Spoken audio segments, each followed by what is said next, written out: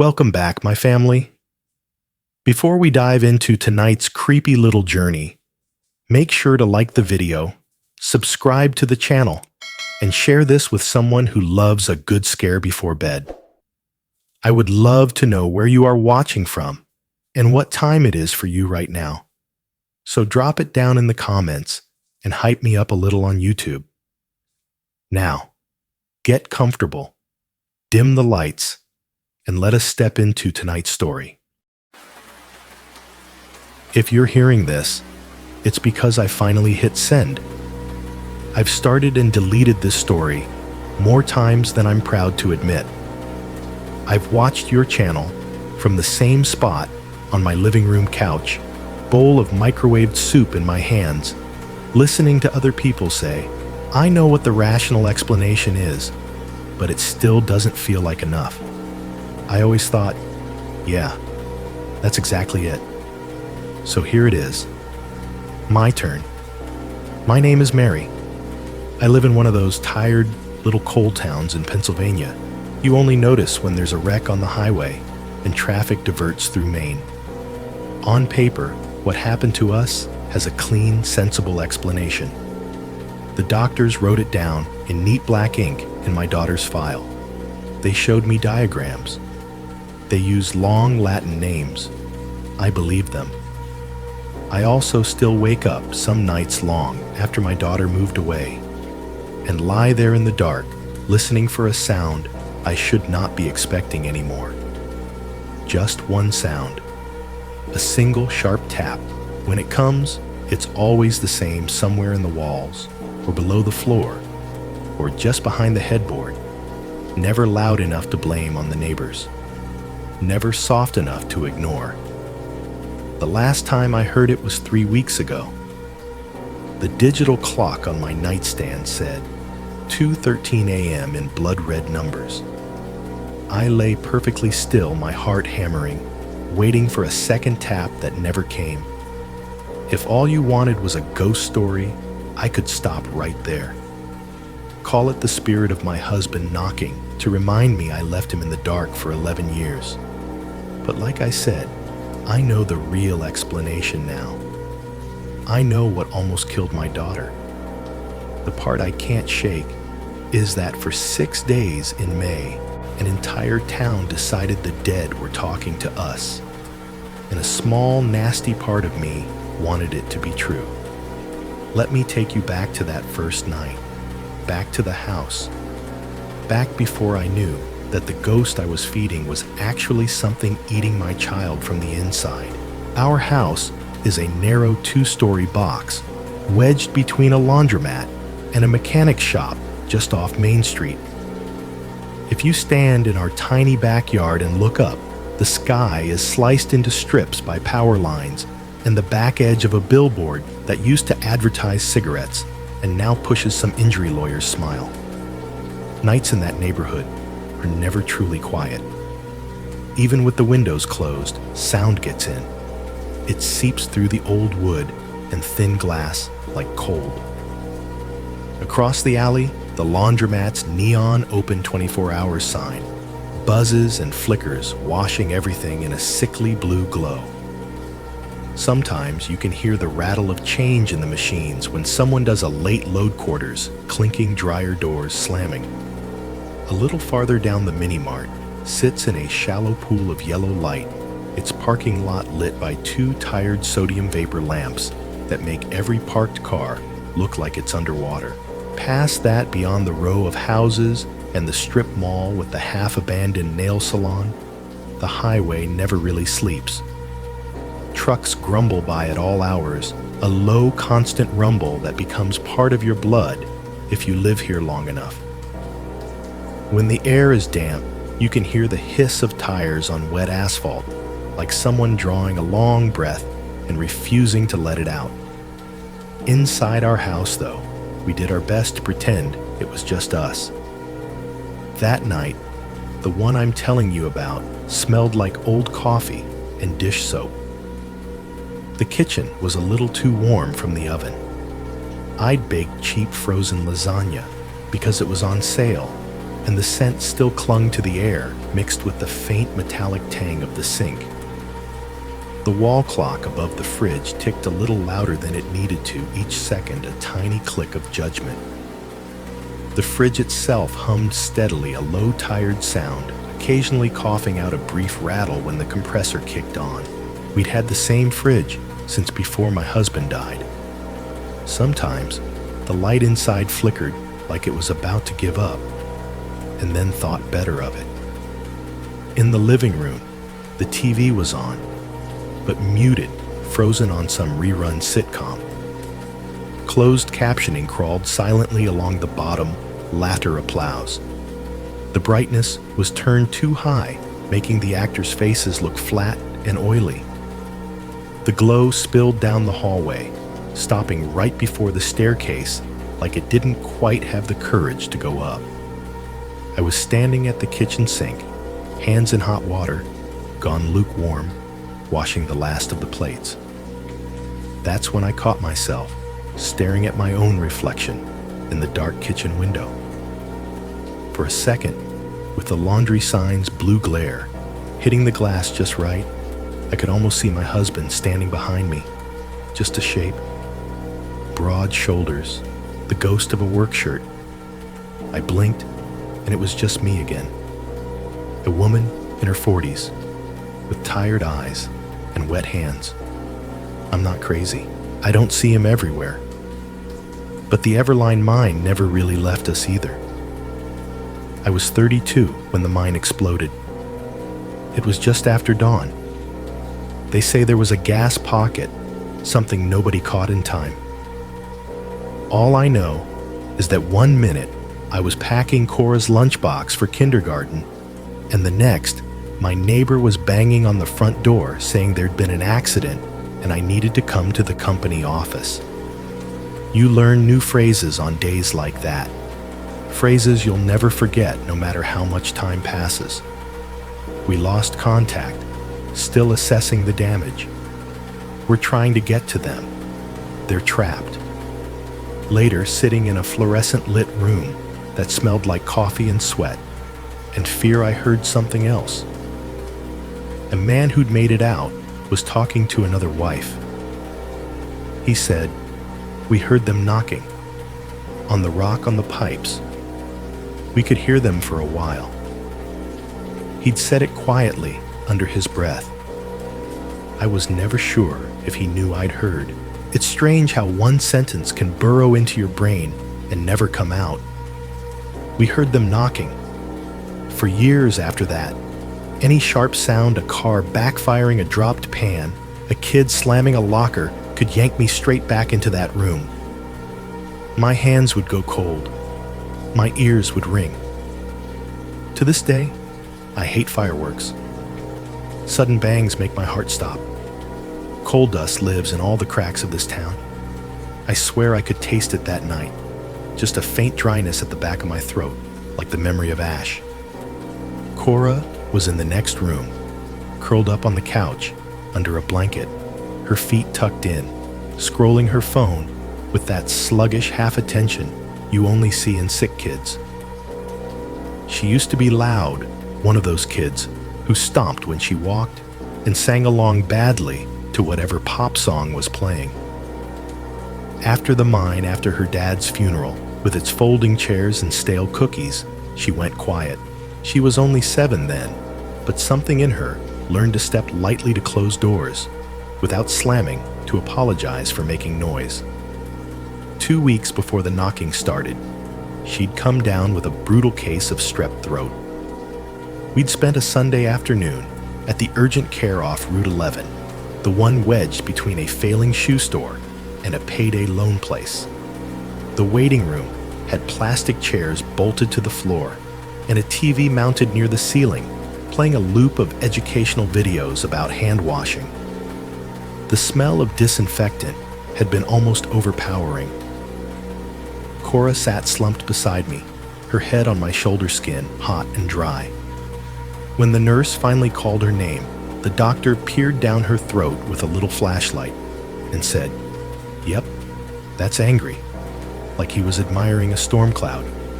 They swabbed her. wrote a prescription for antibiotics, told us to push fluids, get rest, keep up with vitamins. Now the fever was gone, but she still moved, like gravity had turned up just for her. Every time I looked over at her that night, her eyes looked a little too glossy, cheeks a little too hollow. She'd lost a few pounds she couldn't really afford to lose. I finished the dishes, set them to dry, and wiped down the counter with a dish towel that had seen better days. I prepped the coffee maker like I always did. Paper filter in scoops of grounds, water filled up to the 6-cup line. That little ritual gave me something weirdly soothing to cling to. No matter what happened overnight tomorrow, there would be coffee. I checked the back door twice, making sure the deadbolt was turned all the way. The alley behind our house isn't exactly dangerous, but it's not the kind of place you want to leave unlocked at midnight. Someone had tagged the brick behind the laundromat with graffiti a few months back, just a crude crown and some letters I didn't recognize. It made me uneasy for reasons I couldn't put into words. Finally, I flipped off the kitchen's harsh fluorescent light. It popped once before going dark, leaving just the soft glow from the living room TV and the blue smear of the laundromat sign bleeding in through the blinds. "Hey," I said, leaning in the doorway. "You need anything before I go up?" Cora shook her head without looking up from her phone. "I'm good. I'll come down for water if I need it. You sure you don't want another blanket? You're pale." "I'm fine, Mom." The words came out scratchy, but less raw than they had last week. "You worry too much." "That's my job," I said automatically. She rolled her eyes, a ghost of the teenager she would have been if life had gone differently. "Night. Night, baby." I turned off the TV, plunging the room into a deeper darkness. The only light now came from the hallway lamp, dim and yellow, and the digital clock on the stove ticking over to 11:47 p.m. I climbed the narrow stairs, feeling the familiar give of each step under my weight. The banister was smooth under my palm. Upstairs, our bedroom was cool from the old window, AC unit rattling in the frame. It would shudder, clunk, then settle into a steady hum that filled the space. I'd grown so used to that sound that silence felt wrong. I changed into an oversized t-shirt, brushed my teeth in the tiny bathroom with its chipped sink and rusty faucet, and caught my reflection in the mirror. For a fleeting second, I saw a younger version of myself, the woman who used to wait up for her husband to come home from the late shift, listening for his boots on the porch steps. He never knocked. He'd always just walked in grumbling about coal dust and sore shoulders. I switched off the light and padded back to the bedroom. The AC pushed a faint draft across my bare arms. I slid into bed, the springs creaking softly beneath me. The sheets were cool at first touch, then warmed quickly. I lay on my back, staring at the faint shape of the ceiling fan in the dark, listening. Outside, a semi groaned downshift as it took the curve toward the highway exit. Somewhere in the distance, a dog barked twice, then gave up. The neon laundromat sign buzzed, flickered, buzzed again. The fridge downstairs kicked into a slightly louder hum. Inside the window unit, clunked and hummed, blowing out air that smelled faintly of dust and rain. The house settled with the occasional soft crack of old wood, remembering it had joints. It was an ordinary night in a loud little town, in a narrow house that had seen better days. I went to sleep with that uneasy blend of gratitude and dread I'd gotten used to. Grateful my daughter was still breathing in the room below me, dreading the next bill, the next illness, the next thing that would take a chunk out of the life we were barely holding together. If you'd asked me lying there in the dark, what I was afraid of. I could have given you a list. I would not have said knocking. Back then, there was nothing strange about the sounds of that house. The AC, the fridge, the hum of traffic, the buzz of neon. Those were the noises that meant we were still here. We were still alive. That was the whole point of this long, ordinary night. To make sure you understand exactly what normal sounds like, before I tell you what it sounds like when something else joins in, it happened that same night. One moment, I was dreaming about something stupid shopping carts and fluorescent lights, the kind of anxiety dream you forget as soon as you wake up. And the next, I was slammed awake like somebody had flipped a breaker inside my skull. The first thing I saw was the clock. 13 a.m. Those red numbers glowed in the dark, a little too bright, burning into my eyes. For a few seconds, I lay there disoriented, trying to figure out what had pulled me up out of sleep. Then I realized the AC was off. That old window unit had been humming steadily when I fell asleep, a blanket of sound I depended on. Now it was silent, not cycling, not rattling, just dead. The air in the room felt instantly heavier, without that constant push of cold air. Stale. Like the room had been sealed for years, and I'd just been dropped inside it. Silence is different at 2:13 a.m. than it is at 2 p.m. In the middle of the night, silence isn't empty. It feels crowded, like everything that usually makes noise is just holding its breath and waiting. I stared at the ceiling, heart beating louder than I liked, and told myself it was nothing. Old unit probably just needed a second before it clunked back on. That was when I heard it. Tap. Just one. Sharp. Clean. It came from somewhere below the bed or under the floor, like somebody had taken a knuckle and rapped once on wood. My whole body went rigid. My eyes snapped fully open. The sheets suddenly felt too tight around my legs, rough cotton catching against my skin. I could feel my fingers digging into the blanket, clutching it so hard my knuckles ached. I lay absolutely still, ears straining, mouth dry. The air felt stale in my nose, like I was inhaling the same breath over and over. Then nothing. No second tap. No follow-up. The house settled again into that thick, unnatural quiet. Far away, faint through the old glass, I could hear the low rush of a truck on the highway. But inside my walls, my ceiling, my bed frame, there was nothing. It's the house, I told myself. Pipes, wood, whatever. I swallowed, feeling my throat click. The AC unit still hadn't kicked back on. The silence pressed in closer. I almost convinced myself I'd imagined it. Then it came again. Tap, tap, tap. 3 knocks this time. The first a little louder than the next 2, spaced just far enough apart that I couldn't pretend it was one noise echoing. It didn't sound like pipes now. It sounded like a pattern, like someone testing something, testing me. My breath caught. It felt like the sound had moved. The first tap. Why did I feel so sure it had been under me? This set sounded like it came from the wall near the foot of the bed over by the closet. I turned my head slowly toward the sound, even though I couldn't see anything in the darkness. Shadows on shadows. The faint outline of the closet door, the darker rectangle of the bedroom door closed. Another stretch of nothing. Just the distant murmur of a truck, the soft tick of the cooling AC unit, the blood pulsing in my ears.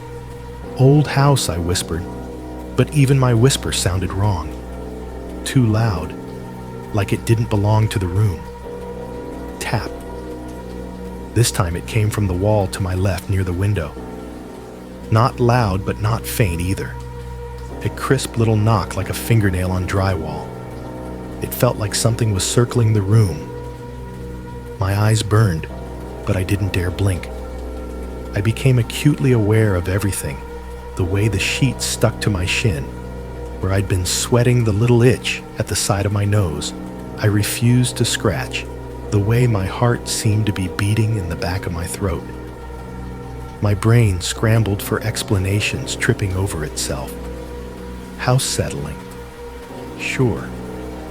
Wood shifts in old houses when the temperature changes. Pipes. Maybe someone flushed somewhere, even though there was no one else upstairs. Raccoon, opossum, mouse. Something in the walls. Scratching. Climbing. Knocking. A branch from the neighbor's scraggly tree could have finally snapped and leaned against the siding, tapping in the wind. Except there was no wind. The air outside had been heavy and still all evening, and branches don't teleport from one side of a room to the other. The next set came faster. Tap, tap, tap. Two close together, one a little farther away. The first pair felt like they were near the floor, close to the baseboards, like something squatting and hitting low. The third sounded higher, closer to the headboard, like whatever was doing it had stood up. Something in me recoiled from giving it a shape. I refused to picture hands, knuckles, a body bent over listening for my breathing. I squeezed my eyes shut instead. The darkness behind my lids was red and pulsing. "Stop it," I mouthed, but I didn't know who I was talking to. The AC chose that exact second to explode back to life. The unit in the window gave a violent clunk, followed by a burst of air, and I jerked so hard the mattress spring squealed. For one terrible heartbeat, I thought something had jumped onto the bed.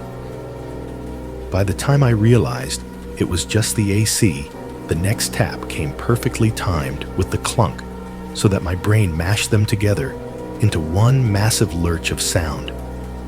I let out a breath I didn't remember holding. It came out shaky. "Get a grip, Mary," I whispered. "It's the middle of the night. You're tired. You're hearing every little thing." The AC settled into its usual hum. For a few seconds, the familiar white noise helped. It filled in the gaps, turned the room back into the place I'd fallen asleep in. Then the knocking cut through it. Tap, tap, tap, tap. Four this time, quick, right under the bed. I could feel them in the mattress frame, like somebody had hit the underside of the box spring with the heel of their hand. The sensation traveled up into my spine. I gasped out loud. The sound of my own voice startled me as much as the taps did. That was not pipes. Pipes don't make your mattress vibrate. Pipes don't change their mind about where they live. I scrabbled mentally for anything else. Mice in the floorboards. A big rat. But rats don't knock in patterns. They scratch, scuttle, chew. This was a knock. A sound I knew too well from a day I'd never get back. We heard them knocking. The memory rose up sharp, uninvited, that miner's voice at the company office, the way he'd said it, disbelief and horror stitched together. My stomach turned to ice. I forced my thoughts away from tunnels and buried men back into my own house. Maybe someone had gotten in. That idea should have been worse, but it felt almost comforting because it made sense. A burglar, squatter, some desperate kid who'd slipped in through the back door while I was washing dishes. My mind sketched possibilities. Footsteps downstairs, someone rifling through drawers, a shadow moving at the edge of the streetlight. I strained to hear anything that sounded like a person. A floorboard creaking under weight, a drawer opening, a whisper. Nothing came. Just the AC humming the faint rush of a car on the highway, and another tap. This one seemed to come from the far wall by the closet again. Softer, as if whatever it was had moved away, or was testing how quiet it could be and still get my attention. I realized I was holding my breath. I forced myself to inhale. The air felt thick in my lungs, lukewarm, and tasting faintly like dust. Downstairs, under all of this, my daughter was sleeping.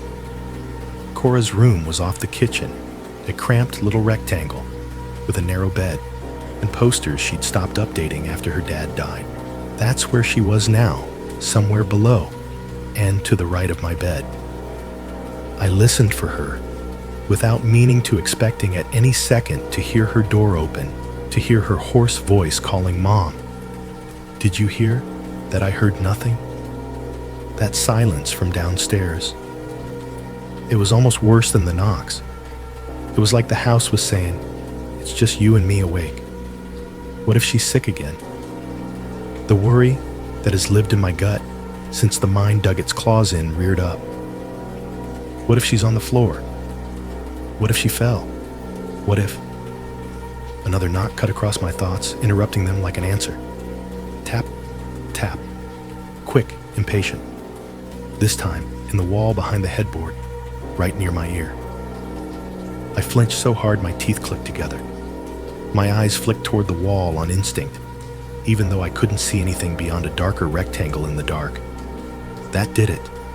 Fear and maternal panic and sheer adrenaline all collided and tipped me over the edge.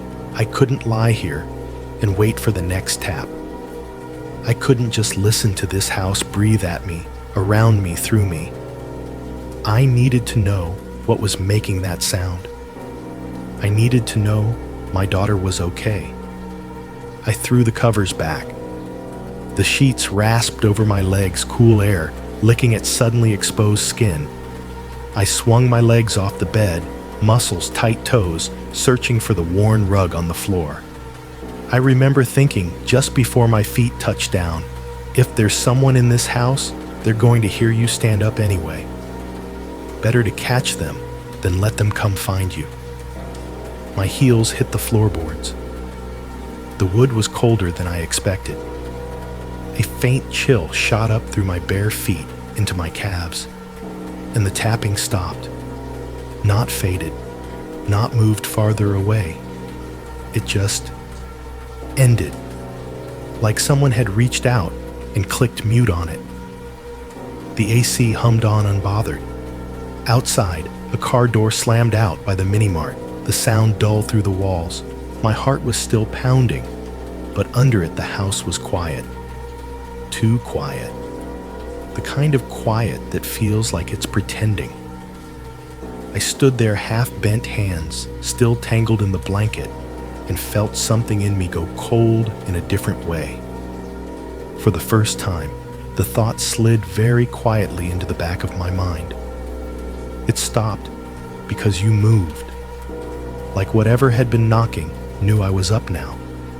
Like it had decided to hold still and wait. The silence pressed in on my eardrums, loud as any sound. It felt like the whole house had gone back to sleep on purpose, or like it was just very, very good at pretending. I stood there for what felt like a full minute, frozen halfway between bed and door bare feet, on the cold floorboards, waiting for the sound to come back. Nothing. Just my own breathing, too loud in my ears, and the steady hum of the AC, trying to convince me the room was normal again. Finally, I forced myself to move. The wood creaked softly under my weight as I edged toward the bedroom door. Every little noise I made sounded wrong, like it didn't belong to me. I wrapped my fingers around the doorknob and turned it slowly, careful not to let it click. The door cracked open with a soft sigh of wood against the frame. The hallway outside was dim and greenish.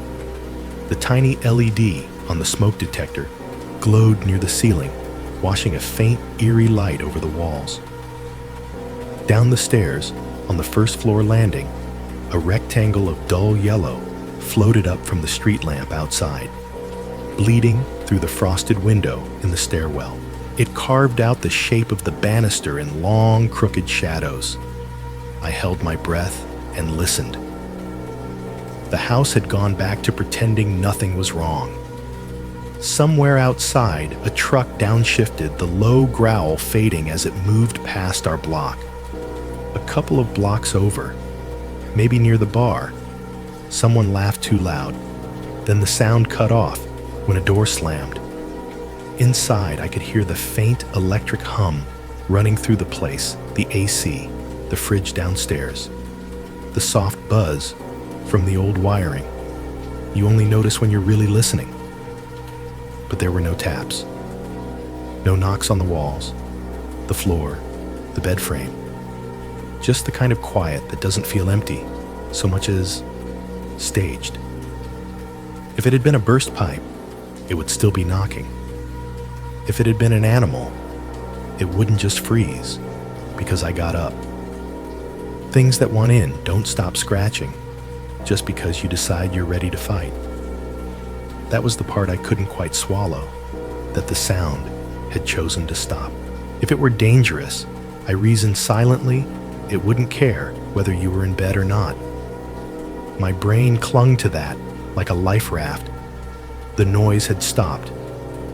That meant the threat, whatever it was, had passed. Or at least that's what I told myself. And then there was Cora. I tilted my head toward the stairwell, straining for any hint of movement from downstairs. No soft pad of bare feet on linoleum. No creak from her bedroom door. No whisper of Mom.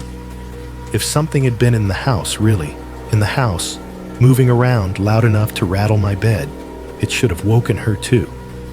Sick or not, she's never been the kind of sleeper who sleeps through chaos.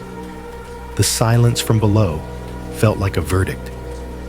No cry for help meant no emergency. No crash, no scream, no sound of a body hitting the floor. I told myself that if she needed me, I'd know. But beneath all that logic, deeper down where the fear lives, there was another thought crouched in the dark. It didn't use words. It just waited. It sat in that place between the top step and the shadows below, whispering that if I took one more step, something would notice. Something that was very aware of where I was. My hand tightened on the doorknob. For a split second, I pictured myself moving forward anyway, putting one foot on the top stair, feeling the wood shift, watching the yellow street lamp glow grow brighter as I descended, hearing the house react again. I imagined that first knock bursting out right beneath my feet on the second step. I imagined something knocking back from the other side of the wall as my hand slid along the banister. That image was enough. I let go of the doorknob. The hallway air felt cooler than the bedroom brushing against my bare arms, prickling my skin. I stepped back, and with a care that bordered on superstition, eased the door almost but not quite closed again. There was a stupid little rule that popped into my head. If I didn't shut it all the way, I wasn't trapping whatever might be out there. I wasn't challenging it. I was just backing away. The sound stopped, I told myself firmly. Whatever it was, pipes, wood, your imagination, it's done. Cora's fine. You'll see her in the morning. Go back to bed. I repeated those sentences in my head like a prayer as I crossed back to the mattress. The springs groaned when I climbed in loud in the quiet room. I pulled the covers up higher than before, tucking them under my arms, then under my chin, like fabric could do anything against something that could pass through walls. The AC's cool breath spilled over me, and for the first time since we'd bought that old unit, the sound actually comforted me. Its steady thrum smoothed the edges off the night, layered a blanket of normal over everything that had just happened. My eyes went to the ceiling, to the shape of the fan blades in shadow, then to the corner, where the walls met a darker seam in the dark. Every now and then, headlights from a car passing on the street below would slip through the gap in the blinds and draw a pale rectangle across the ceiling, sliding slowly from one side to the other before disappearing. I watched one of those ghost light beams travel across the room over the closet door, over the wall that had just echoed with knocks, then dissolve back into black. I kept listening for the taps. My ears buzzed with the strain of it. Every change in the AC's pitch, every tiny click in the wall, every distant car door made my muscles tense. Nothing came. No sharp little knocks, no patterns in the floor. Just the mundane symphony of the house going about its business. A loan that should have been good news.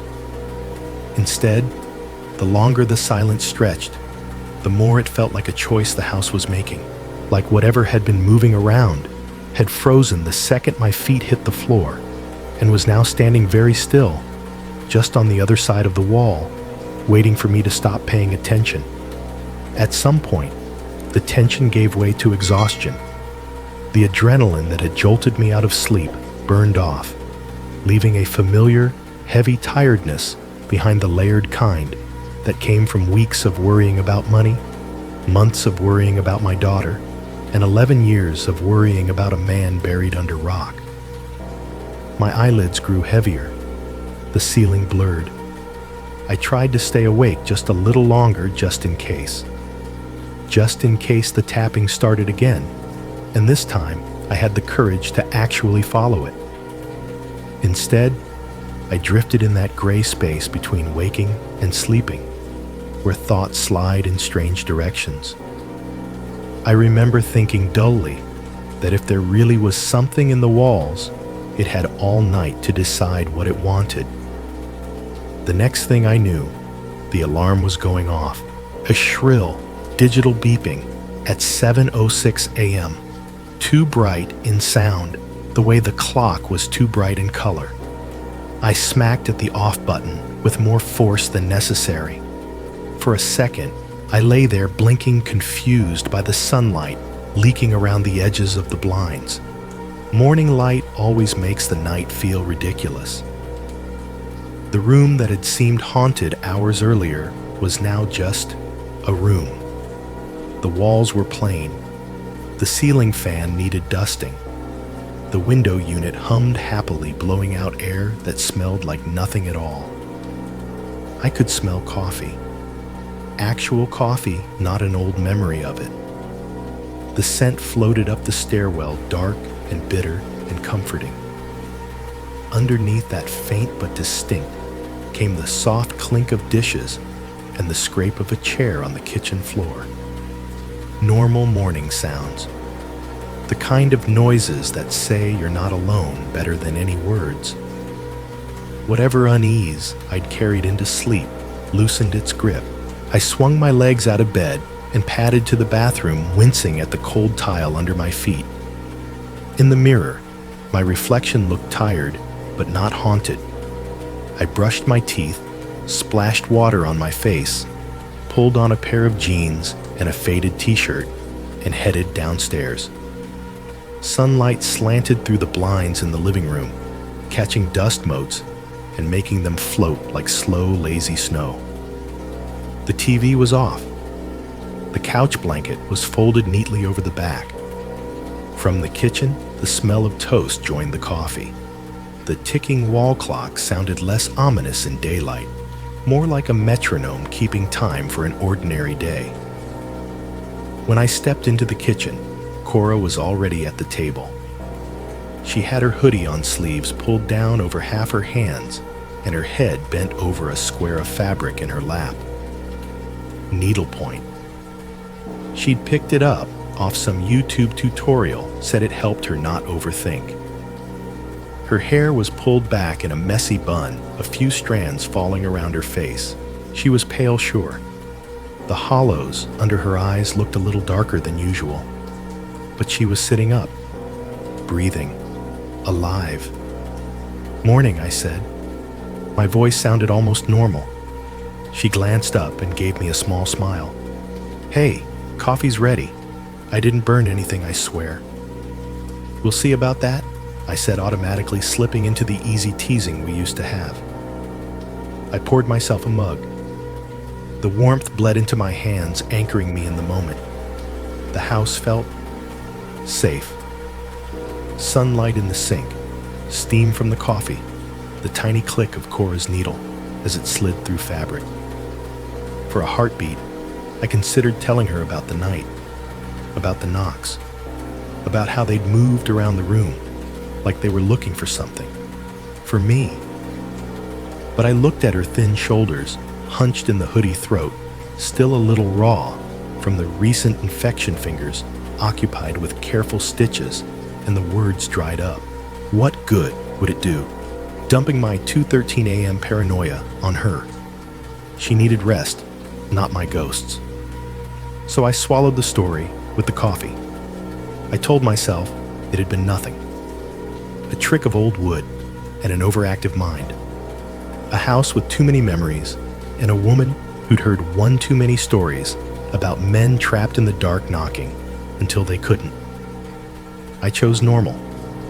Eggs, toast, coffee, small talk, the mental list of bills I needed to juggle before the end of the week. I let the morning light wash over the ugly shapes the night had painted in my mind until they faded. I didn't mention the taps. Not that day. Not for several days. Sitting here now, years later, typing this out to send to you, I can tell you exactly what that morning was. It was the last quiet morning we had in that house. Morning makes you doubt your own memory. By the time my alarm went off at 7:06 and I shuffled downstairs, the knocking from the night had already started to feel like something my brain had exaggerated in the dark. The red 2:13 a.m. on the clock, the way the sound had seemed to follow the walls and then vanish when I got up, that was all still there in my head, but the sunlight dulled it.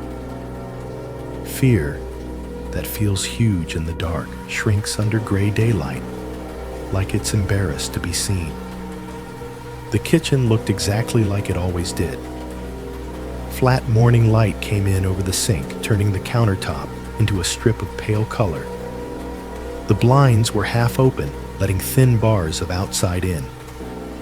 The laundromat's neon sign across the alley still buzzed, but weaker now. The fridge hummed in its usual steady way. The wall clock clicked its way past 7:10. If you didn't know any better, you'd say the house was ordinary. Cora sat at the table, swallowed up in her hoodie. Her hair was piled messily on top of her head, dark strands escaping around her face. The hood shadowed her eyes. She had her needlepoint canvas in her lap fingers, pulling colored thread through tiny holes in slow, careful motions. A mug of weak coffee sat in front of her, steam barely lifting off the surface. "Throat any better?" I asked, turning the burner on. The gas clicked, then caught with a soft whoosh blue flame blooming under the pan. She nodded without much conviction. "I don't feel like I'm swallowing glass anymore," she croaked. "We'll take not glass," I said. The radio on the counter was turned low to the local country station. The DJ was rambling about a chance of afternoon showers and some charity car wash at the fire hall. A steel guitar slid in under his voice. I cracked a couple of eggs into the pan, and the sizzle rushed up to meet me. The smell of cooking oil and eggs spread through the kitchen, pushing back the faint scent of last night's dish soap. The toaster clicked as it took the bread. "It's Tuesday, right?" I said. It was an automatic question, the kind you ask just to keep time moving forward. "I guess," Cora said. Her thread snagged, and she frowned, working the knot free with her thumbnail. For a moment, that was all there was. The soft clink of her mug when she set it down. The scratch of the chair as she shifted. The DJ's voice drifting through static. Somewhere outside, a truck rolled by on main low engine noise filtering through the walls. It was a fragile little snapshot of normal. Then the floor knocked. 3 quick, sharp taps came from directly beneath us, Tap, tap, tap. It wasn't the kind of creak you get from old wood or the random clunk of a pipe. It was a sound you recognize instantly as intentional. The vibrations went up through the linoleum into my bare feet, a little pulse that jumped into my calves. My hand stopped in the middle of flipping the egg. The spatula hovered. I didn't finish the sentence I'd started. The room seemed to pull in its breath. Cora's head snapped up. Her eyes were wide, fixed on the rectangle of floor between the table and the stove. "Did you hear that?" she whispered. Before I could answer, it came again. Slower this time, louder, each knock separated by a clear beat. Tap, tap, tap. The sound had weight. The spoons in the drawer under the counter gave a faint metallic jingle. The salt shaker did a tiny hop. I felt each knock as much as heard it. "Yes," I said. My own voice surprised me. It sounded too calm. "Yeah, I heard it." Relief hit me, first proof that I hadn't imagined the night. Then dread. If I wasn't crazy, then there was actually something in the house that could knock on our floor like that. The DJ on the radio laughed at his own joke about the weather. The sound grated like sandpaper. "Probably the furnace," I said quickly. "Pipes. You know this old place." "The furnace is in the cellar," Cora said. Her hands were still clutching the needlepoint, but she wasn't looking at it. As if it was listening, the next round of taps came from deeper down. 3 hard knocks heavier than before. Tap, tap, tap. The sound felt lower, like it had sunk into the concrete below and punched its way back up. This time, the whole kitchen seemed to react. The pan in my hand vibrated faintly. The edge of a letter in the stack of mail slid out of alignment. My teeth buzzed a little in my skull. "Mice," Cora blurted. "Or a raccoon got under there somehow. Or I don't know. Something fell on the ductwork. Mice don't knock in threes," a part of me thought. I ignored it. "Yeah," I said. "Something like that. Maybe the furnace is making weird noises. Or the ducks. Or anything with a solid, boring explanation. Anything except the picture trying to force its way in dark tunnels, men behind rock, beating their hands bloody against metal and stone." The radio cut to a commercial. Some too bright voice started yelling about half-off tires. The normal cheerfulness of it made my skin prickle. "I'll go look," I heard myself say. "If something's down there better, I see it now." I clicked the stove off. The sudden end of the sizzle left the room oddly hollow. There were no knocks in that second, but the silence between sounds felt like it belonged to the same thing. "You sure?" Cora said. "I mean, it's probably nothing." Her voice said nothing, but every line of her body said she was waiting for the floor to move again. Our basement door was right off the kitchen, a plain chipped thing with scuff marks near the bottom. I crossed to it, passing the sink where the flashlight sat on the counter. I grabbed it. The metal body was cool and heavy in my hand. I thumbed the button and a cone of light cut across the floor. I put my hand on the doorknob. The metal felt colder than anything else in the room. For a second, it was like being back at the bedroom door in the middle of the night, peeking into the hallway. Only this time, the overhead light was on, the sun was up, the radio was playing. This was supposed to be the safe version. "It's daylight," I told myself. "It's an old house. It's something simple. You'll open this door, go down the stairs, find a loose pipe or some idiot raccoon, and then you can tell Cora it wasn't anything." Behind me, I could feel her eyes on my back. The kitchen smelled like breakfast, like every other weekday morning for years. Outside, a pickup rumbled by on the side street. Somewhere, a dryer thumped at the laundromat. The only thing that didn't match the picture was the way my feet still remembered that jolt from below. I turned the knob and pulled the basement door open. Cool, stale air slid up from the stairwell, carrying the scents of concrete dust and old laundry soap. The light from the kitchen spilled down a few steps and then stopped. I clicked the flashlight on again, sending its beam into the dim. It was one thing to hear the sound at 2 a.m. and decide not to move. It felt completely different to walk toward where it came from in broad daylight and find out whether the house was done talking or just getting started. The basement door groaned a little as I pulled it open, like it was offended at being asked to work this early. Cool air rolled up from the dark stairwell and wrapped around my ankles. It carried that familiar mix of smells. All old basements seemed to share concrete detergent, a faint mildew that no amount of bleach ever fully kills. Behind me, the kitchen felt immediately farther away, even though I'd only taken a step. "Stay there," I said over my shoulder. "If you hear anything, weird yell." "Define weird," Cora muttered, but her voice sounded thin. The radio DJ was still talking about the car wash, now joking about wet t-shirts and getting cut off by his co-host. That inane, cheery chatter made the open stairwell feel like a mouth. I reached in and felt along the wall until my fingers brushed the cool metal of the pull chain. I gave it a tug. A single bare bulb flickered to life at the bottom of the stairs, buzzing softly. It swung a little on its cord, making the shadows dance along the concrete walls. The wooden steps creaked under my first step.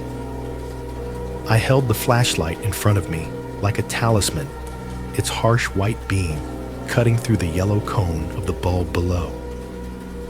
The farther down I went, the more the kitchen sounds faded.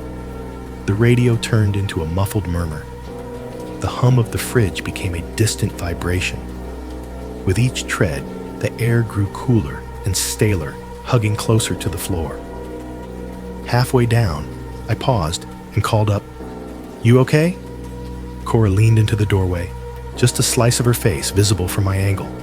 "I'm not going anywhere," she said. "If it taps again, I'll scream." "Please don't scream," I said. "Just let me know." "Okay," she said, though it didn't sound like a promise she could keep. I went down the last few steps and stepped onto the concrete. The cold shot up through the arches of my feet, sharp enough to make me curl my toes inside my socks. Down here, everything felt denser. The basement was an unfinished rectangle under the footprint of the house, lit only by that one bulb and the harsh streaks of my flashlight. Pipes ran along the ceiling, like veins wrapped in dusty insulation. Shadows pooled in the corners, too dark for morning. I took a slow breath. The air tasted faintly metallic with a detergent tang from the washer and the ghost of dryer sheets. To my left, cardboard boxes were stacked haphazardly against the wall. Christmas decorations, old-school projects, clothes no one wore anymore, but I hadn't had the heart to throw away. To my right squatted the old white freezer, humming faintly, its lid speckled with rust spots like freckles. Beyond that loomed the water heater and the furnace hulking shapes of metal and ductwork. I swept the flashlight beam along the floor, looking for anything that made sense. Droppings gnaw marks a hole in the wall, where something could have gotten in. Nothing. Just dust, a couple of dead bugs, a plastic laundry basket tipped on its side. No movement. No scampering mice. No fluffed-up raccoon wedged behind the furnace, giving me the stink eye. If a raccoon jumps out, I'm moving, I muttered under my breath, even though I almost wanted something obvious and ugly to come lunging at me. Anything I could see and name would have been a relief. I stepped closer to the furnace, crouched down to look at the ducts. The metal was cold under my hand. The seams were tight, no visible gaps. I pressed my ear to one of the larger pipes, feeling ridiculous listening for what exactly ghosts' rats' voices. I heard a faint whoosh of air and the faraway thump of the furnace cycling off. That was it. Nothing I called up straightening. My voice bounced off the walls and came back to me a little warped. I don't see any tap. It was so soft at first, I almost thought I'd imagined it, a little tic-tap from above my head in the boards that formed the kitchen floor. I froze. The flashlight beam wobbled and jerked as my hand tightened around it. Then it came again. Tap, tap, tap. Clearer. 3 distinct knocks spaced out just enough to feel like a choice. Above me in the layout of the house, that spot would be near the table, right where Cora was sitting. Mom! Her voice snapped down the stairwell at the same time, sharp and startled. There was no mistaking the edge of fear in it. It's up here. The hair on the back of my neck stood up. For a heartbeat, it felt like the ceiling had dropped closer. I took one step backward, as if the sound might punch through the boards. The weirdest part wasn't that it was knocking again. It was that it had waited until I was down here to do it. Upstairs, the radio cut out abruptly, either turned off or drowned out in my awareness by the quick thud of my own heart. I could hear the scrape of Cora's chair, the whine of wood on linoleum. "It's in here, Mom," she called again, voice higher. "It's like right here next to me." My body moved before my brain finished processing the words. I spun toward the stairs and sprinted up them flashlight beam, bouncing wildly off concrete and wood. Each step boomed louder than it had on the way down, as if the house was amplifying it. The bare bulb swung harder behind me, throwing frantic shadows that chased my heels. My hand slapped the wall at the top to steady myself as I burst into the kitchen doorway. The difference hit me like a temperature change. Basement air was cool and still. The kitchen felt warmer, brighter, and somehow smaller. Cora was pressed against the counter, fingertips digging into the laminate head turned toward the center of the room. Her eyes were huge, locked on the patch of floor between the table and the stove. "It was right there," she said, breathless pointing. It was right there. Like someone knocking on the floor. The overhead light made her look even paler hollows under her eyes deeper. One strand of hair had fallen loose from her bun and clung to the side of her face with sweat. What did it sound like? I asked, though I already knew. "Like knocking," she said. "Like knuckles. It started when you got down there. You went down, and it came up." Her wording landed in my chest with a weight heavier than the words themselves. "You went down. It came up." I stood in the doorway between the bright kitchen and the dark stairwell and felt the shape of the house around us in a way I never had before. The basement under our feet, the hollow of the stairwell behind my back, the floor between them like a skin something was crawling under. I flicked the flashlight off. The kitchen light seemed too harsh, with it on too many overlapping shadows. The radio was silent now. Cora must have turned it off when the knocking started. The fridge hummed steadily. The wall clock ticked. All the ordinary sounds were back in their places, pretending they'd been there the whole time. The only thing missing was the tap. That was the moment when the fear stopped being an insect buzzing in my ear and became something with teeth. The first night, I could tell myself it was a fluke, a bad dream, the house settling, a trick of being half awake and used to hearing things that weren't really there. But this daytime, both of us hearing it, the sound coming from below when we were above, then from above when I went below. It wasn't just that the knocking was back. It had moved. It had adjusted, chosen its spot. If it was pipes, why didn't it knock when I was right next to them, ear pressed to the metal? If it was some animal, why didn't I hear claws, skittering the messy randomness of something panicked and alive? Whatever this was seemed to know how to stay just out of reach. Maybe it's the ductwork, I said anyway, because the alternative was admitting out loud what my gut was starting to whisper. Air pockets. The furnace is under us, the kitchen's above.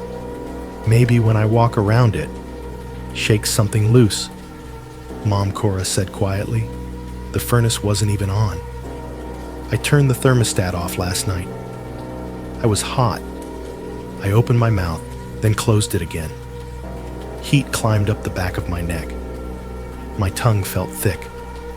I didn't have a good answer for that. The fridge clicked into a slightly different hum. Somewhere in the alley, a car door slammed. In any other moment, I would have barely registered either sound. Now they both made me jump.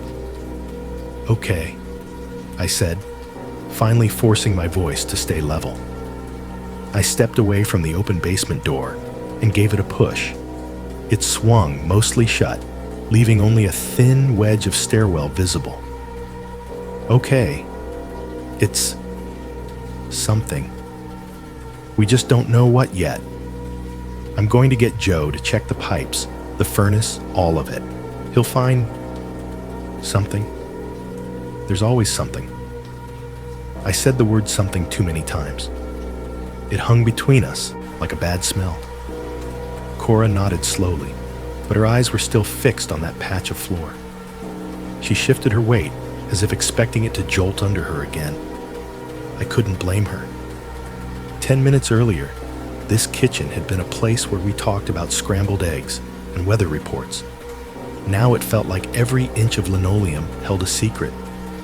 And the worst part wasn't that the sound was real. It was that it was learning where we were. There's only so much pretending you can do before you need another adult to look you in the eye and tell you you're overreacting. After the basement and the floor, and the way the sound had traded places with me, like it had a map of the house in its head, I hit that limit fast. We're getting Joe, I said. Cora didn't argue. That scared me more than if she'd rolled her eyes and called me dramatic. She just nodded, pushing her chair back carefully as if the floor might buck under her again. I grabbed my keys from the hook by the back door, even though we weren't driving anywhere. I think I just wanted something normal in my hand. The walk next door was maybe 20 steps across the cracked strip of concrete separating our houses. The morning had fully settled in now. The air outside smelled like wet asphalt and detergent from the laundromat vents. A semi hissed past the end of the block. Somewhere, a dog barked, got bored, stopped.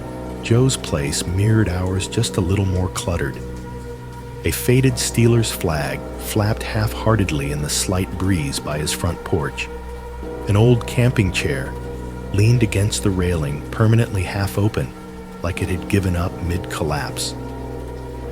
I knocked and almost laughed at the sound I made 3 knuckles on wood and how close it was to the pattern in my kitchen. He opened the door a few seconds later, wiping his hands on a rag. The smell hit me first strong coffee motor oil and something fried from breakfast. Behind him, the TV in the living room played a sports channel with the sound turned low. 2 announcers gestured over a highlight reel in silence. His recliner had a permanent imprint in it, the fabric worn shiny on the arms. "Mary," he said, taking one look at my face and then peering past me to where Cora stood. "You two, okay? We've got a..." "Noise," I said. The word felt ridiculous as soon as it left my mouth. Noise, like we were complaining about a neighbor playing music too loud. In the house, knocking. It's weird. Cora's hands were jammed into the front pocket of her hoodie. Her knuckles were white. "It keeps moving," she added quietly. "Like when Mom's up, it's under us. When she went downstairs, it came up here. It's not like a one-time thing." Joe frowned, the deep lines around his mouth digging in. He was in his work clothes, already faded jeans, boots, a gray t-shirt with a coal company logo that no longer existed. He'd worked side by side with Thomas for years back, before any of us knew how quickly rock could turn on you. "Pipes," he said, automatically like a reflex. "Old plumbing gets loud when the weather flips around like this, or ductwork. I'll take a look." He disappeared for a second and came back with his battered red metal toolbox. I'd seen that thing in every room of our house at some point, fixing a leaky faucet, tightening a loose hinge, replacing an outlet cover. It was as much a part of his silhouette as his boots. "Come on," he said. "Let's go say hi to your ghosts." He meant it as a joke. It landed halfway. As soon as he stepped into our kitchen, the house, whatever part of it was listening, decided to keep performing. We didn't have to wait long. Joe set the toolbox down with a clank near the sink. He opened his mouth to ask where we'd heard the sound first, and the floor answered for us. Tap, tap, tap. 3 knocks. Not as hard as they'd been earlier, but clear and unmistakable. Right between the table and the stove. Joe's eyebrows went up. "Well," he said slowly, "that's something." Cora pressed closer to the counter, her shoulder brushing mine. I could feel her tremble through the shared contact. "Probably your pipes." He went on voice, picking up that easy confidence you use to talk someone down from a ledge. "Listen to that. Sounds traveling. You got old copper in these walls. It'll bang around when the hot water hits. Or your furnace ducts. I've heard worse." He turned to the sink, crouched down, and opened the cabinet beneath it. The wooden door squeaked. He stuck his head in among the cleaning products and started tapping along the pipes with his knuckles, listening for echoes. While he did, the knocking resumed, 3 sharp taps from the opposite side of the kitchen. Not under the sink, not near his hands, near the table. I watched his shoulders stiffen just for a second before he pretended not to notice and adjusted a valve that didn't need adjusting. "Yeah, see?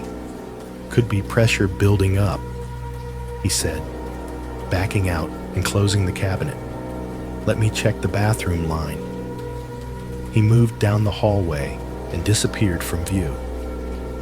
Cora and I stayed in the kitchen, not wanting to leave the place we'd seen the sound coming from, as if we were afraid it would claim the space if we weren't watching. We could hear him in the bathroom running the tap, flushing once.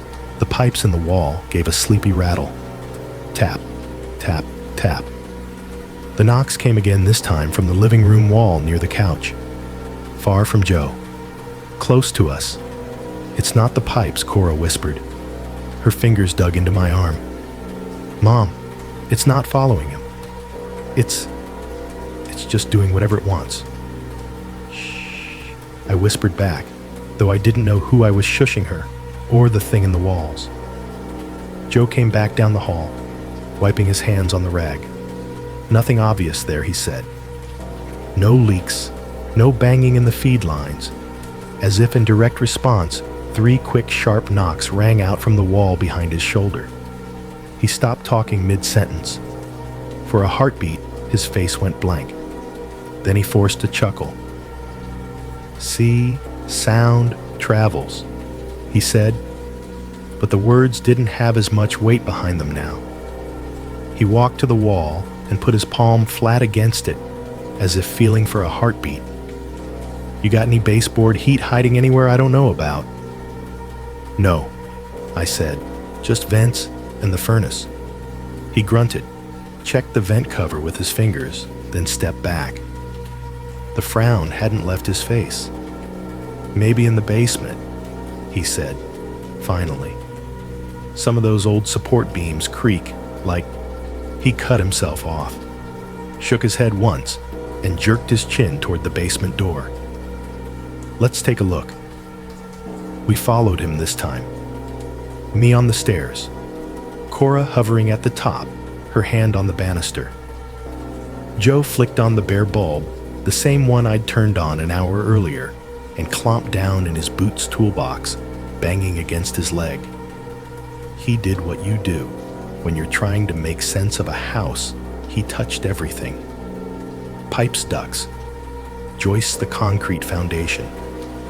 He talked under his breath about expansion and contraction, about seasonal shifting, about how sound in an old place like this can bounce all over the damn place.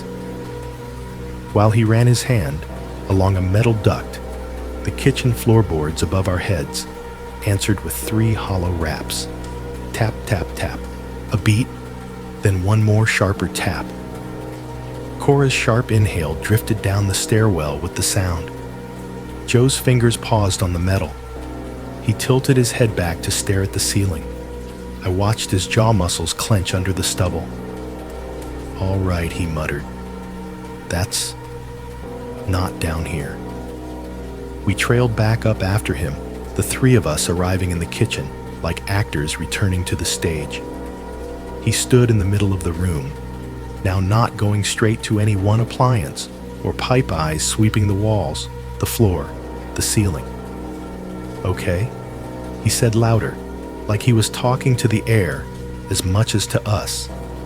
"You're an old house. You're gonna make some noise. Fine. But if you're gonna act like you're haunted, you could at least pay rent." The attempt at humor fell flat. Even he heard it. He rubbed his hands together, leaving faint streaks of whatever grease or dust he'd picked up on his palms. A moment of stillness stretched between us. For a second, I let myself think maybe it was over, that whatever had needed to flex and show off had gotten bored. The sunlight coming through the window over the sink seemed too bright for ghosts. Then standing there in the hallway between the kitchen and the living room, all 3 of us turned in unison at the sound that ripped through the house. Tap, tap, tap, tap. It was loud enough to make the plates in the cabinet chatter. It came from the kitchen wall just behind us, rapid and urgent, like fists pounding on a locked door. There was no mistaking it for pipes or animals. It sounded human, desperate. Joe actually flinched.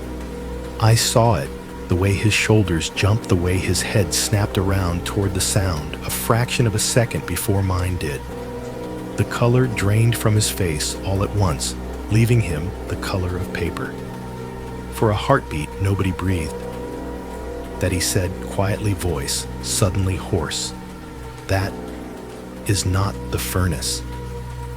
The look in his eyes changed. It wasn't the mild concern of a neighbor checking your plumbing anymore. It was something older, something raw. "It sounds different up here," I said, though I wasn't sure what I meant. I think I just needed to fill the space before the next knock.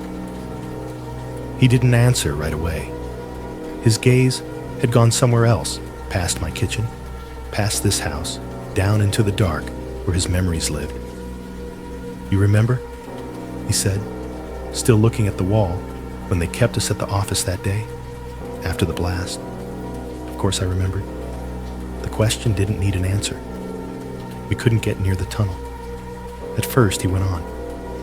Too much risk, too much debris. Radios were crap, everything cut off. But some of us were close enough later to hear it. He swallowed. His Adam's apple bobbed. Through the rock, through the pipe runs. Just this hollow banging, not constant. Guys hitting whatever they could, waiting, hoping someone was close enough to hear. Tap, tap, tap. The thing in the wall behind him tapped once, twice, 3 times in quick succession, as if agreeing. Joe shut his eyes for a second like the sound had physically hit him. "Your husband was in that section?" he said finally. "Thomas, him, and the others. They were all knocking like that, Mary." Hearing Thomas's name in that sentence landed in my chest like a dropped stone. My throat tightened. I saw him as he'd left that morning, coffee in a travel mug lunch pail in hand, saying he'd be home late, but he'd try to bring donuts for Cora if he passed the shop. Tap. The wall seemed to echo the memory. For a wild, dizzy second, I wanted to turn around and press my ear to the plaster, to whisper his name and see if it answered. If he answered. Joe opened his eyes again, and whatever he saw in my face made him step back. He shook his head, once hard, as if dislodging something. "I'm sorry," he said abruptly. I shouldn't have brought that up. I thought, hell, I don't know what I thought." He bent to grab his toolbox, fingers fumbling the latch. "Look, it's probably still the pipes. Or the house settling. Old wood remembers storms funny. Sound plays tricks. But He trailed off. His sentences so confident a half hour ago, frayed at the ends. "I can't stay in here," he said more to himself than to us. "I'm sorry, Mary. I can't." He backed toward the door toolbox, bumping against his leg. He didn't turn his back on the kitchen until he reached the threshold, like someone who's learned the hard way not to turn his back on the dark.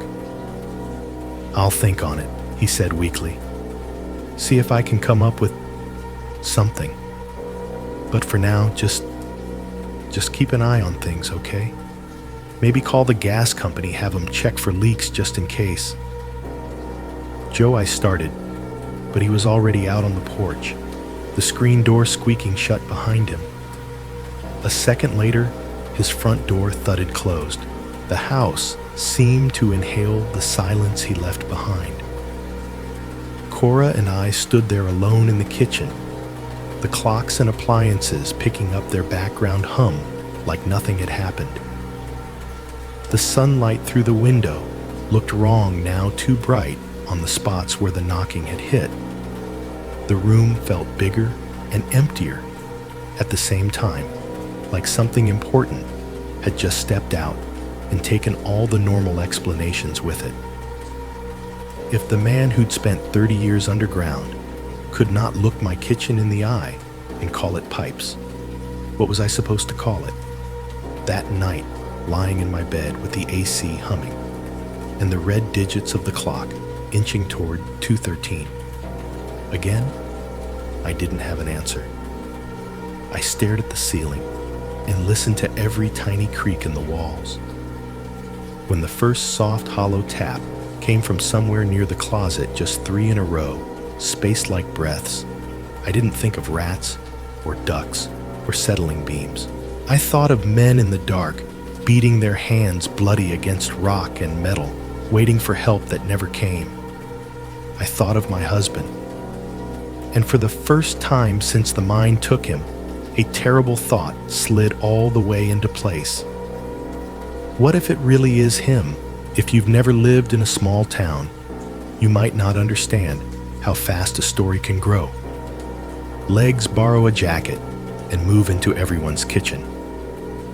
By the next morning, the knocking in our house wasn't just our problem anymore. It had started leaking into other people's lives. I noticed it first in the way people looked at me. I walked out onto the front porch with my coffee, same as always. The air was cool but heavy, that damp spring feeling before the heat slams down for good. Across the alley, the laundromat door swung open and shut as a woman lugged a basket to her car. She glanced over, saw me, and gave one of those too bright smiles people use when they're not sure if they should say, "I'm sorry," or "Congratulations." At the end of the block, Mr. Harris, who walked his dog at the same time every day, paused for a second longer than normal when they passed. He lifted his hand in a half-wave eyes, lingering on our windows, like he expected something to peek out. The dog tugged impatiently at the leash. I went back inside that prickle between my shoulder blades, refusing to leave. Cora was at the table staring into a bowl of cereal that had long since given up on being crisp.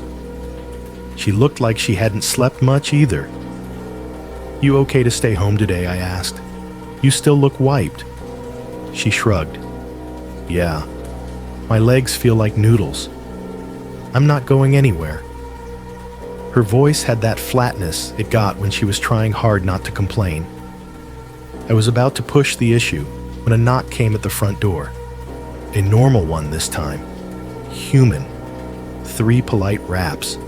My heart lurched stupidly anyway.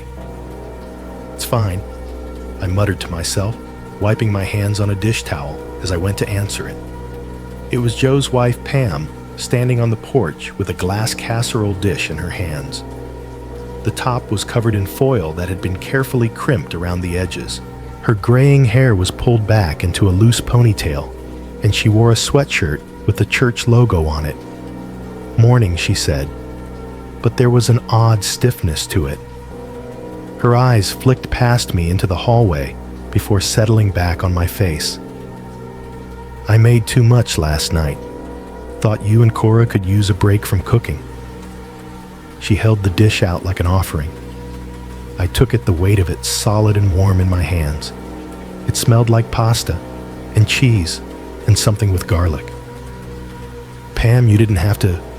You know how it is," she cut in too quickly. "Figured I'd just drop it off and, Her fingers twisted together.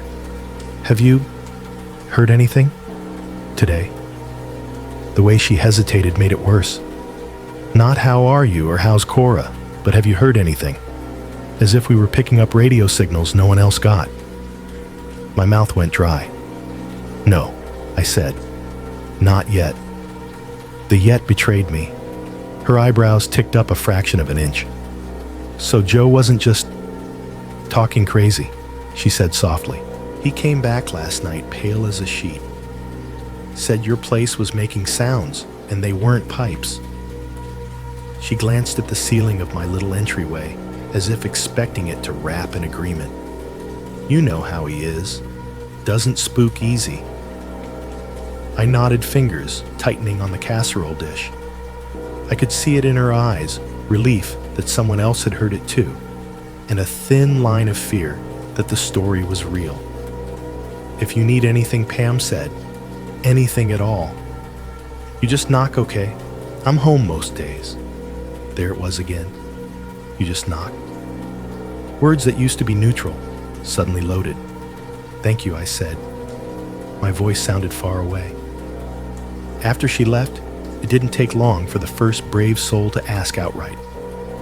It was Marlene, from 2 houses down, short, wiry, always in motion, always knowing everyone's business. She showed up mid-morning with a Tupperware container of cookies and the kind of smile people use when they're about to ask for something. "I heard you've got activity," she said, dropping her voice on the last word, like we were in a church whispering about sin. "Who told you that I asked, even though I knew?" News travels faster than gas fumes around here. Pam. And my cousin saw something on Facebook about strange knocking over on Birch Street. I said, "Well, that's Mary's place." She leaned in. "Do you mind if I hear it?" Like it's a show, part of me snapped. Out loud, I said, "It doesn't work on command.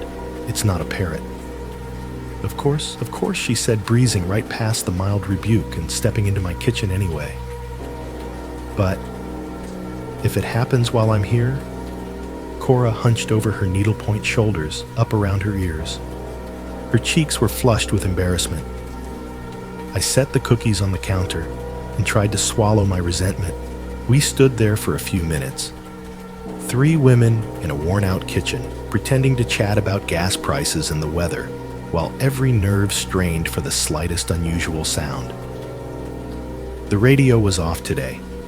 I hadn't been able to stand its forced cheer.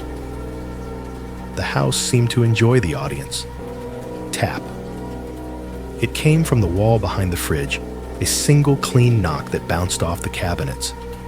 Marlene's mouth fell open. "Oh my lord," she breathed. Tap, tap. Two more higher up near the ceiling, so sharp they made the glassware in the cupboard tremble. One of the mugs rattled against another with a quick ceramic click.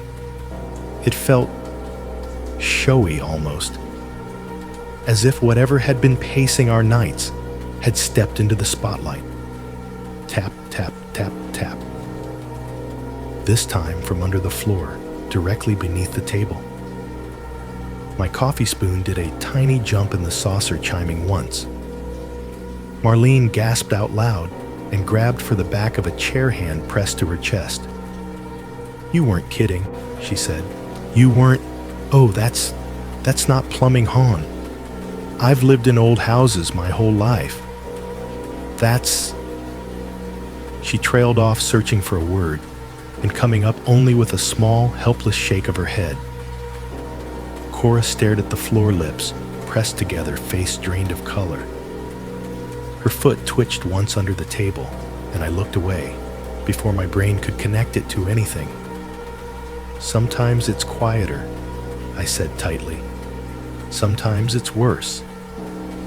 "How long's it been doing that?" Marlene asked. She nearly jumped when another knock rang from the corner seam between wall and ceiling above the stove. The sound echoed differently there, an almost hollow, drum-like tone that sent a shiver down my arms. "Couple days," I said. "Mostly at night?" "Well..." Marlene swallowed, eyes darting around the room. "Well, you know what folks are gonna say. This town's just waiting for a good ghost story.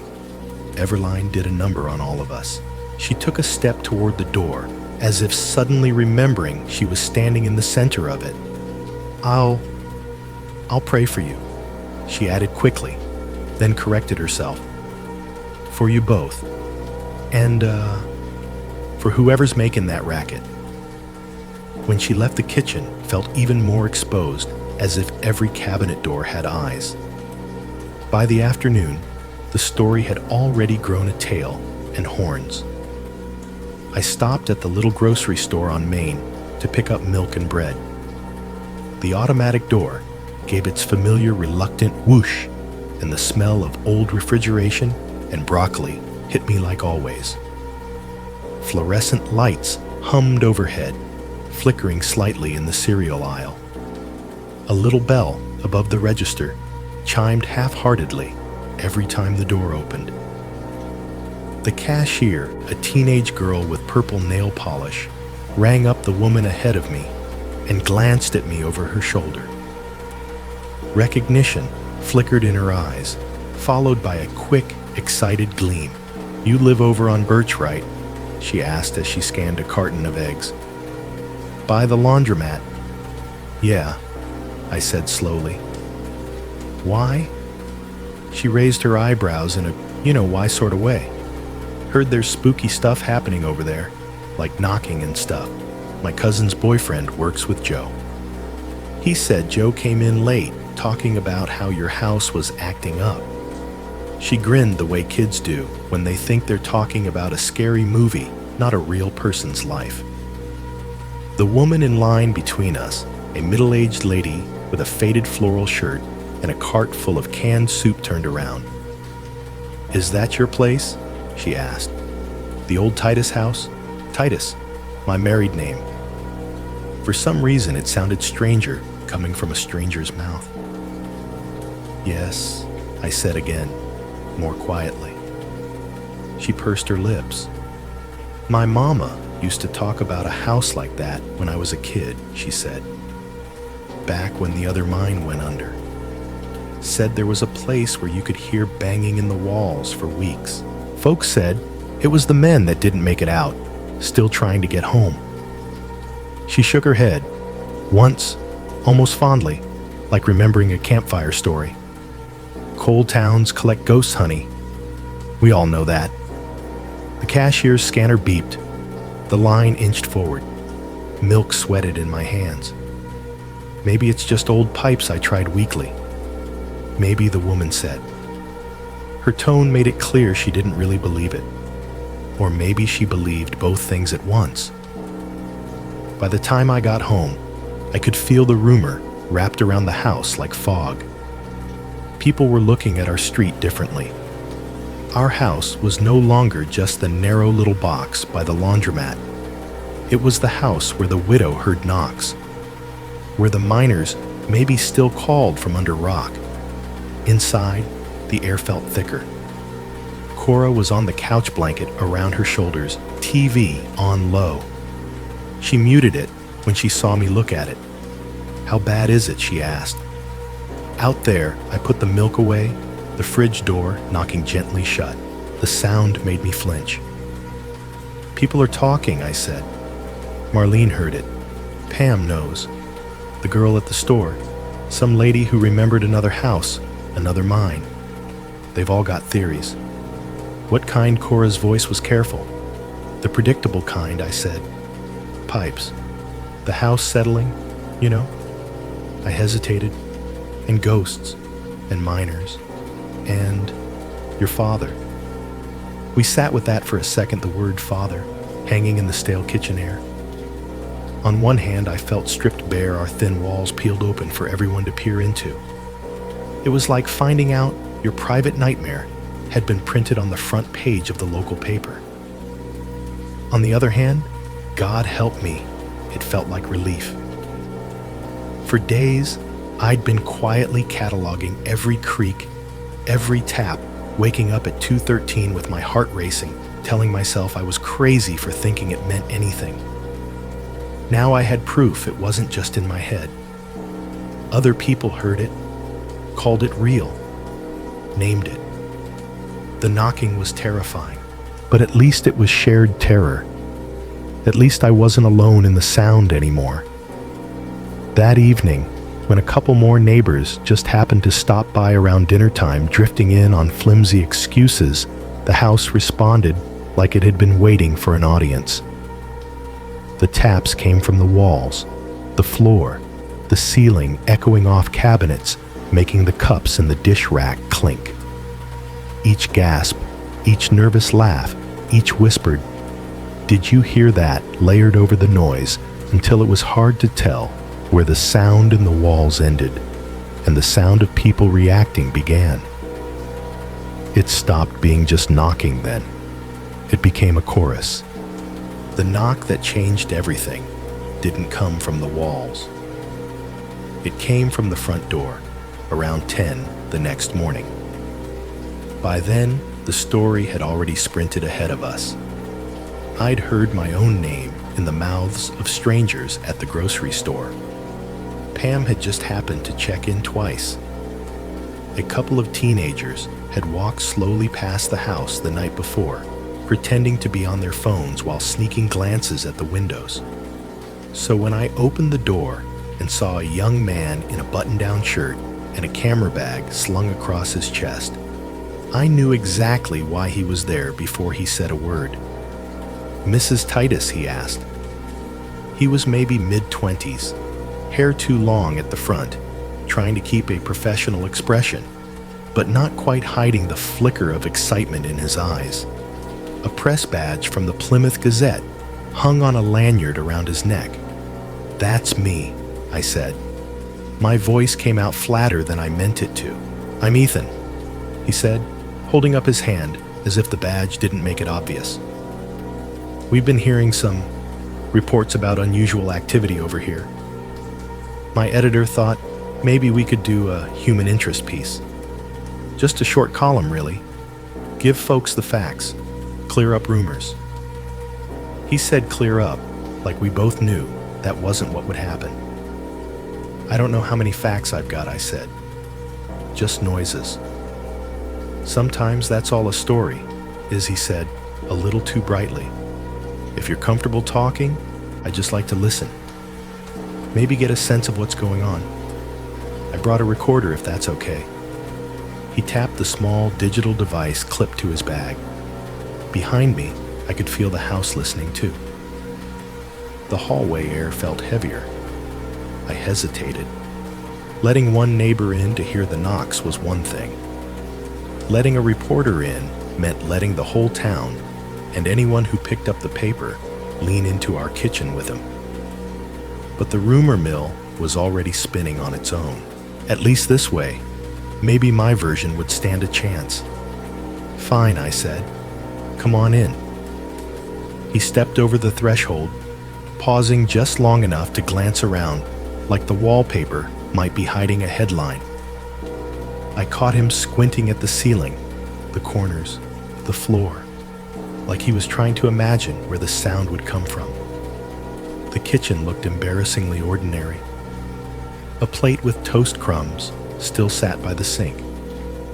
The coffee pot was half full and going lukewarm on the warmer. Cora was at the table with her needlepoint shoulders, tucked up hoodie sleeves pulled over her hands. She'd become part of the furniture lately, the fragile, exhausted part. "This okay with your daughter?" Ethan asked, nodding toward her. "I won't print anything with her name if you'd rather I didn't." Cora shrugged eyes on the thread in her fingers. "I don't care," she said, which, in Cora speak, meant I care a lot, but I don't know what else to do about it. "Why don't we just go about our morning?" Ethan suggested, pulling out a chair and setting his bag on the floor. "You can tell me about when it started, and I'll just listen. I've got this running." He clicked the recorder on and set it in the center of the table, a little black rectangle with a red light that suddenly felt like another watching eye. He also pulled out a spiral notebook, uncapped a pen with his teeth, and scribbled the time in the margin. The pen scratched softly with each stroke. "Okay," I said. I wrapped my hands around my coffee mug more for something to hold than for warmth. The first time was 2 nights ago. I woke up at 2:13 in the morning. The AC had cut off. The room went quiet, and then I heard. I stopped. My tongue felt thick. Saying it out loud made it sound smaller and bigger at the same time. "A knock," Ethan prompted gently. "On the wall? The floor under the bed," I thought I said. Then the wall. Then the closet. It was like it moved. It would tap twice or 3 times, and then stop until I started to think I'd imagined it. I heard the pen scratching. He looked up. "You said, like it moved." "What do you mean by that?" I opened my mouth to explain, to talk about how you can tell when a sound is crawling around a space you think you know. I didn't get the chance. Tap. It came from behind me in the wall by the fridge. Clear, sharp, perfect timing. I froze mid-sentence. Ethan's head jerked up, eyes widening. Cora's hand stilled on her fabric. "Did you?" he started. The house answered him. Tap, tap. 2 more closer together, a little higher up the wall. One of the cabinet doors vibrated just enough to make the glass inside clink. The recorder's red light stared at us from the center of the table. "Okay," Ethan whispered, as if he were afraid of interrupting. He reached out slowly and nudged the recorder closer to the edge of the table toward the sound. His other hand already had the pen poised over the page. "Okay, that's pretty clear." Tap, tap, tap. The knocks came faster now, as if showing off, bouncing from the wall to the ceiling. The sound changed quality with each surface, hollower on the ceiling, sharper on the wall, more muffled when it seemed to come from the floorboards. The kitchen filled up with sound.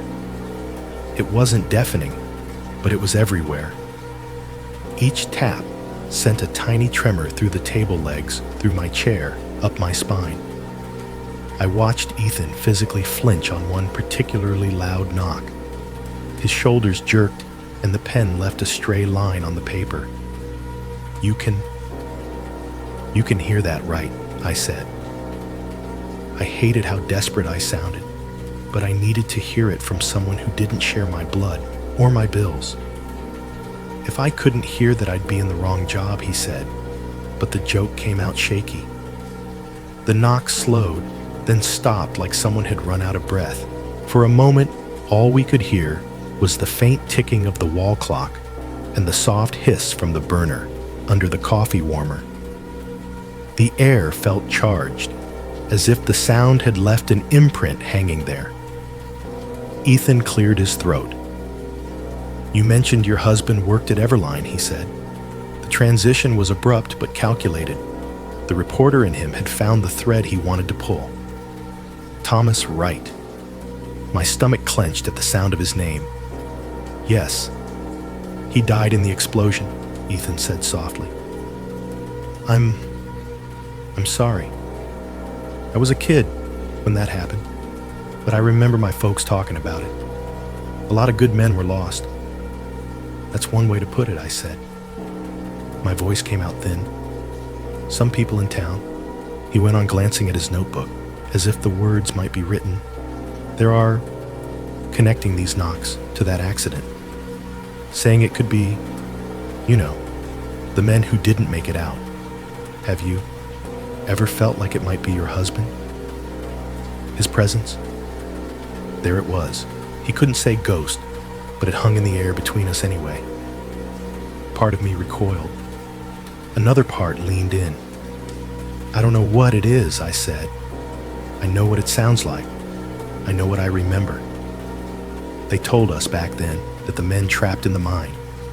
They knocked. On the rock. On the pipes. They knocked until they couldn't. Tap. Soft. Quick." At the word knocked, the recorder sat there, red light blinking, swallowing everything. Ethan swallowed too. "And since the knocking started here," he said carefully, "have you noticed anything else? Cold spots, shadows, dreams, any sense he's trying to tell you something?" He needed a hook, a line that would make someone put down their coffee and read the rest of the column. "I hear knocks," I said flatly. "I hear my daughter getting thinner and more tired every day. I hear the bills stacking up." I shrugged. If Thomas is trying to tell me something, he picked a hell of a time to be vague. Across the table, Cora snorted softly at that, but it turned into a cough. "What about you?" Ethan said, turning to her. "Have you heard the tapping anywhere besides the kitchen?" She shifted in her seat, pulling the sleeves of her hoodie over her hands until only her fingers peeked out. "Yeah," she said, eyes on the table. "In my room. Can you tell me about it?" He kept his voice gentle, but I heard the recorder humming behind it. She nodded, gaze fixed on a knot in the wood. "Sometimes at night when the TV's off and the house is quiet, I hear it on the floor, right next to my bed. Like..." She tapped her fingertips lightly on the chair, mimicking it. "Tap, tap. Sometimes on the wall, by the headboard, like something's walking around my room." Her voice trembled on that last sentence. "You think it's..." What Ethan asked. "Old plumbing house settling.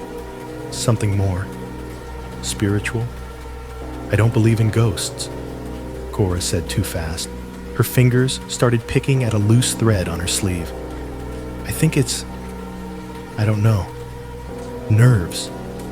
The house. Maybe we're just hearing stuff because we're expecting to. Tap."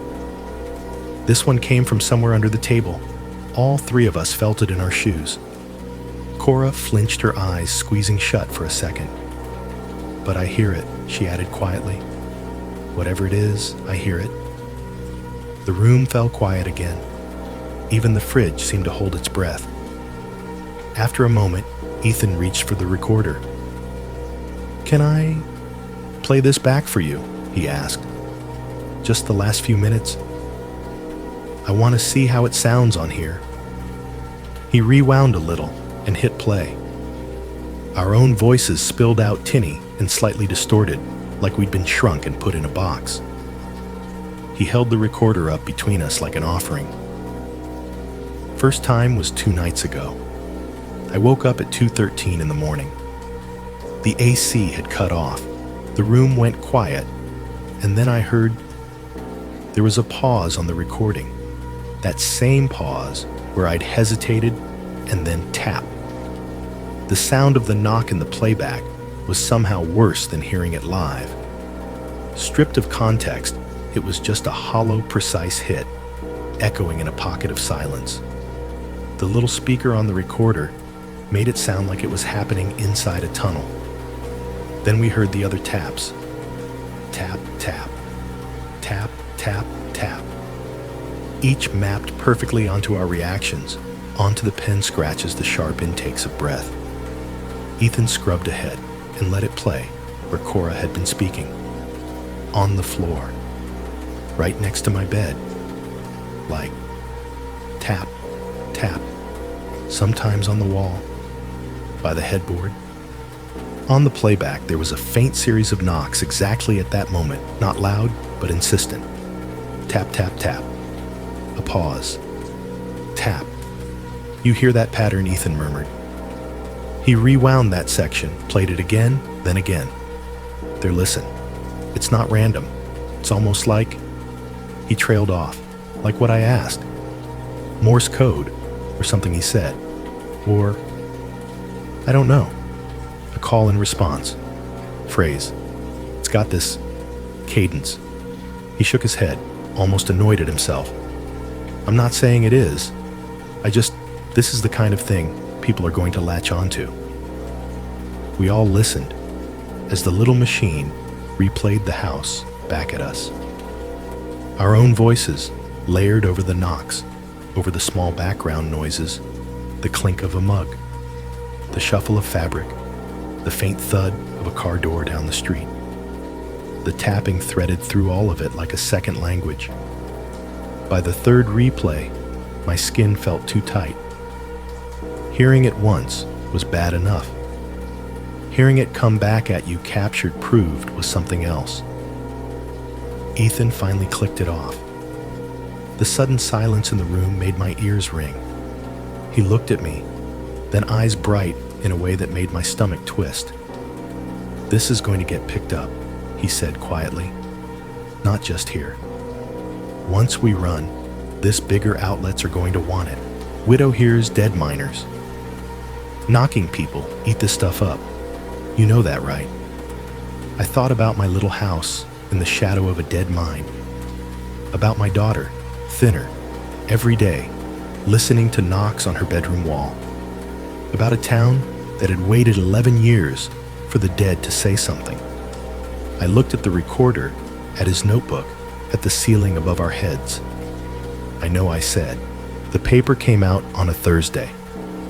I found it the way a lot of bad news finds you in a small town, not on my doorstep, but under someone else's elbow.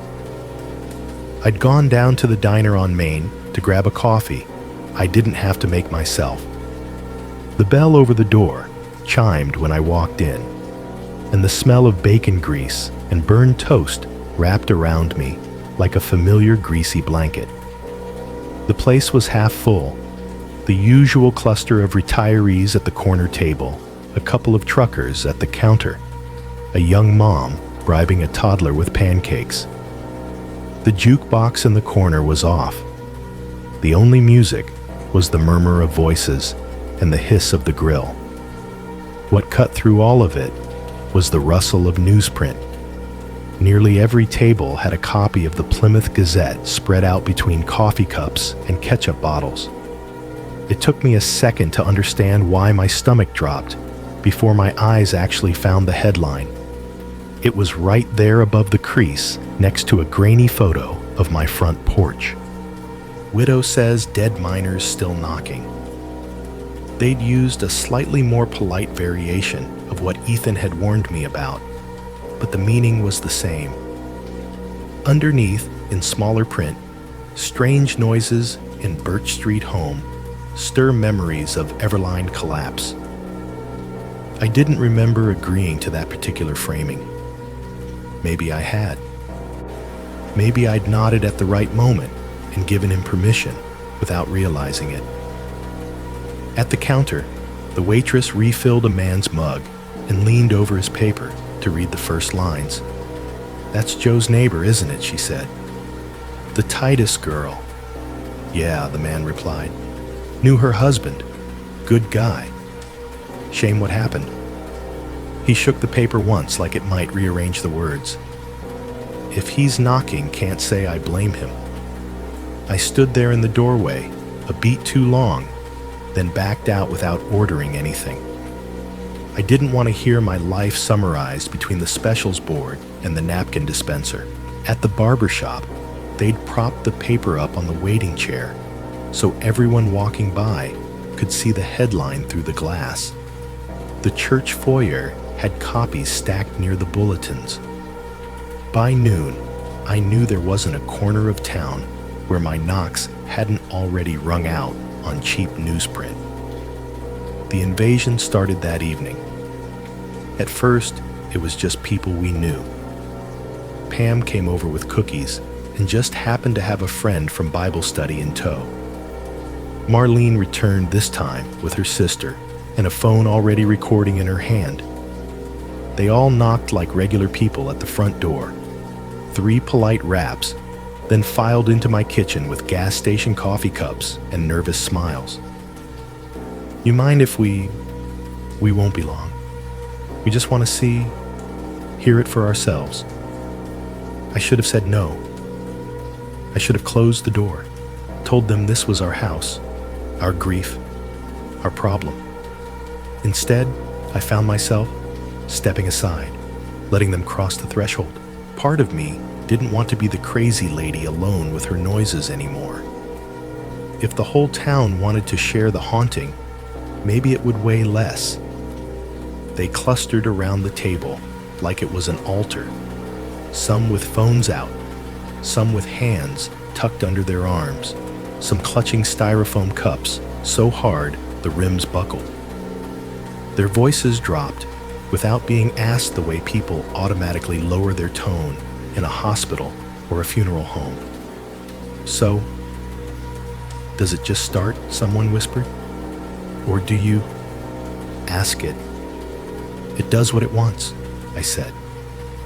My own voice sounded flat and distant, like it belonged to an audio recording of this moment that someone would play later. Cora sat at the edge of the group hoodie, up eyes shadowed. She watched the floor more than the faces her fingers worrying the corner of a napkin to shreds. We waited. 10 seconds. 30. A full minute. Someone coughed. The fridge hummed. The wall clock ticked. Then, almost lazily, the house answered. Tap. A single knock from the wall near the doorway. Every head snapped toward it. Someone gasped. A teenage girl standing near the stove choked out a nervous laugh and then clapped a hand over her mouth. Tap, tap. This time from the ceiling over the table. The sound bounced off the cabinets, made a spoon in the dish rack tinkle faintly. It felt different with all those bodies in the room. The sound had more things to hit, more surfaces to ricochet off. It wasn't just knocking on my space anymore. It was knocking on theirs. "Oh my God," someone whispered. "You hear that? You heard that right?" Phones lifted reflexively, little red recording lights blinking back at the taps. "If that's you, Tom," knock once an older man blurted out suddenly. His voice shook, but he forced the words out like a dare. I recognized him. His name was Dale. I thought a quiet man who'd lost his son in the same blast that took my husband. He stared at the far wall with a look I'd seen in the mirror. I opened my mouth to tell him not to do that, not to give the dark something that direct to answer, and then shut it again. Some awful aching part of me wanted to know if it would respond. The room held its breath. The air felt heavier, as if too many lungs were fighting over the same supply. A long, stretched-out second passed. Then tap. One knock. Clear. Deliberate. It came from the wall, right behind my chair, close enough that I felt the faintest tremor in my spine. The sound punched a hole through whatever fragile barrier I'd been holding between possibility and madness. Dale made a strangled sound somewhere between a sob and a laugh. "That's him," he said hoarsely. "Has to be. Has to be." Voices rose, overlapping questions. "Oh my gods, did you hear that?" Someone else said, "If there's more of you, knock twice as if this were a game." For the rest of the evening, that was how it went. Visitors drifting in and out, like it was some twisted open house, standing around my kitchen with their coffees and their phones, waiting for the house to perform. Every time the knocking started up, the reactions layered over it.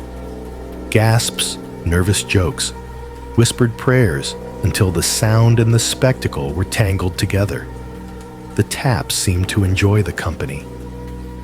They came more often now, hopping from wall to floor to ceiling, sometimes going quiet, just long enough for someone to say, "Guess it's done," before banging right behind them.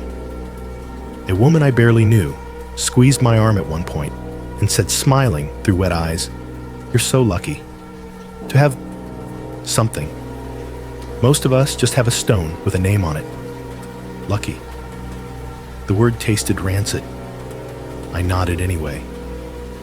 I didn't stop them when they asked questions into the air like it was a spirit board. I didn't tell Dale to go home when he whispered his son's name into the corner by the fridge and flinched when the knock came from above his head. I didn't tell the teenagers to put their phones away when they nudged one another and said, "Wait, do it again." I didn't get that on video. Some part of me, the same part that had sat across from Ethan's recorder and let it drink in every sound, wanted this awful thing to mean something. If the knocking had to exist, I wanted it to be my husband, our men, our dead, not just our pipes. I wanted to believe that all those years of silence had cracked open into this. Later, when the visitors finally thinned, leaving cups in my sink and whispers in my walls, the shame came in. I washed dishes under hot water that cooled too quickly, listening to the normal clink of ceramic, and thought, "You let them turn him into a show.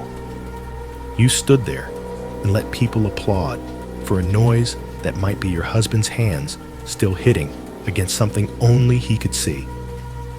You didn't stop them. You didn't protect him or yourself."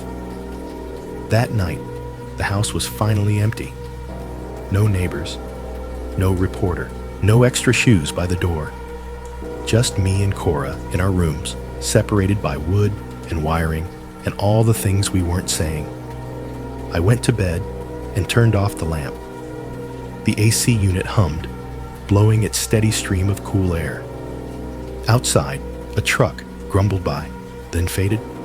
The red digits of the clock glowed 1:57 a.m. I lay on my back, eyes open in the dark, replaying the day in my head. The headline, the faces in my kitchen, Dale's tremor when he asked for one knock, the way the sound had answered him, the way my chest hurt watching it. The ghost story had gotten away from me. It belonged to the town now, to their fears and losses and late-night conversations. But lying there with my head against the old headboard, feeling the shallow rise and fall of my own chest, it all narrowed down to one question that pressed harder than all the rest. If it was him, if somehow, against everything I knew about how the world worked, the man I'd buried in my mind and in a fenced plot on the hill was now pacing my walls instead of whatever comes after. Why hadn't I asked him directly? My throat was dry. I swallowed, feeling my pulse in my ears.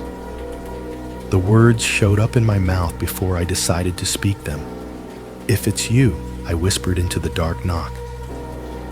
The room went very still.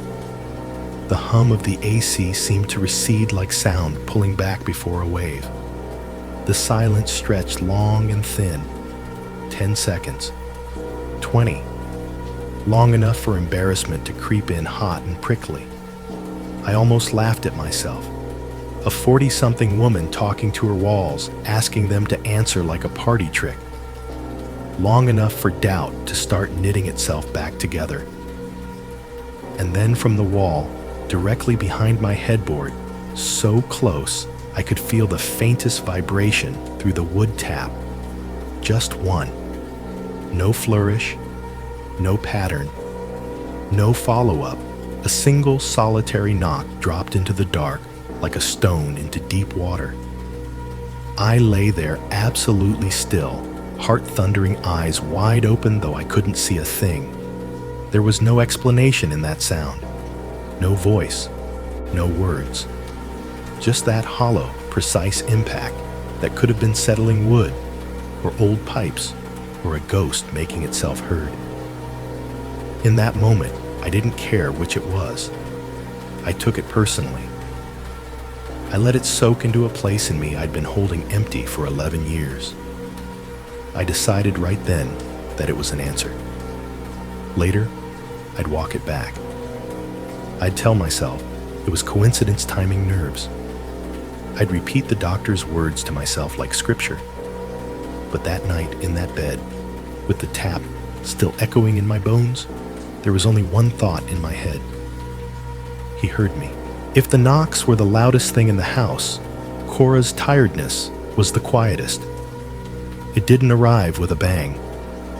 It leaked in slowly, like water under a door, until one day I realized half the things she used to do without thinking now came with a sigh.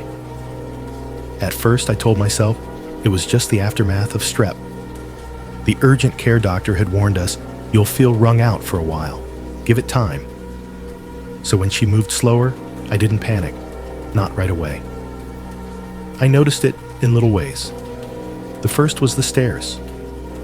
Our staircase isn't long, 12 steps give or take, but a week after the paper came out, I watched her climb them like they were a hill on the edge of town.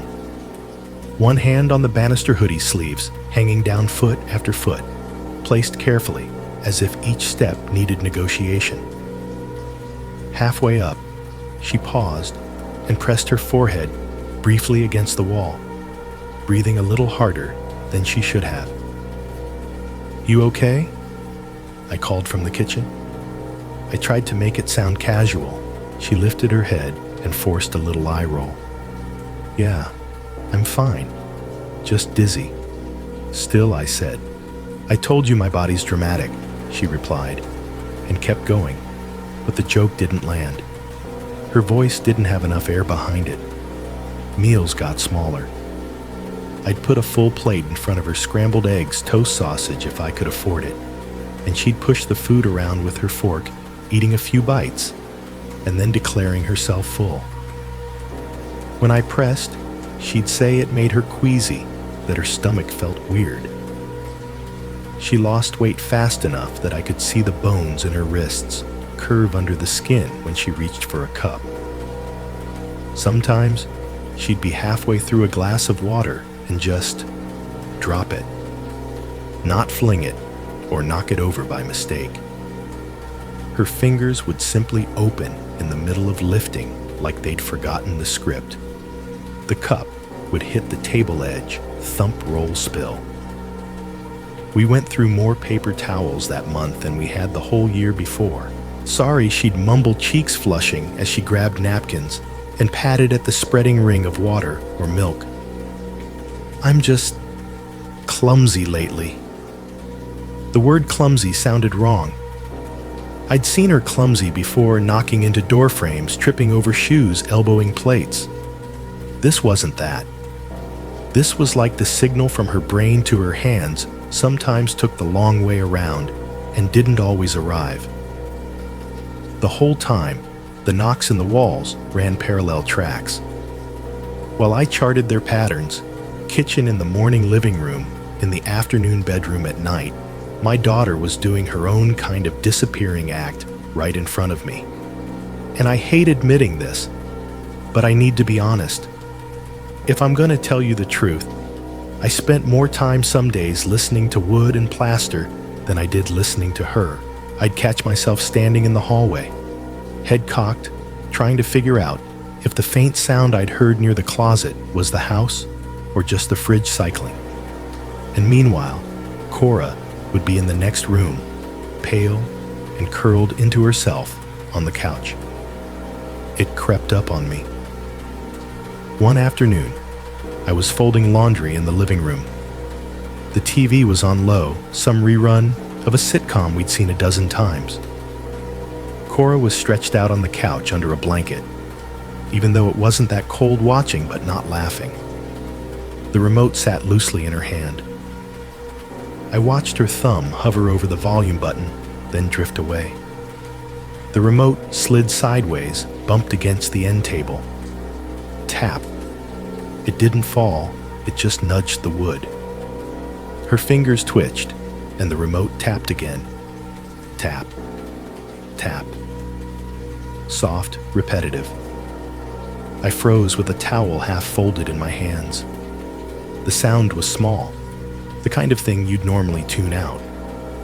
But after weeks of listening for knocks, my ears lunged at it. The interval between each tiny tap was almost perfectly even. A beat, a breath, tap. The wall clock above the TV ticked steadily behind it. Tick, tick, tick. For maybe 5 or 6 seconds, the taps from the remote and the ticks from the clock lined up, falling in sync like they were sharing a metronome. Tick-tap, tick-tap, tick-tap. The tiny hairs on my arms stood up. "You okay?" I asked. My voice sounded too loud in the small room. Cora blinked as if I'd woken her up.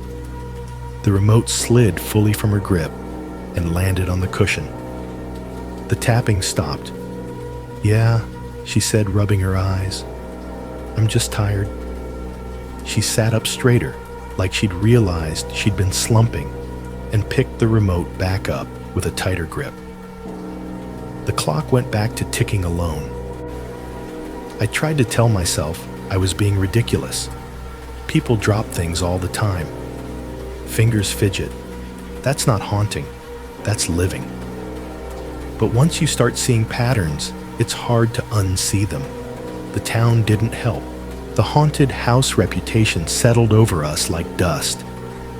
At the gas station, 2 boys barely old enough to shave stood near the snack aisle, sneaking looks at Cora as she paid for a bottle of ginger ale. I heard one whisper, "That's the miner's kid," and the other reply, "The ghost girl," like they were discussing a character from a movie. At church, people I barely knew squeezed my hand a little too long and said things like, "You must feel him so close, and God sends signs in mysterious ways," like that somehow made gnawing fear and relentless knocks noble. Once in the mini-mart, I stepped into the next aisle and heard a mother scold her child, "Don't you dare run over there. That's the haunted lady. Leave her be." As if I'd asked for any of this. As if we were contagious. Cora pretended not to notice most of it, or she made jokes under her breath, but I saw the way her shoulders hunched when a group of kids snuck a photo of our house from the sidewalk, saw the way she tugged her hood up when people stared too long. Our life had been reduced to a headline, and she was the girl who slept under the knocking. One evening, we were in the kitchen. I was making something simple, mac and cheese from a box peas from the freezer. The radio played low, a static-laced country song about trains and loss. Cora sat at the table, supposed to be sorting through a stack of mail. I heard the envelopes shuffle, once then go still. I turned to tell her to keep going and caught her in profile. Her face was pale, and the weak overhead light lips pressed together in concentration. Her right hand rested on her thigh. Her fingers moved. Not jittery, not random, They flexed and relaxed in a pattern. Index, middle ring. Pause. Index, middle ring. Pause. Tap, tap, tap, if there'd been a surface under them. A ghost of a knock without sound. "You hear that?" she said suddenly, eyes flicking toward the fridge. Behind there, like faint. In the wall, I hadn't heard anything yet. I opened my mouth to say so. Then, as if cued by her words, a soft double knock came from somewhere behind the refrigerator. Tap, tap. I swallowed my answer. Her fingers kept twitching against her leg, the invisible pattern continuing for a few more beats, before she seemed to notice and curled her hand into a fist. She tucked it under the table. "Yeah," I said a second too late. "Yeah, I hear it." I stared at the side of the fridge, imagining pipes, rodents' air pockets, anything that didn't look like my exhausted child's nervous system misfiring. The part of me that believed this was all something outside us ghost curse, whatever label the town was using that day, wanted to think the knocks were closing in, focusing on her room, her side of the house, her life. The part of me that was still a mother, that still knew what it was to count breaths in the middle of the night when your kid has a fever, started to notice a different pattern. The worse she felt, the more the house seemed to speak. Or maybe it was the other way around. Maybe I'd been so busy listening to the walls that I'd missed the way she was coming apart. The guilt settled heavy in my chest. I could feel it even stronger than the knocks. I told people we were haunted. I let them come into our kitchen and asked the dark to knock back. All the while, the real haunting might have been happening a foot away from me in my daughter's own skin. It was a Tuesday night when someone finally decided to civilize the haunting. I'd stopped keeping count of how many evenings we'd had uninvited guests by then. People came in waves, curious, spooked, excited, clutching convenience store coffee and refrigerators full of their own stories. Some stayed 10 minutes, some an hour, but they all did the same thing, stood in my kitchen and waited for my house to do its tricks. That night, it was a small group. Pam, of course, because she'd taken it on herself to be my unofficial handler. Dale, the father, who'd lost his son in the mine, hovering near the doorway, like he wasn't sure if he wanted in or out. And a younger neighbor, Eric, who worked at the hardware store and had the smug confidence of someone who thought he'd seen enough horror movies to know how this should go. We sat around the table with our mismatched mugs, coffee for the others' tea, for Cora, who cradled hers like a prop more than a drink. The overhead light buzzed faintly. Outside, the laundromat's neon sign glowed through the window over the sink, turning the glass into a flat, humming rectangle. The knocking had been sporadic that day. A tap in the hallway, 2 faint knocks in the living room wall that made a picture frame rattle. Enough to keep the story alive, but not enough to answer any questions. "Okay," Eric said, finally leaning back in his chair and lacing his fingers behind his head. "If this is whatever people say it is, why don't we, I don't know, talk to it, like make it useful?" "Useful," I repeated. The word felt wrong. "This isn't a party game. I know. He said quickly, hands up. "I'm not trying to be disrespectful. Look, everybody's wondering the same thing. If it's Thomas, if it's the other miners, if it's intelligent." He glanced at Dale. "We can just ask yes or no. 1 knock for yes, 2 for no. If nothing happens, then we all go home and blame the plumbing. If something does..." He let the sentence hang. Pam shot me a look, checking my face, like she always did, before she decided how spiritual to get. I stared at the table. My mug had left a wet ring on the wood. "It's your house," she said gently. Your call. I should have said no. I know that now. I should have said we'd had enough of putting our pain on display. Instead, I nodded. Fine, I said. My heart was beating faster than the situation deserved. One knock, yes, two for no. We try it once, then we stop. Nobody argued with that condition, but I could feel them lean forward in the air between us. The kitchen seemed to lean in too. Eric cleared his throat, suddenly less cocky. All right, he said, directing his words toward the far wall like a bad actor addressing a stage. Are you, Thomas? The room went very still. The fridge hummed. The clock ticked. Cora's spoon clicked once against the side of her cup as her hand trembled. Then tap. A single clean knock from the wall near the basement door. Pam jumped a little. Dale's eyes flooded instantly, as if someone had flicked a switch. Eric's mouth fell open. That could be anything I said quickly, though my own chest felt like it had been punched. We agreed not to read too much into, "Did you work at Everline?" Dale blurted out, voice raw. His knuckles had gone white around his coffee mug. Tap. Same spot. Same hollow resonance. The sound landed in my stomach like a stone. My mind did the math faster than my skepticism could catch up. Thomas, who'd kissed me goodbye in the kitchen and walked out the door with his lunch pail. Thomas, who'd pulled extra shifts at Everline to make sure we could keep the house when the company started cutting hours. Thomas, whose name was carved into a metal plaque outside a shuttered mine shaft. Ask if he's stuck, Pam whispered.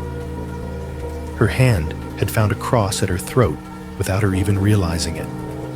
The word made my throat close. I didn't want the answer to that. I didn't want to know if the man I'd buried had simply gotten rerouted into my walls. Eric, undeterred, asked anyway, "Are you trapped?" For a long moment, nothing happened. The silence stretched, then stretched more. I started to exhale, almost relieved. Then from somewhere deeper in the house, sounding far away, like from the center of the floorboards themselves, came two faint taps. Tap, tap. Not as loud as before, not as clear, but there. Two. No. It was ridiculous, I know. Pipes expand. Houses breathe. Sound bounces. You can line up coincidences until they look like a pattern if you squint hard enough. I had repeated all of that to myself 100 times. But in that moment, sitting at my kitchen table with the people who'd watched my husband's body pulled out of a hole in the earth, the sequence felt intentional. One for yes, it's me. One for yes, I worked where they killed me. Too faint and distant for no, I'm not trapped, which somehow made me think the opposite. Where are you then? If not there, not here, then where grief doesn't need much to start writing its own answers. It takes the smallest scrap of coincidence and turns it into scripture. I felt something in my chest tilt. All the rational scaffolding I'd built, plumbing settling shared hysteria, shifted under the weight of that tiny hollow sound. Next to me, Cora had gone very pale. Her mouth was pressed into a thin line. She was rubbing her forearm thumb, dragging up and down over the skin in a hard, repetitive motion, like she was trying to scrub something off that wasn't visible. Her knee bounced under the table. The rhythm of it made the salt shaker shiver. I caught the motion from the corner of my eye and told myself it was nerves. Just nerves. Lots of people bounce their legs when they're anxious. Lots of people fidget when a room full of adults start asking the air if it's her dead father. Ask if he knows about the article, Eric said, emboldened now. If he's mad about the press. He gave a shaky little laugh. Maybe we don't need to, I started. "If you can hear us," Pam said, over him voice gaining that church cadence she got when she prayed out loud. "Knock once if you're at peace, twice if you're not." It was a stupid question, a trap. There's no good answer there, not really. But the room waited like it was a courtroom, and the dead had been called to the stand. For a few seconds, nothing. Then from the wall behind the fridge, tap. Pam's hand flew to her mouth. "Oh," she whispered. "Oh, thank God." Eric let out a breath. "See, maybe he's just letting you know he's okay. Maybe it's not so bad." I wanted to believe that more than anything. I wanted to take that single knock and wrap it around myself like a blanket. But before any of us could decide what we believed, the house decided it had heard enough. Without warning, a volley of knocks exploded from all around us. Tap, tap, tap, tap, tap. They came so fast and from so many directions, wall, ceiling, maybe even the cabinet backs, that it felt like the whole kitchen had turned into a drum. Every cupboard door shuddered in its frame. Glasses in the cabinets rattled violently, a high-chiming chorus over the low pounding. The table vibrated under our elbows. Pam screamed. Eric swore and lurched backward, his chair legs skidding on the linoleum. Dale's coffee flew out of his hand, splashing across the floor in a dark arc before the mug itself hit and shattered. I jerked so hard my own mug tipped hot liquid sloshing onto my wrist. The burns barely registered. My brain was trying to make sense of the fact that the house had escalated from parlor tricks to a full-body shudder. Then just as suddenly it stopped. The cabinet doors stilled. The glasses settled. The air rang with the ghost of the noise for a heartbeat and then swallowed it. For a long moment, nobody moved. Coffee pooled on the floor around Dale's boots. A single shard of ceramic spun in place and then toppled with a tiny clink, absurdly quiet after the onslaught. "I'm sorry," I blurted out, though I wasn't sure who I was apologizing to, the living, the dead, the house itself. I think that's enough for tonight." They didn't argue. Pam muttered something about praying for protection as she dabbed at the spilled coffee with napkins, then gave me a hug that felt more like a flinch.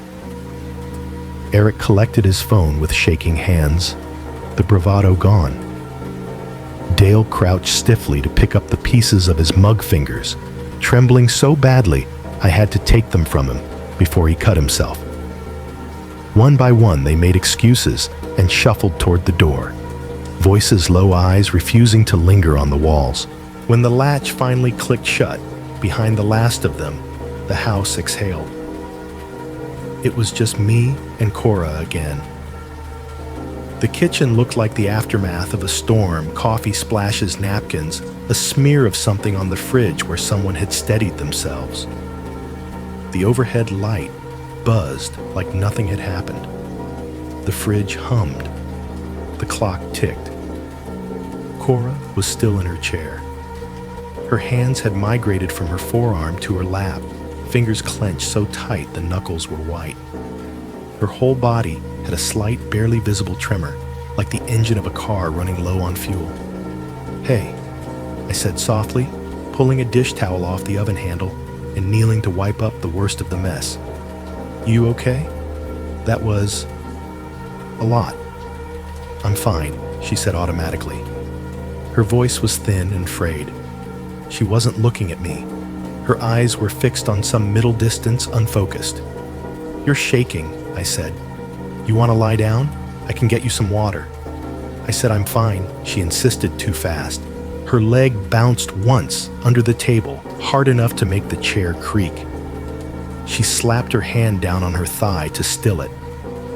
I straightened, still holding the damp towel, and took a step toward the sink. A half-full glass sat near the edge of the table where someone had abandoned it in the chaos. Cora reached for it, slow and careful, like she knew she was on thin ice with her own body. Her fingers wrapped around the glass. For a second, it looked like everything would be normal.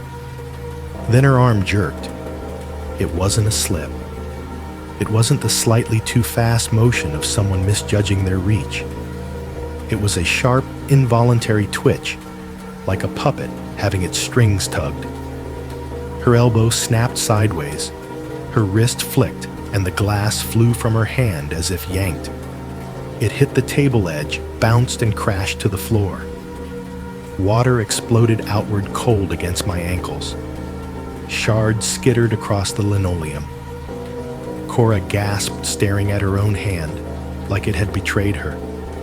"I didn't," she stammered. "I didn't mean to. It just..." Her fingers were still twitching, tiny spasms rippling through them, before she forced them into a fist. I stood there, towel dripping in my hand, heartbeat loud in my ears. The logical part of my brain, the part that remembered the urgent care doctor, the way she'd said, post-infectious, and fatigue, whispered about nerves, muscles, lingering illness. The rest of me, the part that had just watched a room full of cupboards shudder in unison to an invisible rhythm, looked at my daughter's jerking arm and thought one clear, terrible thought: something is using her. The night after the glass incident, I couldn't sleep. Every time I closed my eyes, I saw that moment replay: Cora's hand around the glass, the sharp jerk, the way it flew like someone else had grabbed hold of her arm. I kept hearing the knocks layered over it on the walls, the cupboards, the floor, and my mind did what scared minds do best. It tried to tie everything together. Possession stories have rules, at least the way people tell them. Kids and teenagers are always the ones the dark goes for first. Weak points, thin walls. I'd heard enough late-night radio callers and church whispers over the years, boys who suddenly spoke in strange voices, girls who woke up with scratches they couldn't remember getting, kids whose eyes went wrong. Now, I had a daughter who couldn't climb stairs without stopping halfway, whose fingers twitched even when she thought she was still, whose room had become a favorite playground for knocking things that weren't supposed to move. It was too easy to slide from one story into the other. Around midnight, I gave up on pretending to sleep and went downstairs. The house felt stripped down. At that hour, all its noises magnified. The fridge hummed. The wall clock ticked. The faint buzz from the laundromat's neon sign seeped in through the kitchen window. I flicked on just the over-the-sink bulb. It cast a small yellowish pool of light onto the counter, leaving the rest of the room in soft shadow. I made tea I didn't want and sat at the table pushing the mug in small circles, listening to the night press in against the glass. I didn't hear Cora come down the stairs. 1 second, I was alone with my thoughts and my ghosts. The next, she was standing in the kitchen doorway, hoodie sleeves pulled over her hands, hair a tangled halo around her face. "You're up," I said, stating the obvious, because I didn't know where to start. "So are you?" she replied. Her voice was raspier at night, the rawness of her throat more obvious.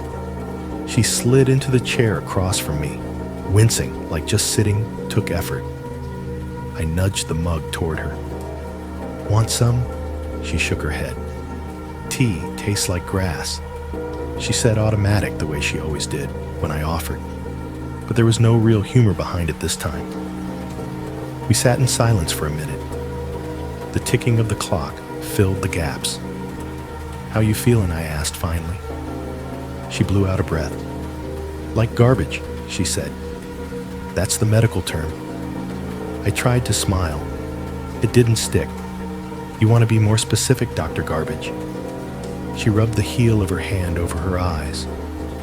"Dizzy, all the time, even sitting down, like the room's moving just a little."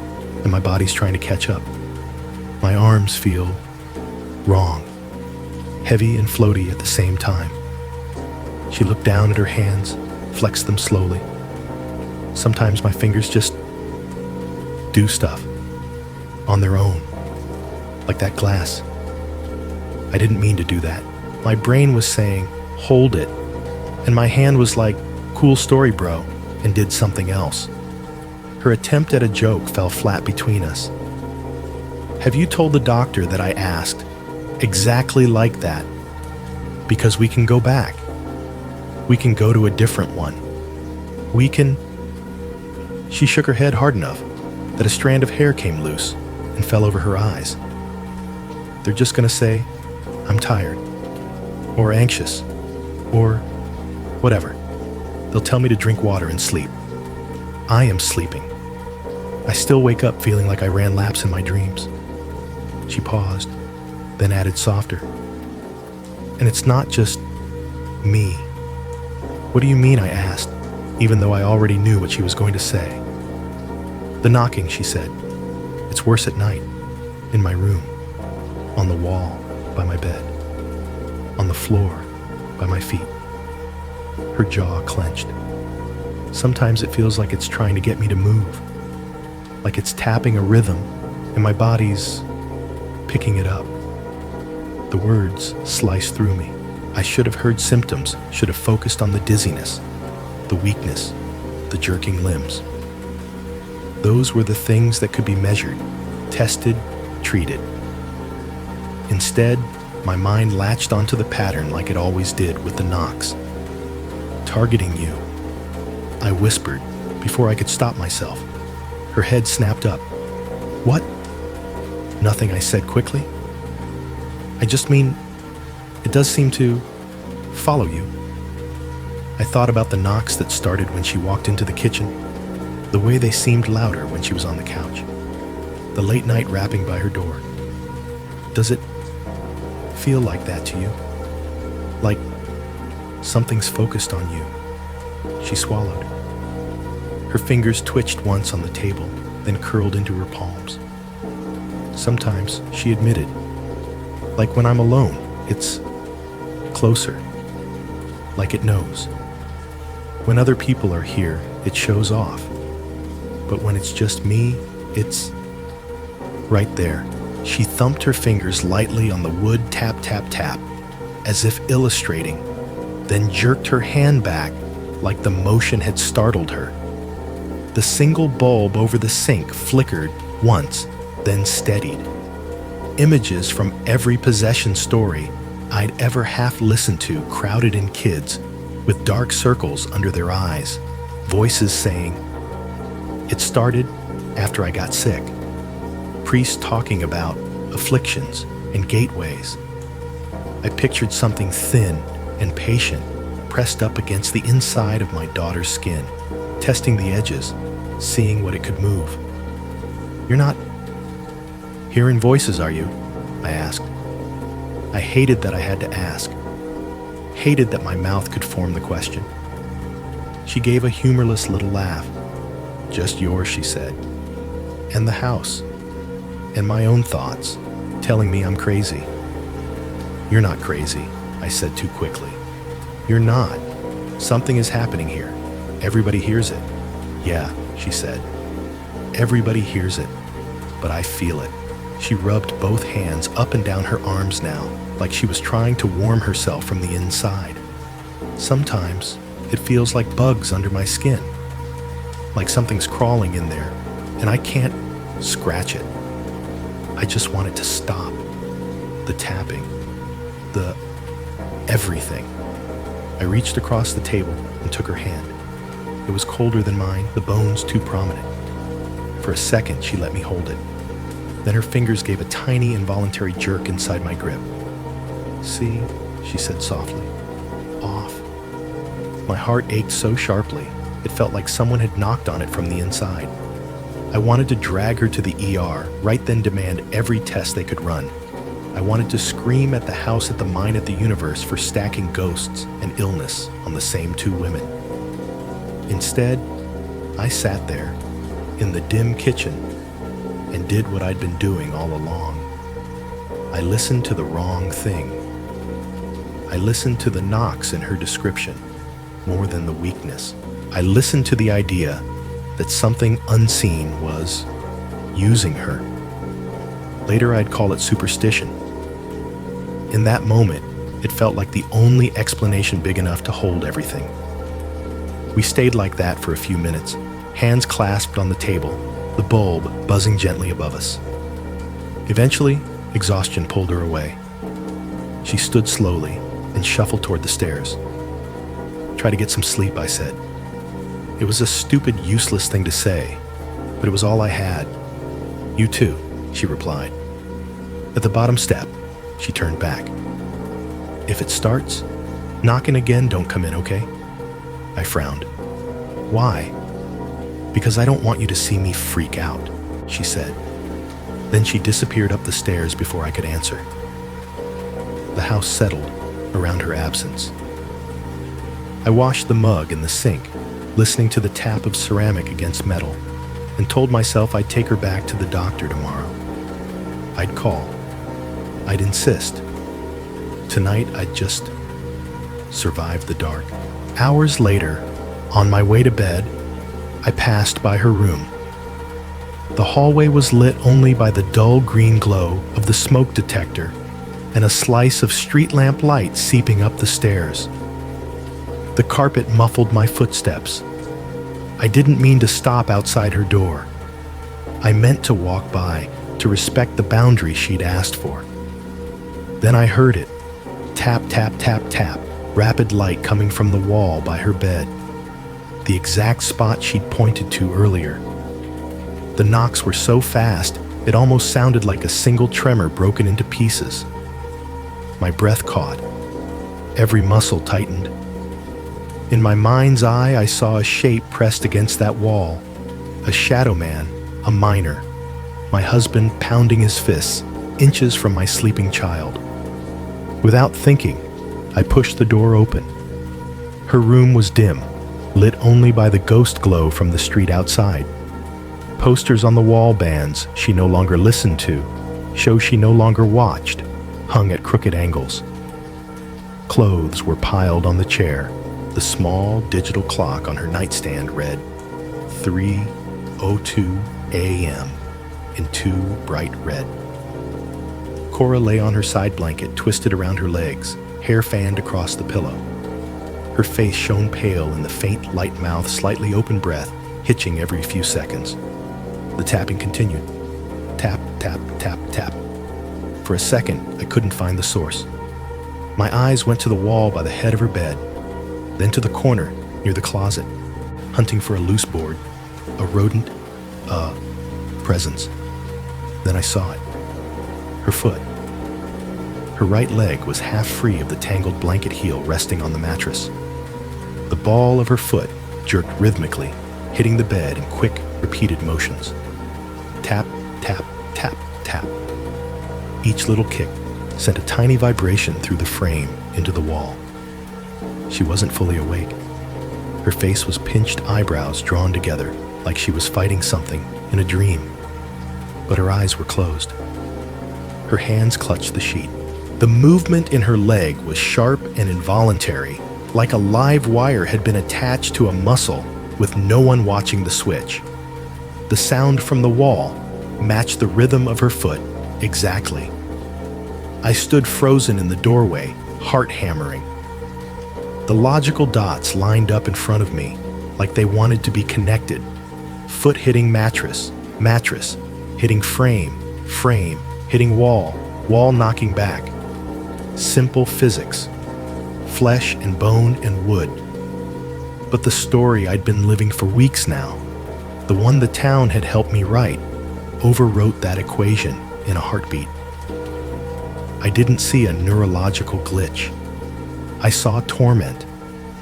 I saw my daughter's body jerking against her will, while something invisible knocked through her.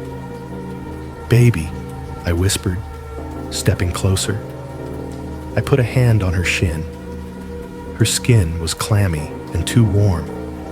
Her foot kicked against my palm once before stilling, like whatever was inside her had noticed it had been caught. The room went quiet. The sudden absence of tapping made the silence feel jagged.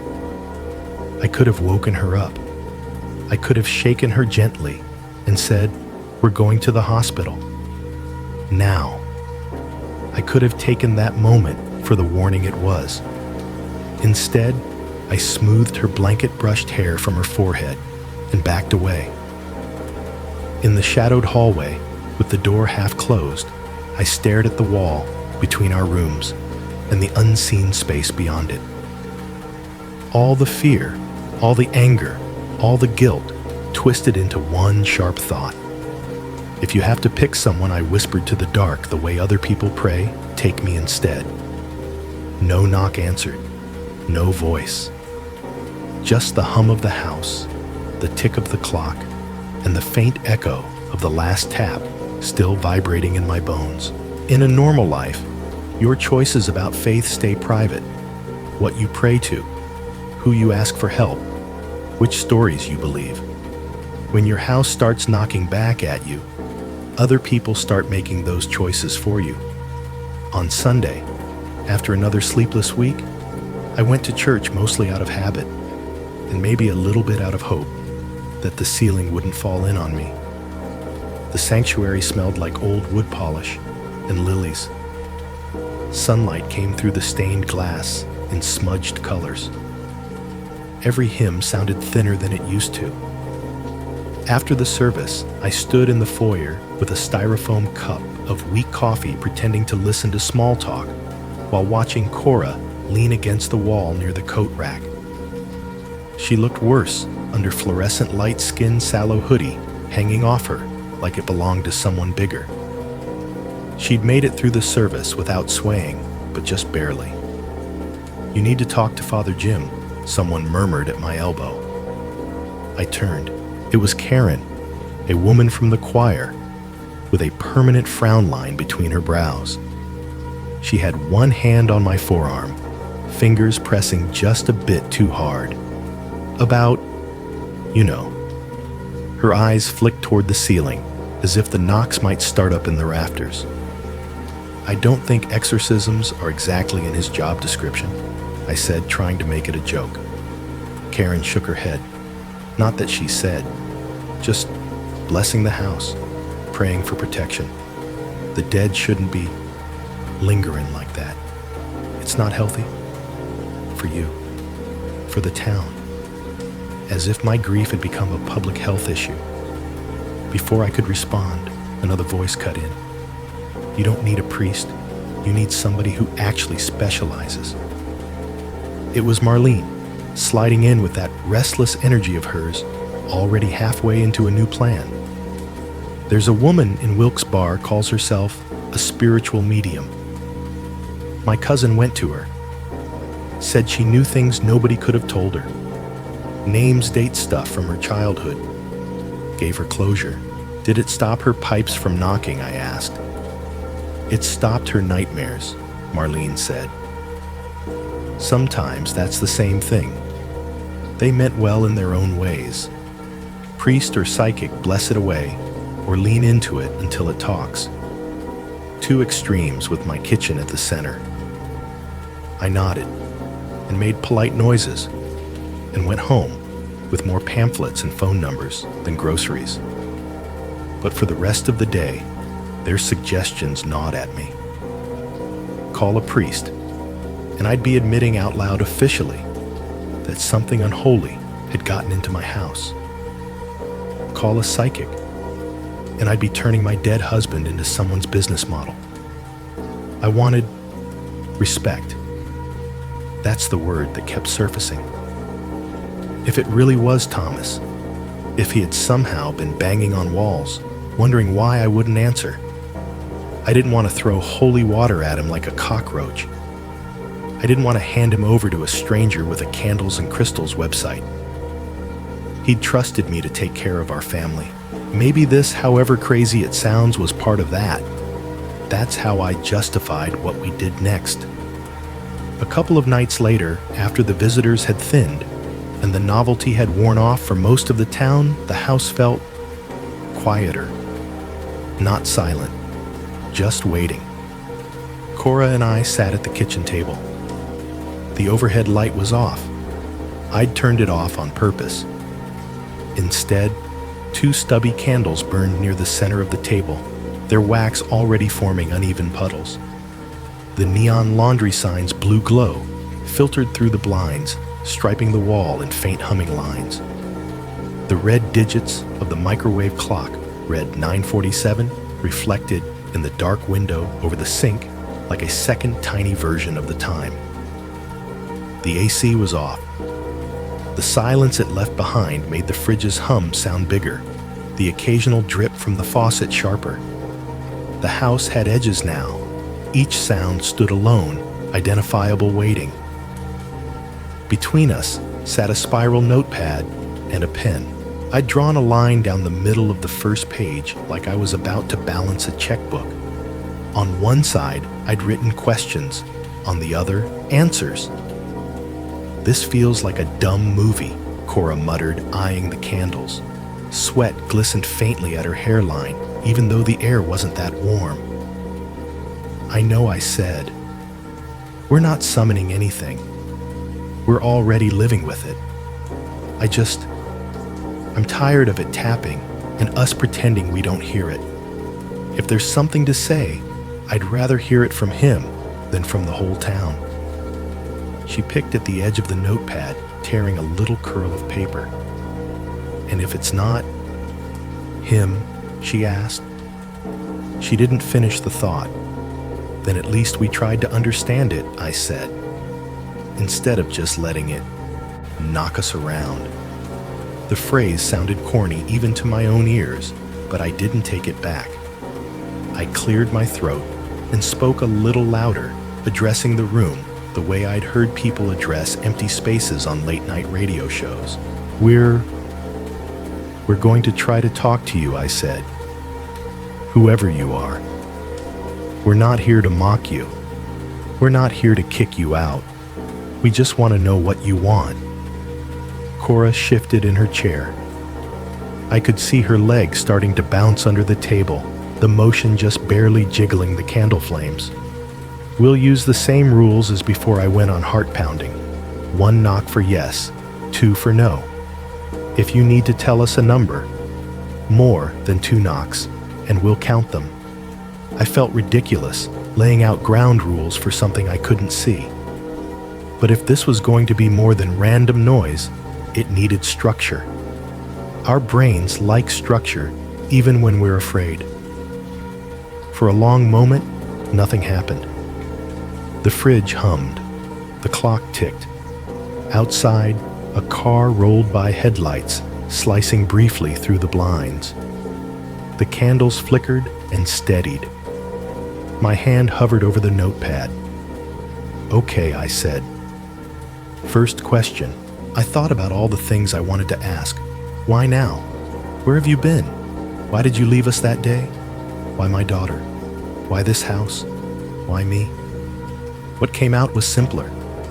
"Are you someone we knew?" I asked. We waited. Tap. The sound came from the wall near the basement door. Clear. Singular. Yes. My pen left a faint shaky line on the paper as I wrote, 1. Someone we knew. Yes. Beside me, Cora shifted. Her leg bounced harder now, heel thudding softly against the floor, in a rhythm that didn't quite match the clock. I glanced at her. She avoided my eyes. "Were you hurt?" I asked. Tap. My chest tightened. The image of the mine rushed in Helmut's dust rock bodies. I wrote 2, hurt, yes. "Were you alone?" The word snagged on my tongue. Thomas had gone down with a crew. The idea of him trapped all by himself in the dark made my skin crawl. There was a longer pause this time. I realized I was holding my breath. Tap, tap. Too close together.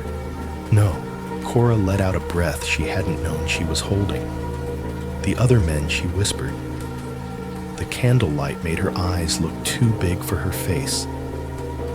The logical part of my brain tried to cut in. You're asking vague questions any ghost story could answer. You're reading meaning into a house with bad plumbing. But my hand was already moving. Scrawling, 3. Alone. No in the column. Beads of sweat dotted Cora's upper lip. A lock of hair stuck to her forehead. She wiped her palm on her jeans and immediately went back to rubbing her thigh fingers, dragging in small, restless circles. Under the table, her leg jittered like a motor gone slightly off balance. The chair trembled under her. "Maybe we should stop," I said, seeing how pale she was. "You don't look. I'm fine," she interrupted too fast. "Ask it something real. Something only we'd know." I hesitated, then said the thing that had been gnawing at the back of my mind for days. "Are you Thomas?" The kitchen listened. So did I. My heart hammered loud enough I could feel it in my teeth. Tap. A single knock, quick and sure, from the wall behind my chair. Grief isn't a straight line. It's more like a loop. That one sound dragged me all the way back to the day they told me they'd stopped searching the tunnels, to the knock on my door from the foreman, to the way the world had narrowed to a yes-no question, is he alive? And the way the answer had made everything tilt. Now that same terrible simple language, one knock too, was telling me he was back. Or trying to. My throat burned. My vision blurred. I looked down at the notepad so I wouldn't have to look at the wall. 4. Are you Thomas? Yes.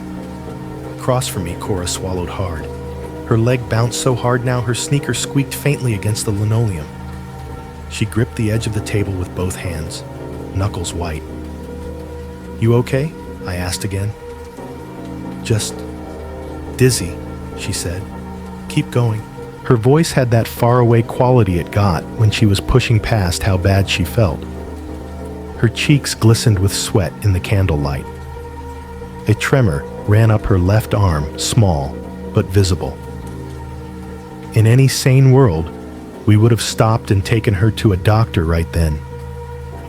In the world we were living in, I turned back to the wall. "We don't want to bother you," I said softly. "We just need to know. Are you at peace?" Silence settled around the question like a heavy blanket. The fridge motor cycled off, leaving the room even quieter. The clock sounded too loud, each tick a tiny jab. I realized then how still I'd become, barely breathing, waiting for the sound that would decide what kind of story we were in, a sad one about a man finally resting, or a cruel one about a man stuck between places. When the knock finally came, it was so faint I almost missed it. Tap.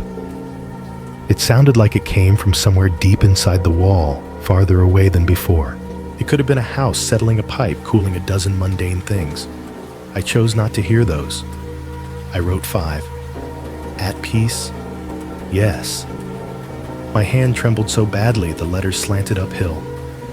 "Maybe that's good," Cora whispered, voice hoarse. "Maybe he's just saying hi." Maybe I said.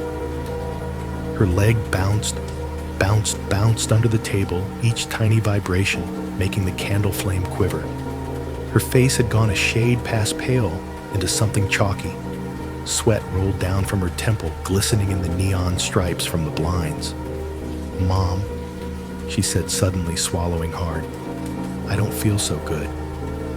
The irony hit me then. Here we were asking a phantom if he was at peace, while the living, breathing girl in front of me could barely sit upright. "We're done," I said, closing the notepad. "That's enough for one night." The house didn't argue. The knocks didn't come. The only sound as I blew out the candles was the soft, unsteady rasp of my daughter's breath. Once you start asking the dark to answer you, it's hard to hear anything as random ever again. After that first session with the candles and the notebook, we didn't do another one for a few days. I told myself It was because it had drained us, because Cora had looked ready to pass out in her chair. The truth was simpler.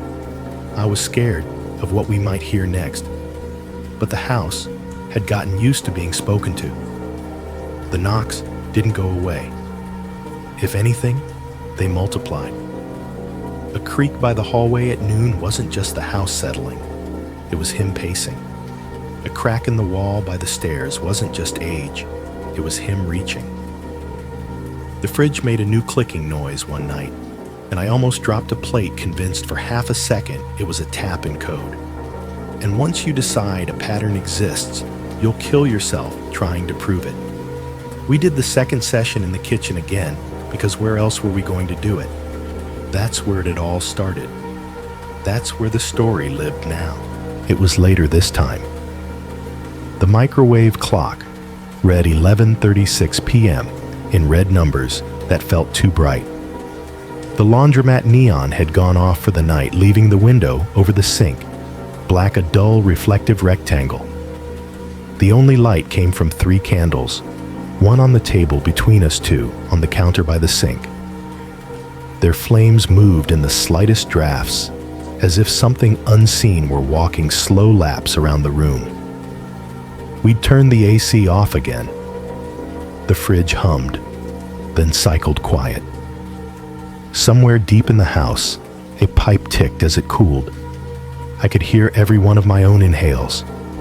The notepad lay open in front of me. New page, new neat line down the center. The last session's questions were still echoing in my head, but I didn't look back at them. That felt like tempting fate, like reading old love letters in front of the person who'd written them. Cora sat across from me, shoulders hunched, hoodie zipped up to her neck. She looked worse than she had the first time, thinner, if that was possible. Her eyes had faint shadows under them, and her hands trembled even when she was just resting them on the table. Her right foot bounced almost constantly, now heel tapping a staccato rhythm on the floor. "You sure you're up for this?" I asked. "We don't have to." "I'm up," she said. "I'm awake anyway. And if we don't, it's just going to keep doing whatever it wants." It was the same logic I'd used. I didn't have the heart to throw it back at her. "Okay," I said softly, more to the room than to her. "We're here again. We're listening. We want to understand. We're not your enemy."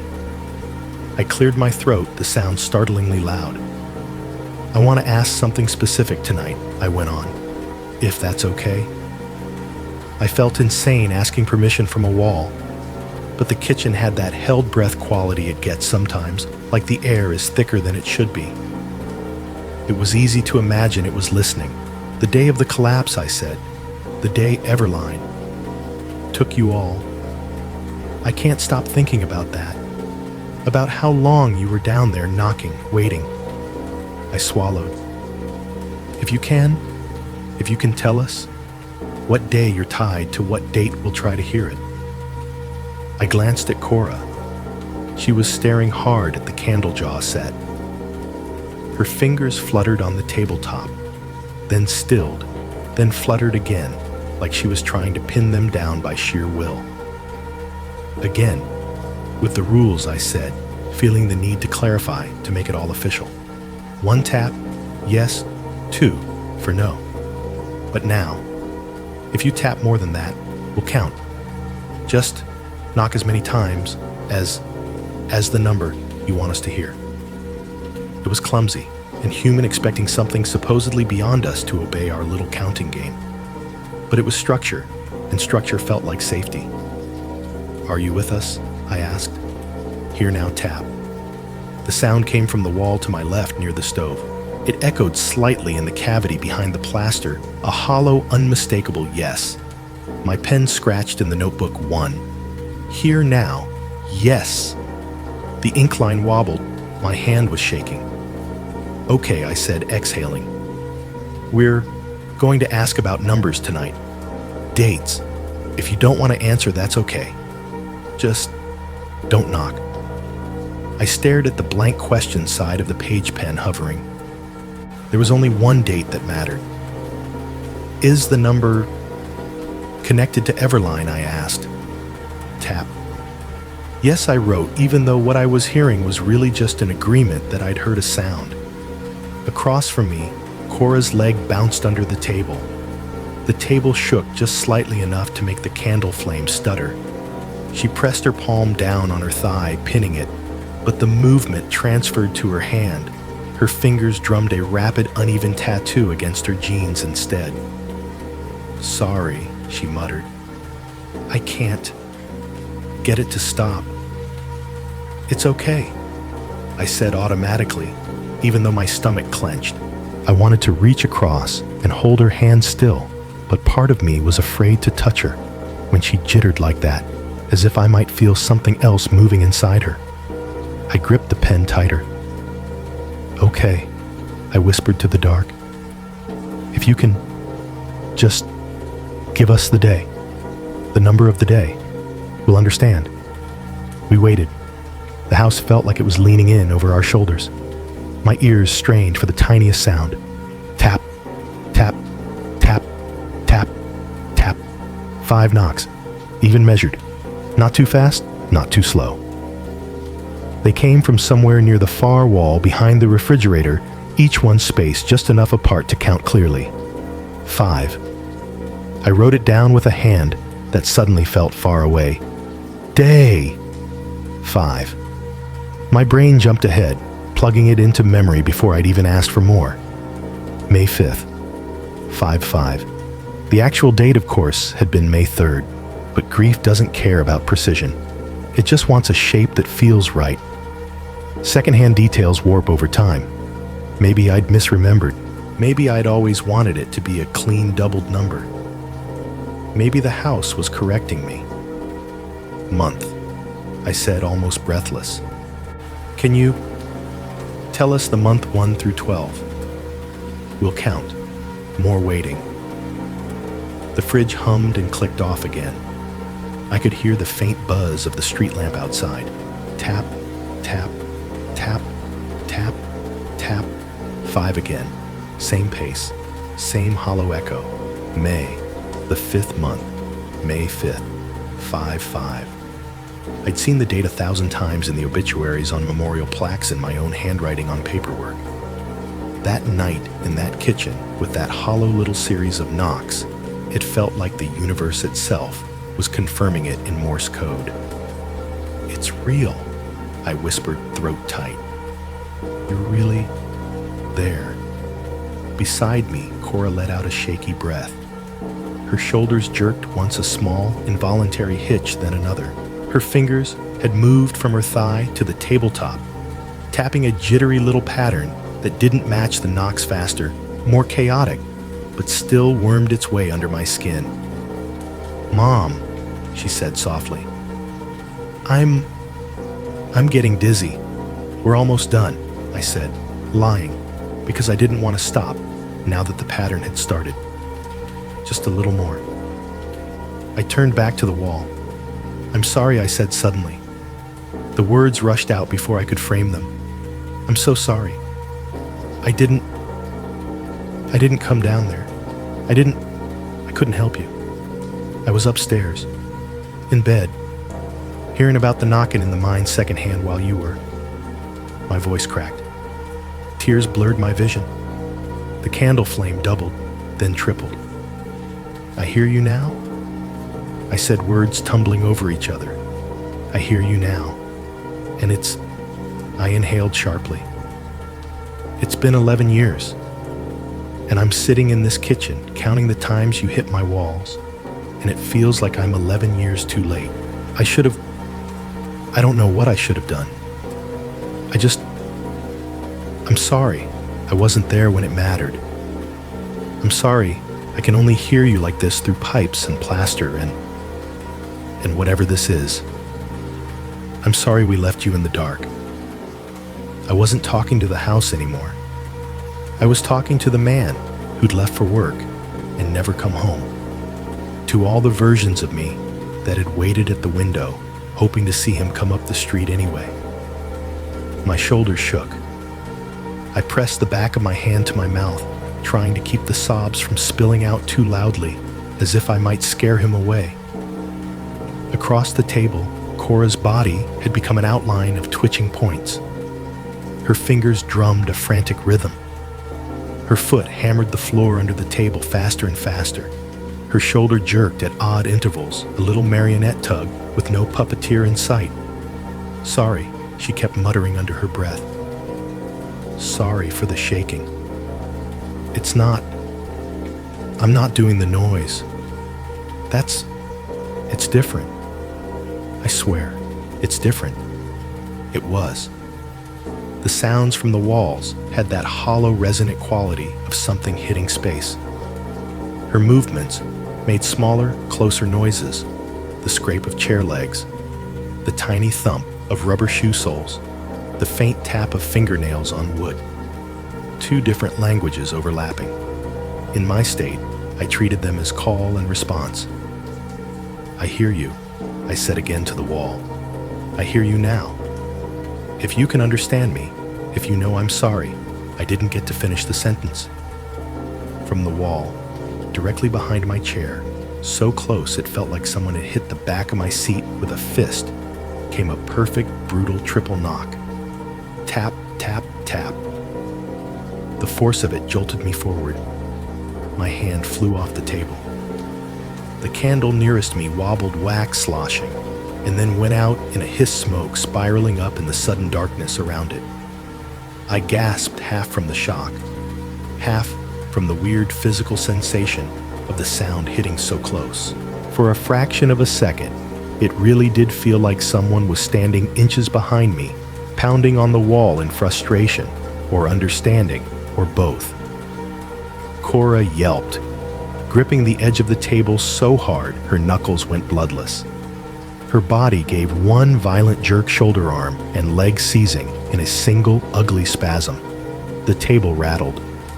The other candle's flames flared wildly, then steadied, sending jittery shadows skittering across the cabinets. Then silence hit hard and heavy. The fridge seemed to have cut itself off mid-cycle. Even the street outside felt muted. I sat there breathing hard, heart trying to punch its way out of my chest.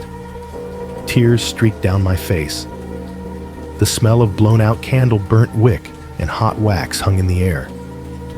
"That was him," I said, voice shaking. "That was him." He heard me. It felt like the purest cause and effect I'd ever experienced. Apology, then answer. Grief poured into the air, then slammed right back through the wall. If you'd shown me a video of that moment later, with the sound removed, I would have sworn you'd cut out the most important part. Across from me, Cora sagged back in her chair chest, heaving.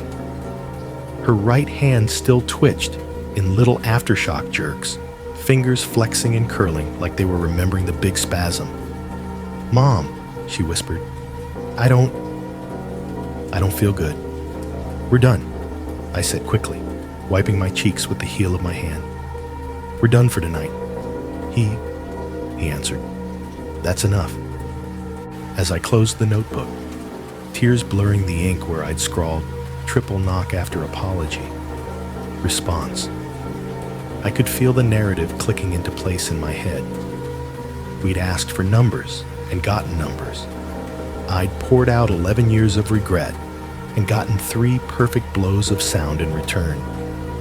To me, it was the clearest language we'd shared since they pulled his body out of the ground. Looking back, I can see something else woven through that night. The way Cora's twitching got worse the longer we sat there, the way her body built toward that same triple spasm climax, how her legs' frantic tapping blurred into the beat the house chose to answer with. But in that room, with one candle out, and the other 2 throwing more shadow than light, the knocks drowned everything else out. I heard what I needed to hear. And the house, whatever it really was, kept talking. The house stayed quiet after the triple knock, but the silence didn't feel like peace. It felt like the air right after thunder, when you're waiting to see if the storm's going to come back around. Cora went upstairs first. I watched her climb the stairs with one hand on the rail like an old woman. Halfway up, she swayed and caught herself on the wall. "You okay?" I called, already halfway out of my chair. "I'm fine," she snapped, then immediately softened. "Just my head feels like it's trying to explode. I'm gonna take a shower." She disappeared around the corner before I could argue. The sound of the bathroom door shutting, then the distant rush of water rattled through the pipes. For once, I didn't jump at the noise. I was too busy replaying that triple knock in my head over and over like a song hook I couldn't shake. I cleaned up on autopilot, blew out the candles, wiped wax strips off the table, rinsed out the mugs. The kitchen looked normal again within 10 minutes. My body moved through the motions of a woman finishing her night. My brain was somewhere else, entirely scribbling circles around the idea that I had finally gotten through. By the time I went upstairs, the shower was off. I tapped lightly on the bathroom door. "You all right?" "Yeah," came the muffled answer. "Just give me a second." I waited in the hallway, the dim bulb casting a weak cone of light over the faded runner rug. The steam under the door smelled like cheap shampoo and the mineral tang of our old pipes. When she finally opened it, she looked even worse. Her hair clung damply to her forehead and neck. Her skin had that waxy sheen that's too close to sick. She blinked against the light like a mole coming out of a tunnel. "My head is killing me," she said. "And every time I move, the room does like a half second later." She tried to laugh, but it came out thin. "You remember when I got the spins? That time I stole a sip of your wine at Christmas. It's like that, but all the time." "You should lie down," I said. "I'll get you some ibuprofen." She took a step toward her room and lurched sideways, shoulder smacking into the wall. Her hand shot out automatically, fingers scraping for purchase against the wallpaper. "Cora," I grabbed her arm. "You almost fell." "Emotional drain," she said, like she was quoting something she'd read. "We just sat in the dark talking to a maybe ghost for an hour. That's got to do something to your brain." She tried to pull away gently. "I'll be fine after I sleep." Part of me wanted to plant my feet and refuse to move until she agreed to go to the ER. The rest of me was so wrung out, so tangled up in what we'd just done downstairs, that I let her go. "Okay," I said. "But if you don't feel better in the morning..." "I know," she said. "Doctor, tests, needles, fun times." Her eyes slid away. "Can we not talk to it tomorrow? Can we not do that again for a while?" The question caught me off guard. "Do what?" "Invite it," she said. "Ask it questions. Light candles. Treat it like it's a guest instead of whatever it is." She swallowed. Her hand twitched where it rested on the doorframe. "I don't think it likes it. And I don't think my brain likes it either. We're just trying to understand," I said, hearing the defensiveness in my own voice. "We can't live with something and never try to figure out what it wants." "Maybe it doesn't want anything," she shot back too quickly. "Maybe it's just noise, or the house, or my nervous system, or stress, or all of it. Maybe us sitting there treating every creak like a yes or a no is making it worse." "The triple knock wasn't stress," I said. "That was direct. That was an answer, or a coincidence that landed in the worst possible moment," she replied. "Mom, I feel like I'm going to shake apart. I can't tell where I end and it starts anymore. I need less of it, not more." The words stung. It felt like she was asking me to turn away from Thomas, to hang up the phone mid-call. "We're close," I said quietly. "I can feel it. He's trying to tell us something. If we stop now?" She closed her eyes. "Please," she whispered. "I'm begging you. Don't make our whole life about what the walls are saying. I'm right here." She tapped her chest with 2 fingers. "Living, falling apart, whatever. But I'm here." "He's not." The hallway light hummed. In the silence that followed, I heard 2 things at once, the logic in her words and the little clack of the notepad's spine still echoing in my head. "Go lie down," I said finally. "We'll talk about it tomorrow." We didn't. Not the way we needed to. The next day, my sister dropped by. She lived 1 town over and had somehow managed to avoid the house since all this started citing work and kids and gas prices. When she stepped into the kitchen that afternoon with a grocery bag and a skeptical tilt to her head, it felt like someone had opened a window. "I brought you real food," she said, unloading deli containers and a rotisserie chicken onto the counter. "You look like you're living on coffee and whatever's closest to your hand." "Not far off," I admitted. The normalcy of her presence made me suddenly aware of the mess candle wax drips on the table, the notepad shoved half under a pile of mail, the faint, uneven smudges on the walls where hands had pressed during earlier visits. "So," she said, glancing around, "your starring role in the local ghost story. Want to tell me about that?" I told her the sanitized version. The knocks. The neighbors. The article. I left out the part where I'd whispered to the dark to take me instead. She listened with one eyebrow raised, arms crossed. "And the doctor," she asked when I mentioned Cora's dizziness. "What does he say?" "That she's recovering from strep," I said. "That being tired is normal. That stress can make things worse. And you don't think that," maybe she waved a hand around the room. "This is stress. What the knocking?" I snapped. "We're making it up." "I didn't say that," she replied calmly. "I'm saying brains are weird. Bodies are weird. You start telling yourself you're haunted. Every ache and twitch starts to feel like confirmation. That's not ghosts. That's psychology. And probably not enough electrolytes." I bristled. So she's imagining her arm jerking the glass off the table. She's imagining almost falling on the stairs. "I think she's sick," my sister said. "And I think you're scared. And I think those 2 things together could make a person hear a lot of things in old walls." She softened, stepping closer. "I'm not saying nothing's happening. I'm saying maybe we start with hospital tests before holy water or Ouija boards." "I haven't used a Ouija board," I muttered, offended. "Good," she said.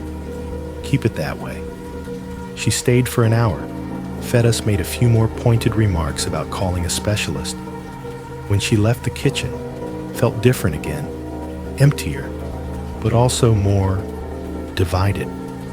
Like 2 versions of reality had brushed shoulders and refused to merge.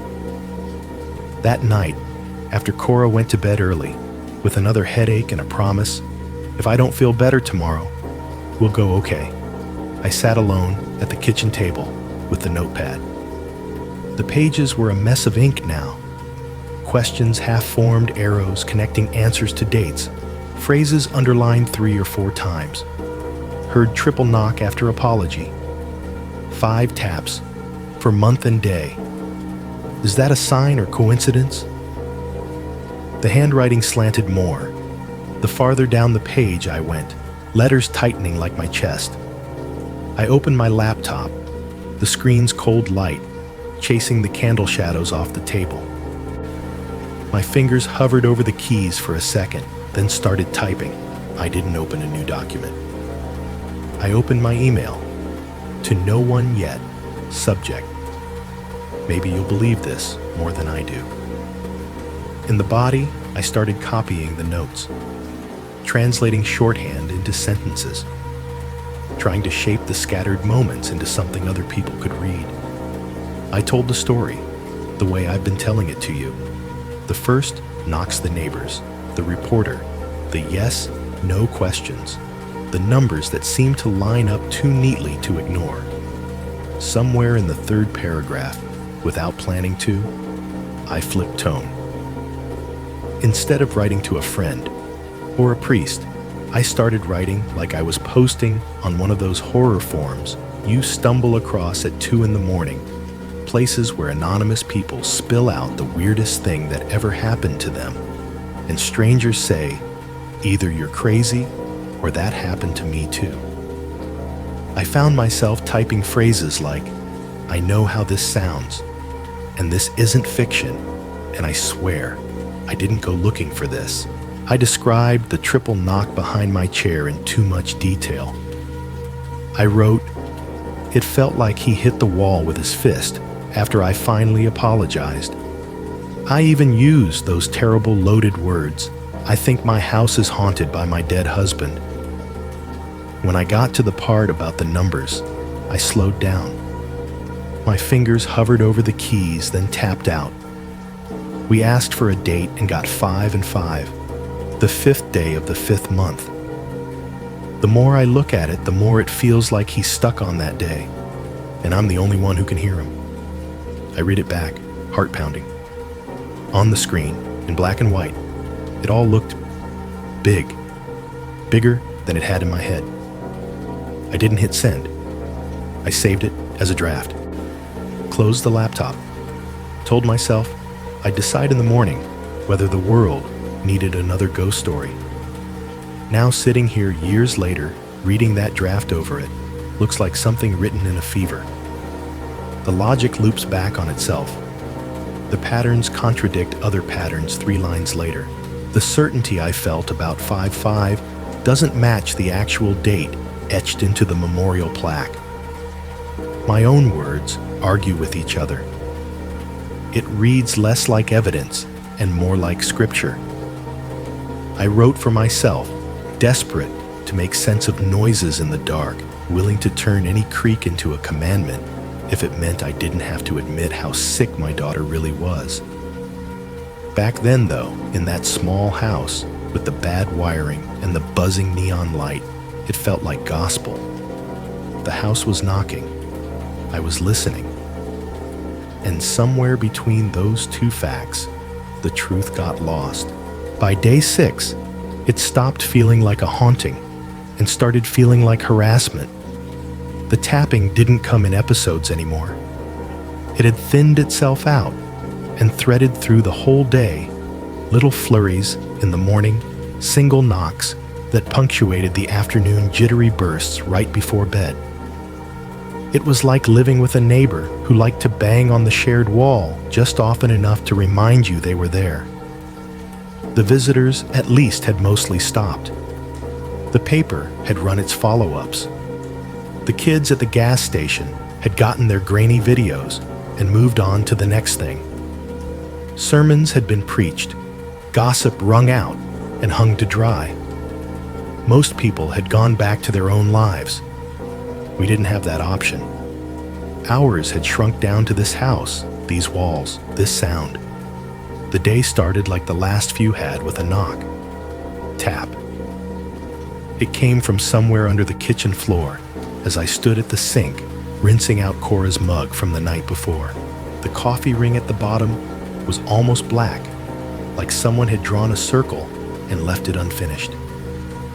Morning to you too, I muttered at the linoleum. Upstairs, I heard the soft scrape and thump that had replaced normal footsteps, Cora moving. The chair again. She'd started using the old swivel desk chair from my bedroom 2 days ago, half as a joke, half as an experiment. Wheelchair on a budget, she'd said, forcing a grin as she sat down and pushed herself along the hallway with her feet. It had made us both laugh at first, the absurdity of it. Now, it was just how she got around. I wiped my hands on a dish towel. and leaned in the doorway to watch her descend. She came into view at the top of the stairs, perched on the edge of the chair, hands gripping the side's toes, pushing off the carpet.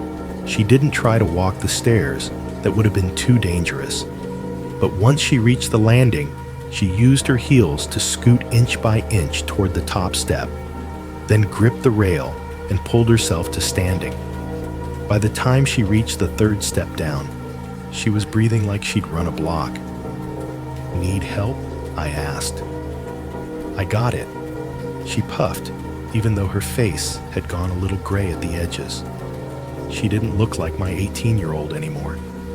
She looked like a bad sketch of one lines too sharp, all shading erased. Her hoodie hung off her like it was 2 sizes too big. Her pajama shorts slid down on her hips without the soft padding they'd been made for. Her socks bagged around her ankles. When she finally stepped off the last stair and into the kitchen, I could see the hollows where her collarbones met sharp as coat hangers. For days, I'd refused to really look, not directly. I'd seen pieces, wrist bones, cheekbones, the dip at the base of her throat, but I hadn't let myself add them up. That morning I did. The sum made me dizzy. "You look tired," I said, because there wasn't a kind way to say, "You're disappearing."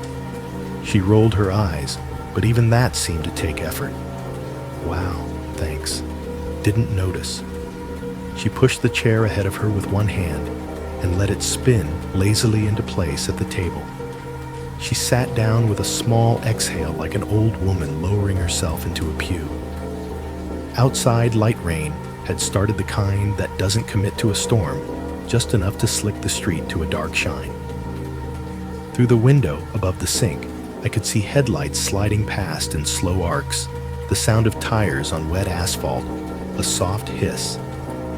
Somewhere in the alley, the Ace Hardware truck was backing up its flat, insistent beep, beep, beep, cutting through the morning like a heartbeat from a machine. Inside the fridge, hummed steadily, pausing every so often to click and shudder. The overhead fluorescent light buzzed with that faint insect-like whine it always had, but this morning it sounded like it was inside my head.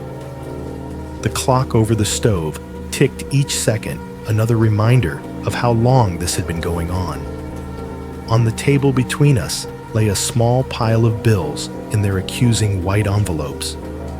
Tucked under them was a folded newspaper from 2 days before our own faces, fuzzy in black and white above a headline about the knocking widow.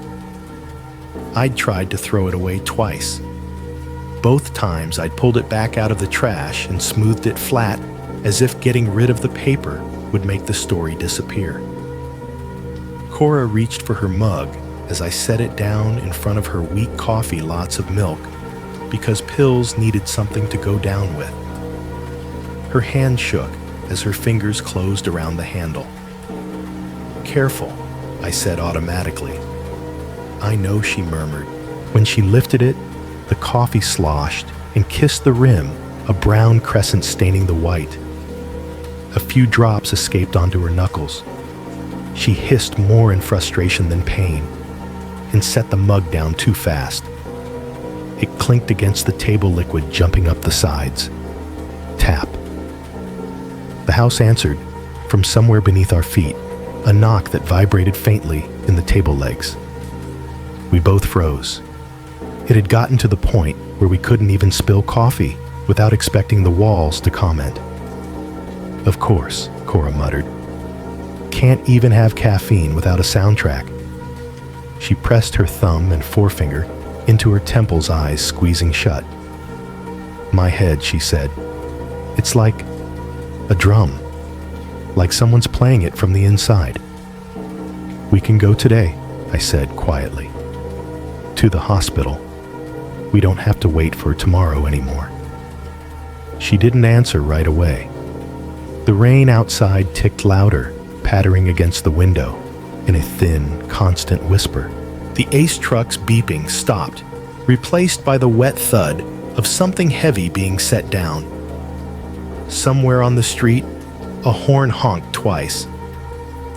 I don't want to sit there all day just for them to tell me I'm tired and depressed, she said finally. I don't want to watch you try to explain the knocking without them thinking you're crazy. They won't think she gave me a look that said, "Come on." We sat in silence for a while, the kind that isn't peaceful. The fridge kicked off. The fluorescent buzz filled the gap. The clock kept ticking. A few days ago, the kitchen had been full of people telling us what to do. Pray harder. Sage the house call, a psychic call, a doctor. Now, it was just us, and the bills, and that stupid folded paper. We could leave? I said, surprising myself. The word came out small. Just go. Stay with your aunt in Scranton for a while. Get you seen there. Give this place a break. We can't afford to just go, she said. Not like that. We could sell, I said. Move into an apartment. Start over. Her gaze flicked to the newspaper, then back to me. Who's gonna buy the haunted house or the miner's knock? She asked. Unless you want to charge admission? I winced. The worst part was that she was right. We'd let the story get too big. People looked at our house now the way they looked at the fenced-off mine shaft a place. Something bad happened. You visit, you don't move in. We can't stay like this, I said. It came out sharper than I meant it to. We can't keep listening to this all day and night and pretending it's not doing something to both of us. As if on cue, a rapid series of light taps skittered along the underside of the table like fingers drumming. It made the salt shaker wobble slightly. I felt it more than heard it, a tiny vibration in my knees.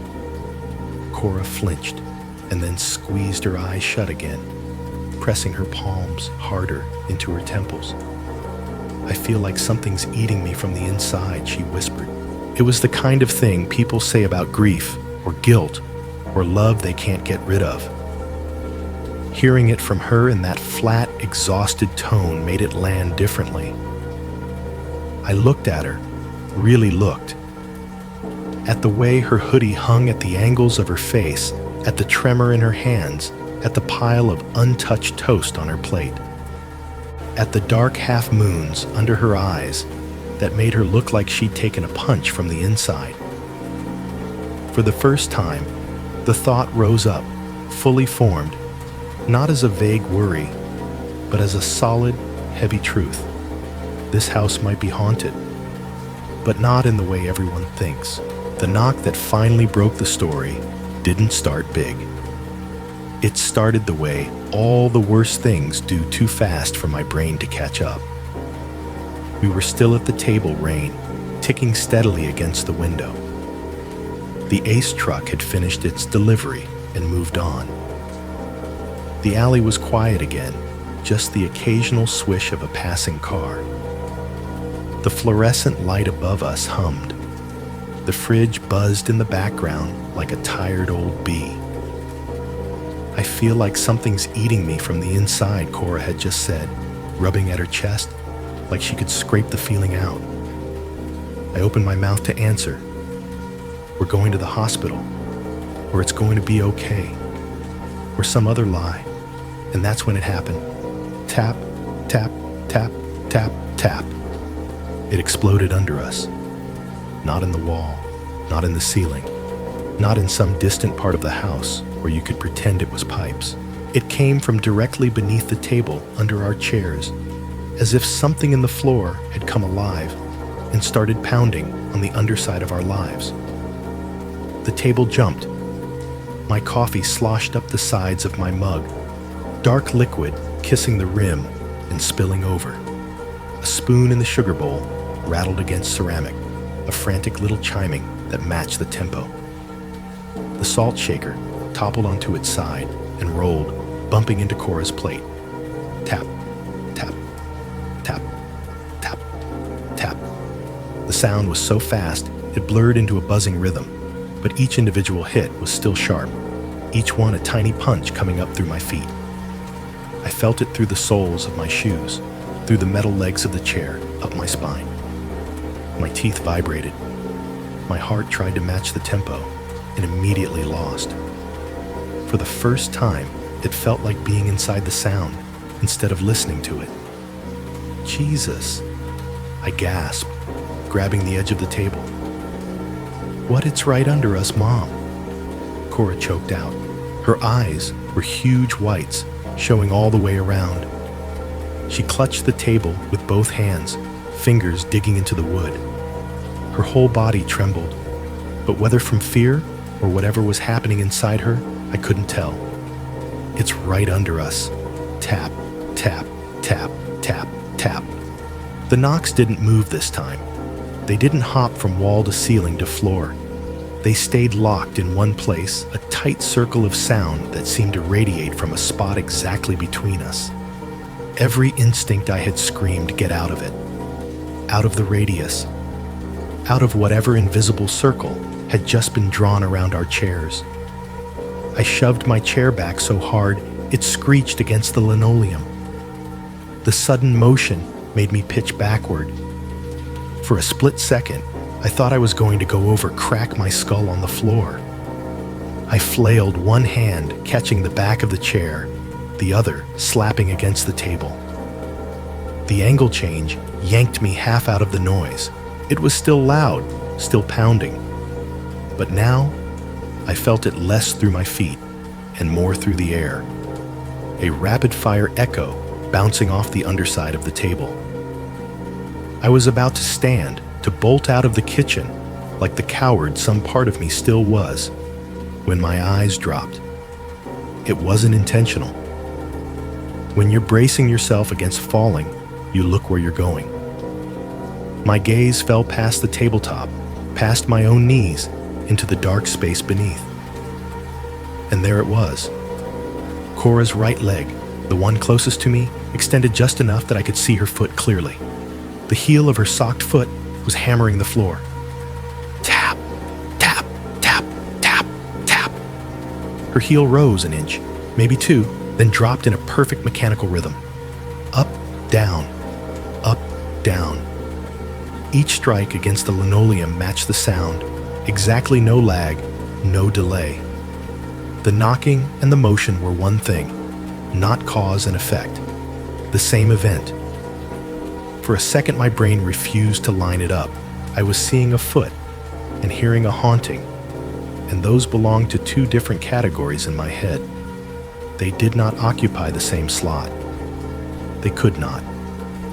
I looked up at her face. She was staring straight at me, not at her leg. Her eyes were fixed on mine, wide and wet. Do you hear? That she shouted over the pounding, even though we were 2 feet apart. Mom, do you hear it? She was terrified, and her foot was doing the thing that terrified her. Tap, tap, tap, tap, tap. Time did that strange thing then, where it doesn't stop, but it stretches. The world didn't freeze. The rain still fell. The light still buzzed. But my awareness widened and slowed like someone had taken my life and hit frame by frame.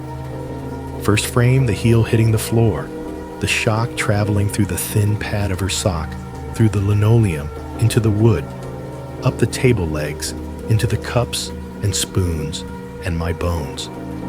Second frame, the tendon in her ankle, flexing the muscles in her calf, tightening and releasing in a pattern that didn't look voluntary. There was no hesitation, no human variation. It was as precise as a metronome. Third frame, a flicker of memory, watching her fingers twitch on her thigh, the remote tapping against the end table, her foot jiggling her bed frame at night. All the little movements I'd brushed aside as nerves, all the times the clock ticked, and her fidgeting had lined up too perfectly.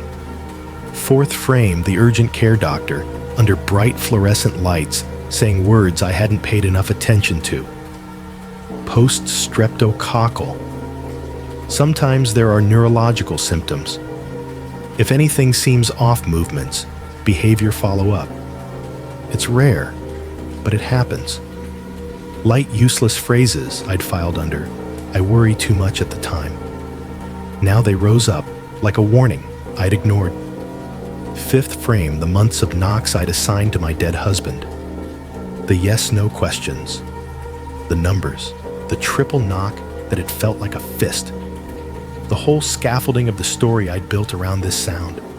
All of it held in place by the assumption that the source was outside us. Tap, tap, tap, tap, tap. The heel kept hammering. I don't know how long that little slow-motion reel actually lasted. In reality, it could have been 3 seconds, long enough for the truth to elbow its way in. It wasn't the mine. It wasn't the walls. It wasn't Thomas. It was my daughter. Cora, I said. My voice came out thin and strange, like it belonged to someone across the room. Honey. She clutched the table harder. Her shoulders shook. Make it stop, she whimpered. Please make it stop. I could see the disconnect on her face, absolute panic, pure fight or flight, and the oblivious rhythm in her foot. Her brain and her body were not in the same conversation. My first impulse was to scream, to tell her, "You're doing it," as if accusing her of a crime. I swallowed it. That wasn't what this was. Honey, I said again, forcing my voice to be calmer than I felt. I eased my chair back another inch so I could see both her face and her leg. Look at your leg. For a moment, she didn't. Her eyes stayed locked on me, pleading. The heel kept slamming the floor, relentless. Cora. I put every ounce of mother in my tone. Look at your leg. Her gaze dropped like it had been yanked. Her eyes followed the line of her jeans, down to her knee, down to her shin, down to the frantic blur of her foot. Tap, tap, tap. It stopped. The heel froze an inch off the floor, then slowly lowered. Her toes splayed inside the sock like an animal bracing itself.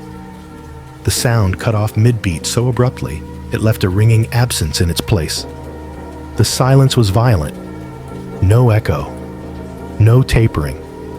Just the buzz of the fluorescent, the faraway hiss of rain, the clock ticking, and the sound of both of us breathing too fast. Cora stared at her own foot like it belonged to a stranger. I didn't, she whispered. I didn't know. I swear I didn't know. I know, I said, automatically. My ears were still vibrating with the memory of the pounding, but underneath that something else was humming now, a new cold understanding sliding into place where the ghost had been.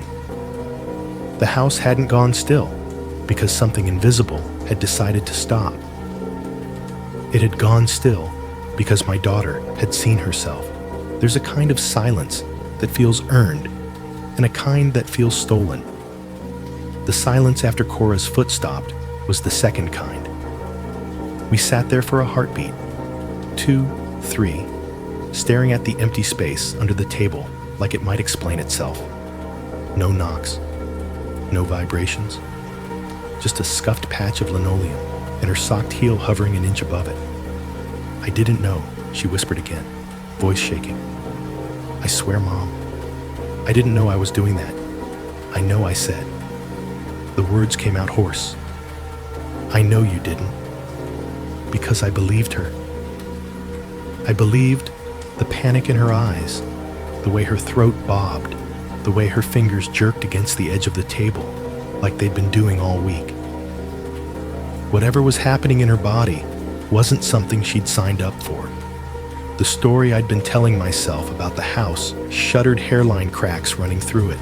Behind it, something uglier and more mundane peeked out the possibility that all this time, while I'd been talking to walls, my daughter's nervous system had been misfiring like a bad electrical panel. We're going, I said. Going where she asked, dazed. The hospital, I said. Now. No more urgent care. No more tomorrow. Get your shoes. I don't think I can. I'll help you, I cut in.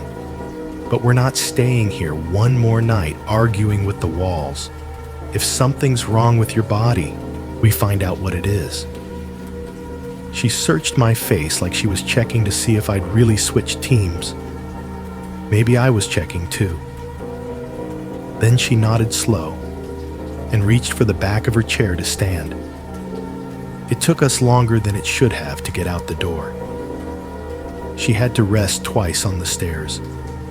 I had to sit down once in the hallway and put my head between my knees until the roaring in my ears stopped. I grabbed my keys, my wallet, her insurance card, and a hoodie for myself without really seeing them. Outside, the rain had turned to a fine mist that coated everything in a slick sheen. The streetlights along our block glowed in fuzzy halos. The Ace truck was gone. The alley was empty. For once, no one was standing across the street watching our house. It was just us and the wet. I helped her into the passenger seat of the car, our aging sedan that smelled faintly of old fries and pine-scented air freshener, and buckled her in like a little kid. Her hands twitched against the seatbelt. Her foot jittered on the floor mat. "Try to keep them still," I said softly, then immediately regretted it. She wasn't doing this on purpose. "I'm trying," she said through gritted teeth. The hospital we chose wasn't in town. Plymouth's clinic wasn't built for anything more complicated than broken bones and stitches. We went to the regional one off the highway 20 minutes away at night with light traffic. I'd driven past it 1,000 times, big concrete building, sitting back from the road parking lot, stretching out in front, like a lake of asphalt facade lit by floodlights that made it look both welcoming and sterile. The drive there felt both too fast and far too slow. Wipers squeaked across the windshield. Highway signs flashed by in reflective green, announcing exits I barely registered. The radio was off. I couldn't stand the idea of any more noise. The only sounds were the hiss of the tires on the damp road and Cora's uneven breathing. She kept one hand braced on the door, the other pressed flat against her thigh, as if pinning the muscles in place. "Mom," she said once, not looking at me. "If they say it's all in my head, they're not going to say that I said. And if they do, they're wrong." But a tiny poisonous part of me knew I told her the same thing about the knocking. That part stayed quiet. The hospital lot was half full puddles, reflecting the floodlights. I pulled into a space near the emergency entrance, the painted lines barely visible in the water. The automatic doors slid open with a soft hiss as we approached a blast of cooled antiseptic air hitting us in the face. Inside the ER waiting room was its own little universe. Harsh fluorescent light flattened everything. A TV mounted in the corner played local news with the sound-down closed captions marching across the bottom about a road closure 2 towns over. Rows of plastic chairs in muted blues and grays held a handful of people, a kid with a bloody towel on his forehead, an elderly man coughing into a mask, a woman rubbing her swollen belly and staring into the middle distance. The smell was a mix of hand sanitizer, floor cleaner, and something metallic underneath it all, like cold pennies. A vending machine hummed against one wall, full of snacks no one really wanted at 2 a.m. Somewhere beyond the double doors, an alarm beeped steadily out of sync with the ticking clock above the reception desk. I checked Cora in at the front desk, stumbling through the questions. Name, date of birth, symptoms, recent illness. Strep throat, I said. A few weeks ago, maybe a month. She's been tired, dizzy, losing weight, and the movements. Her hands, her feet, they jerk. She doesn't know she's doing it sometimes. It's getting worse. The nurse behind the glass, ponytail kind eyes badge that said, Janelle nodded fingers, already flying across the keyboard. Any chest pain trouble breathing? she asked. No, Cora said from behind me. Her voice sounded small in the big room. Any trouble walking? Janelle's gaze flicked down to the way my daughter leaned heavily on the chair I'd rolled over for her. Yes, I said at the same time Cora said, a little. Janelle pursed her lips. Okay, let's get some vitals. Triage was its own little pocket of reality, a curtained-off alcove, a blood pressure cuff that squeezed too tightly, the soft beep of the pulse oximeter clipped to her finger. The numbers on the screen made the nurse's brows knit heart rate a little fast weight far lower than it should have been. When she asked Cora to squeeze her hands, lift her legs, touch her finger to her nose, the tremors were obvious. Have you noticed these movements for long? She asked, jotting notes on a clipboard. Couple weeks, I said. They've gotten bad in the last few days. They started after the strep, Janelle asked. Yes, Cora answered. I thought I was just anxious or something. Janelle's eyes softened. Okay, she said. We're going to get you back to a room as soon as we can. Might be a neurologist who wants to talk to you. The word landed with more weight than anything else she'd said. Neurologist, brain doctor, somebody whose job it was to know why bodies betrayed their owners. We waited. Plastic chairs don't have a concept of time. They just dig into your thighs the same way at minute 5 and minute 55. The TV switched to a commercial for auto insurance, then a segment about a charity 5K. A kid in a soccer uniform limped out with a walking boot and a lollipop. A disembodied voice over the PA called Code Blue ICU and made my stomach clench, even though it had nothing to do with us. Cora's leg bounced, even sitting down the tremor, traveling up her body like a subtle vibration. Every so often, she'd clamp a hand down on her knee, as if offended by its independence. Eventually, they called her name. The exam room they put us in was small and aggressively clean. White walls. White bed with crinkly paper stretched over it. A machine in the corner with tubes and wires idle but ready. The air smelled like disinfectant and latex.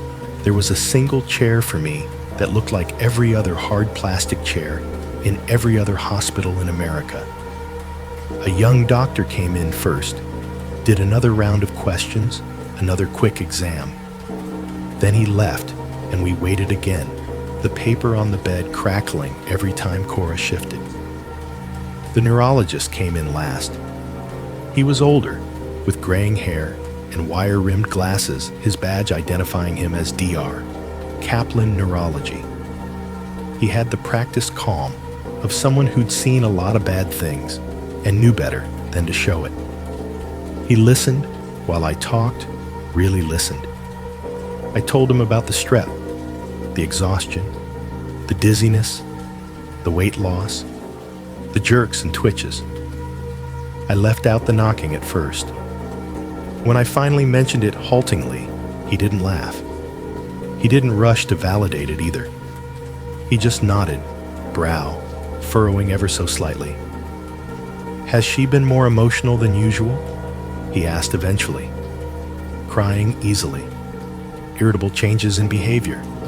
Yes, we both said. He nodded again, like pieces were sliding into place. Okay, he said, pulling the little rolling stool closer to the bed. I'm going to talk for a minute, and some of this may sound scary, but most of it is actually good news in a way. He explained it in plain language, careful and measured. How sometimes after a strep infection, the immune system can get confused. How the antibodies that fought the bacteria can start mistakenly attacking parts of the brain instead. How that can cause involuntary movements, mood changes, strange behaviors, a kind of short circuit in the system. They used to call it Sydenham's chorea, he said. Sometimes St. Vitus dance, because of the movements. We might label it now as a post-streptococcal autoimmune process. The name matters less than what it is. Your daughter's body has been fighting the wrong enemy.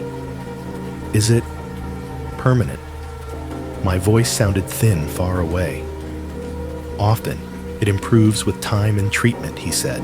We'll run some tests to confirm blood work, maybe imaging, but the pattern fits. Recent strep weight loss, fatigue, involuntary movements. He glanced at Cora. The fact that you didn't know your leg was moving until your mom pointed it out, that's very characteristic. I thought about her foot pounding the floor. Her eyes locked on mine, asking if I heard it. He kept talking about medications to calm the movements, ways to support her, while her immune system settled down the need for follow-up. The words washed over me in waves. Some stuck, others broke and rolled back. They took blood, wheeled her off for a scan. I sat in the hallway on another plastic chair, watching nurses glide by in rubber-soled shoes, listening to code announcements echo down the corridor, and the soft thunk of gurney wheels over thresholds. The walls here didn't knock. They beeped, they chimed, they spoke in numbers and acronyms I didn't understand. When Dr.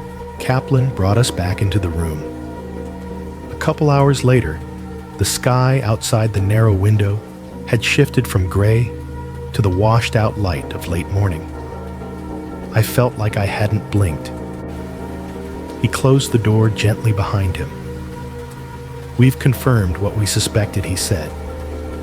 Your labs show markers consistent with a post-strep autoimmune response. The imaging doesn't show anything like a tumor or bleed, which is good. We're going to call this Sydenham's chorea. He said it like a verdict and a reprieve at the same time. So it's real, Cora said weakly. It's not just in my head. It is in your head, he said gently. In the sense that it involves your brain. But it's not imaginary. It's your immune system misbehaving, not you. We can treat it. It may take time, but you're not crazy. She closed her eyes in relief. A tear slid down her cheek, caught in the crease by her nose. Dr. Kaplan looked at me, then really looked as if seeing past the sleeplessness and the haunted house headlines to the woman sitting in someone else's story. You mentioned noises, he said carefully. Tapping, knocking. I swallowed. Yes. It's very possible, he said, choosing his words with surgical precision, that your daughter's movements produced many of the sounds you heard, especially if they happened at night in bed on furniture. She probably wasn't aware of most of them. In one sentence, he kicked the ladder out from under the whole narrative I'd built. My mind flashed through the greatest hits, the tapping under the bed, the knocks by her headboard, the rattle of the remote against the end table, the pounding under the kitchen table, the way the house had seemed to respond to questions, the way we'd interpreted rhythms like scripture. All of it suddenly overlaid with the image of her foot, her hand, her shoulder jerking to some awful internal drum. So, the knocking. I started, then stopped. My throat felt tight. Old houses make a lot of noises, he said. Pipes, vents, settling. Add involuntary movements, hitting furniture and walls, and a family under a lot of stress. It can sound like a conversation when you're desperate for one. He didn't say, when you're grieving. He didn't have to. Relief hit first. A rush of dizzy gratitude so strong, I had to grip the side of the bed to stay upright. She wasn't possessed. She didn't have a brain tumor. There was a name for this, however ugly. A name meant treatment. A name meant hope. Right behind it came something heavier. I saw myself lighting candles, setting out notepads, asking the dark to answer while my daughter's body betrayed her 2 feet away. I saw myself letting neighbors ask the spirit to knock, while Cora's hand twitched on her thigh. I saw the draft of that email on my laptop, turning her illness into content. I had turned my kid's suffering into a ghost story because the idea of my husband trapped in the walls hurt in a way that made sense. The idea that my own mind had helped trap my daughter in bed with an untreated condition hurt in a way that didn't. "We'll get you started on medication today," Dr. Kaplan was saying. "We'll admit you for observation, then plan follow-up with neurology and rheumatology. You're in the right place now." "Thank you," I managed. He left us alone for a moment. The door clicked softly shut. The monitor above the bed beeped out a calm, steady rhythm, indifferent to my internal chaos. Cora looked at me, eyes red-rimmed, but brighter than they'd been in weeks. "It wasn't him," she said quietly. I thought of the knocks, the patterns the night I'd whispered, "Take me" instead. I thought of the way my heart had grabbed at that single tap behind my headboard, ready to rebuild my whole life around it. "No." I said the word, feeling like it scraped my throat on the way out. "It was you." We sat there in the antiseptic light, under the watchful eye of machines instead of walls, and let that truth settle. The haunting hadn't vanished. It had just changed shape. The ghost wasn't in the house. It was in our story. Recovery doesn't feel like a clean break. It feels like trying to walk on a leg that fell asleep, everything tingling and weak and not quite yours yet. For a while, the hospital became its own ghost story. Not the old house on our street, but fluorescent corridors that never got dark, the hiss of automatic doors, the wheeze of machines. Cora spent her first days there, mostly asleep, drifting in and out as the medications kicked in. The jerks and kicks that had haunted our kitchen softened, then spaced out. The violent full-body spasms shrank into the occasional twitch in a finger, a shoulder shrug that looked almost normal. I learned the rhythms of that floor the way I'd learned the rhythms of the tapping. Morning vitals at 6. Breakfast trays at 7:30. Physical therapists rolling their carts down the hall, mid-morning sneakers squeaking on the waxed tile.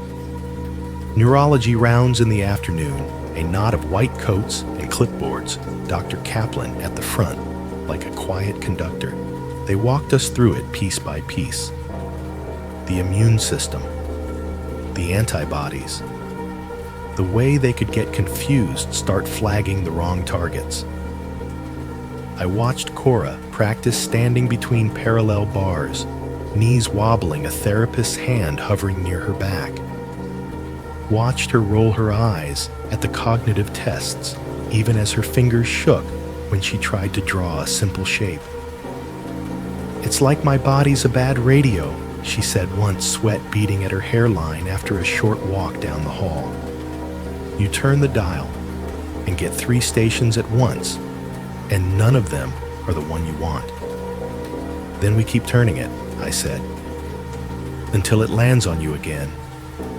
We went home with prescriptions, instructions, follow-up appointments. I taped the medication schedule to the fridge right over the spot where one of the first knocks had made a picture frame rattle.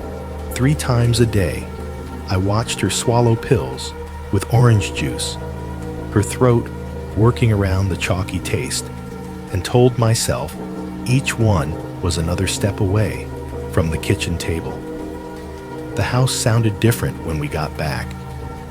Or maybe it was me that was different. The pipes still clicked when someone turned on the shower. The fridge still hummed, cycled off with a clunk that thumped faintly through the floor. The old radiators still gave the occasional sharp tick in the night, expanding and contracting behind the walls. But without the constant low-level panic riding every sound, it all went back to being noise, background, the ordinary, messy breathing of an old place. And then there were the days when a single sharp sound would ricochet through the house and my brain would flash back knock. I'd freeze listen and realize it was the mail slot, or a pan settling on the stove, or a neighbor slamming a car door. Sometimes, when Cora dropped a spoon by accident, we'd both flinch like someone had fired a gun. The town adjusted even faster than we did. The paper ran a follow-up story 2 weeks after the diagnosis. Not front page, not big photo, just a smaller column tucked into the bottom half of page 3. Rare post-strep condition. Explains local haunting. The headline said the quotation marks doing a lot of work. The reporter who'd come to our kitchen called me beforehand, his voice careful. "We just want to set the record straight," he said. "You know, for people who are worried, and to highlight the medical side, in case any other kids get something similar." He didn't apologize for the first article. Not exactly. But his voice had that wobble people get when they're trying not to admit they're embarrassed. Neighbors stopped me in the street for a while. At the mailbox, at the gas pump, in line at the grocery store with its 2 bright lights and humming refrigerators. "We're so glad she's okay," they'd say, hands pressed over their hearts. When we heard it was her, we just felt so bad for feeding into all that ghost talk. Some of them laughed a little too loud afterward, like they could ha-ha the discomfort away. "Mass hysteria, right?" One of the hardware guys chuckled at the mini-mart. Whole town lost its mind over creaky pipes and a kid with the jitters. We should have known better. Others didn't laugh it off. They lowered their voices, leaned closer eyes, darting around like the walls of the supermarket might be listening. "I'm glad she's feeling better," one woman from church murmured, while we stood side by side at the deli counter. "But I don't care what the doctors say. I heard something in your kitchen. I know what pipes sound like." That wasn't pipes. I didn't argue with either camp. The ones who wanted it tidy and rational, and the ones who needed their ghosts. I'd lived under both explanations. Neither had saved my daughter. The neurologist had. The town edited itself fast the way towns do. The haunted house became the place where there'd been that weird medical story. The minor ghost narrative got pushed to the back of the shelf, pulled out only in certain conversations at certain tables in the bar, when the night got late and the beer got cheap. I heard it at the diner one morning, sitting in my usual booth by the window, the coffee tasting like burnt gum and comfort. 2 men in work jackets sat at the counter, voices carrying just enough. "Whole place lost its head," one said, stirring sugar into his cup. Soon as the paper said, "Ghost," everybody heard ghosts. Turned out to be a sick kid. Figures. "Yeah, well," the other replied, flipping his fork through his scrambled eggs. "You hear what you want to hear." Everybody wanted a haunting so bad we ignored the obvious. I stared at my plate, the smear of ketchup on my omelet blurring. The obvious. A sick kid. My kid. Later in the grocery store parking lot, I passed a group of teenagers clustered around someone's phone. I caught a snippet as I walked by. My mom still says it was the miners, a girl with dyed red hair said. Says she heard them on the ceiling right over her head. Says no doctor can tell her what she didn't hear. Maybe they were real ghosts. And a brain thing another kid suggested half-joking. Like tag team. They laughed the easy, brittle laughter of people playing at being scared. I loaded my bags into the trunk and shut it a little too hard. At home, Cora slept. A lot. The meds knocked her out, and her body needed it. The jerks and spasms grew less dramatic week by week. the foot that had hammered our kitchen floor, now only bounced sometimes when she was tired. Her fingers still twitched occasionally when she held a pen too long, but she could drink a glass of water without flinging it. "I feel like I'm moving through molasses," she said once, sprawled on the couch with a blanket over her legs, TV remote loose in her hand. "But at least I'm not tap dancing in my sleep." "It's getting better," I said, and sometimes I almost believed it entirely. We drove to physical therapy twice a week, the town rolling by outside the car windows like a scroll. Past the laundromat with its buzzing neon. Past the mini-mart, the church, the turnoff to the mine road. In the clinic, the floors gleamed, and the air smelled like sweat and disinfectant. Cora walked on a treadmill, hands gripping the sidebars, therapist pacing beside her. Each time she made it a little longer before she needed to stop and sit. Neurology follow-ups became part of our calendar. Down the same hospital hallway, past the same vending machines and bulletin boards, into the same exam room with its crinkly paper and faintly chemical smell. Dr. Kaplan would ask the same questions in slightly different ways. "How are you sleeping? Any new movements? How's your mood?" He adjusted meds, scribbled notes, nodded as Cora described feeling closer to herself. He never mentioned ghosts. Neither did I. The word felt childish in that setting under the humming fluorescent lights, surrounded by diagrams of brains and cross-section. At home, though, when the day quieted and the house shut down one appliance at a time, the memories didn't care how much science I'd been shown. I'd be washing dishes and catch myself staring at the spot on the floor under the table where her heel had hit. The linoleum looked the same scuff mark from where we dragged the chair, same faint discoloration from some long ago spill. But my skin remembered the way the sound had climbed my bones.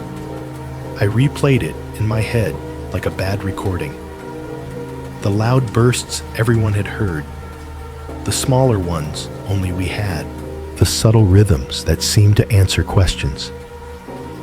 Every time a plate clinked or a cabinet thumped closed, I could see her in a slightly different pose. Fingers drumming, shoulder, twitching foot, jiggling against wood. I couldn't stop wondering how many of those knocks had really been her body banging out a distress signal I'd translated wrong. Had she been begging for help while I invited people in to be entertained? The guilt came in waves. At the grocery store, in the car, in bed, staring at the water-stained patch of ceiling above me. It would hit with a sudden physical jolt, the realization that at some point I'd crossed a line, that I'd chosen the ghost version because it fit my grief better than the messy, terrifying reality of my daughter's body turning on itself. I remembered lighting candles while she sweated through her hoodie 2 feet away. I remembered whispering into the dark while her nervous system misfired in the next room. I remembered watching her foot hammer the mattress at 3 a.m. and telling myself she was being tormented in her sleep by something external, because that hurt less than admitting I might be watching a medical symptom unchecked. There are worse stories than my husband's ghost knocks on the walls.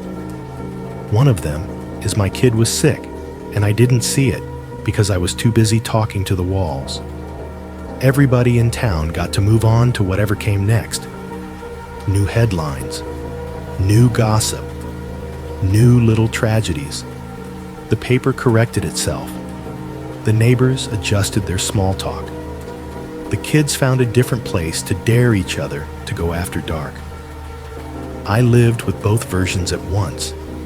The medical one with its Latin names and treatment plans and fluorescent lights.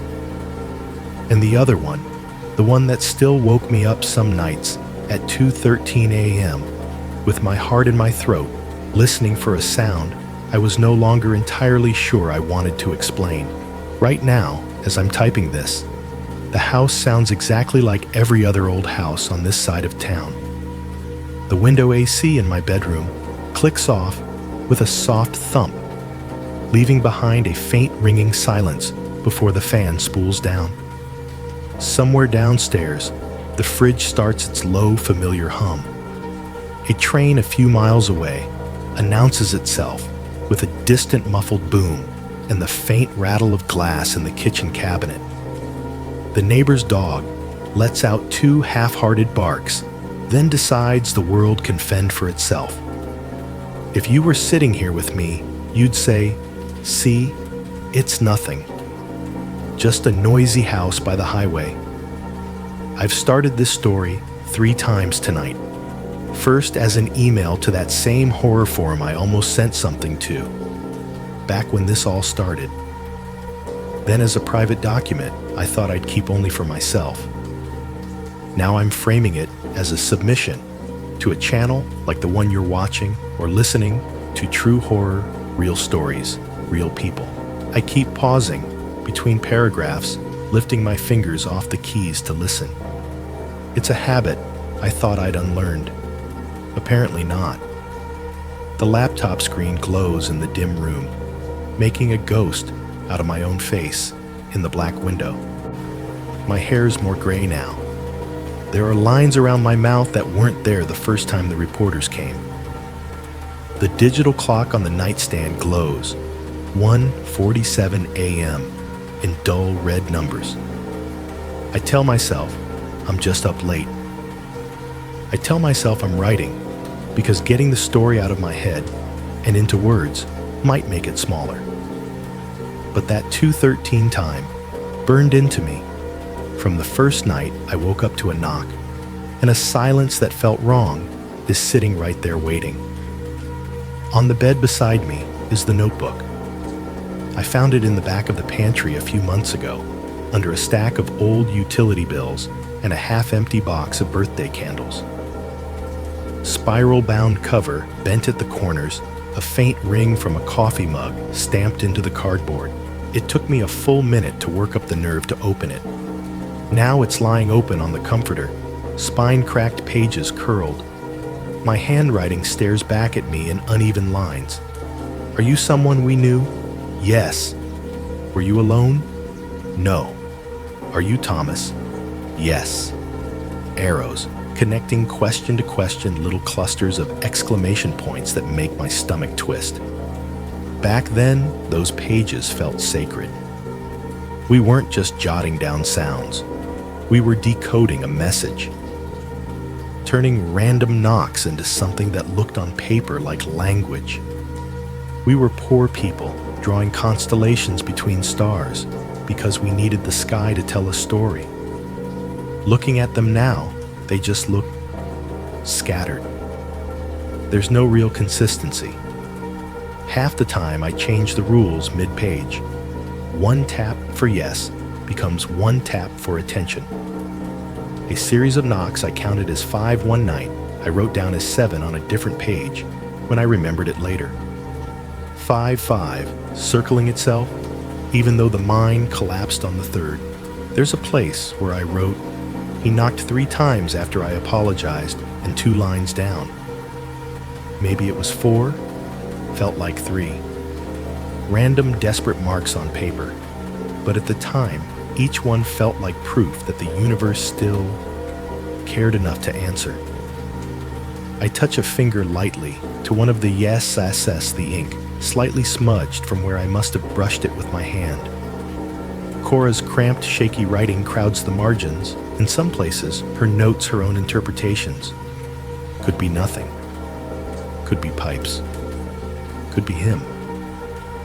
I remember sitting at that kitchen table with her, both of us hunched over this notebook, like students cramming for an exam. The candles. The hum of the fridge. The feeling that if we just listened hard enough, the world would cough up a reason for what had happened to us. It wasn't just us. This town wanted a ghost long before the first tap ever hit my wall. When the Everline mine exploded, they didn't just lose men. They lost the story they'd been telling themselves that hard work and sacrifice and showing up every day at 5 a.m. meant something. That if bad things happened, they'd be understandable, somebody's mistake, a safety shortcut, a fuse that went wrong. Something you could fix, or at least blame. Instead, they got silence. First, the silence from underground, when the radios went dead, and the only thing anyone could hear was rock shifting, and if you believe some of the old-timers, faint banging that got weaker and weaker. Then the silence in the houses up the hill, as wives sat by their phones and didn't know whether to cook dinner or start making calls. A ghost men still knocking, still asking to be heard made more sense than men just being gone. A haunting turns a tragedy into a loop. That means it's still happening. It means in some twisted way that they're still here. When the tapping started in our house, it was like handing the town a script they already knew half the lines to. Reporter kid needed a headline. Neighbors needed something to stand around and talk about that wasn't layoffs or opiate overdoses. Church ladies needed a cautionary tale. Teenagers needed a dare. And me, I needed Thomas to be knocking. Even if it meant he was suffering. Even if it meant imagining him trapped in some in-between place, pounding on my walls, the way he supposedly pounded on rock 11 years earlier. Because suffering somewhere, I might be able to reach you, was easier to hold than gone in an instant in the dark, without me, without goodbyes. That's the part I'm not proud of. It's easy now, with diagnoses and discharge papers and pill bottles lined up on the counter to say, of course it was medical. Of course it was her nervous system. Of course those knocks were her body misfiring. I can throw around words like autoimmune and post-strep and pretend I've always believed in those more than ghosts. But that's not true. There was a version of me that lit candles and asked the darkness if my dead husband was trapped in the drywall, and then scolded myself for how relieved I felt when the answer seemed to be yes. That version of me was willing to bend reality until it matched the shape of my grief. The town did it on a bigger scale. Everybody had their reason. The guy at the bar who lost his brother in the collapse wanted to think he might still hear his voice somewhere. The old ladies at church needed it to be a moral, see what happens when we stop praying enough.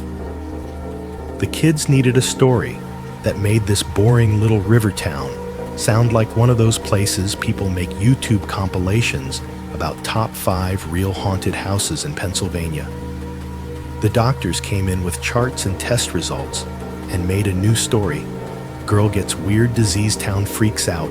Everybody learns about the power of science and hysteria. Both versions leave things out.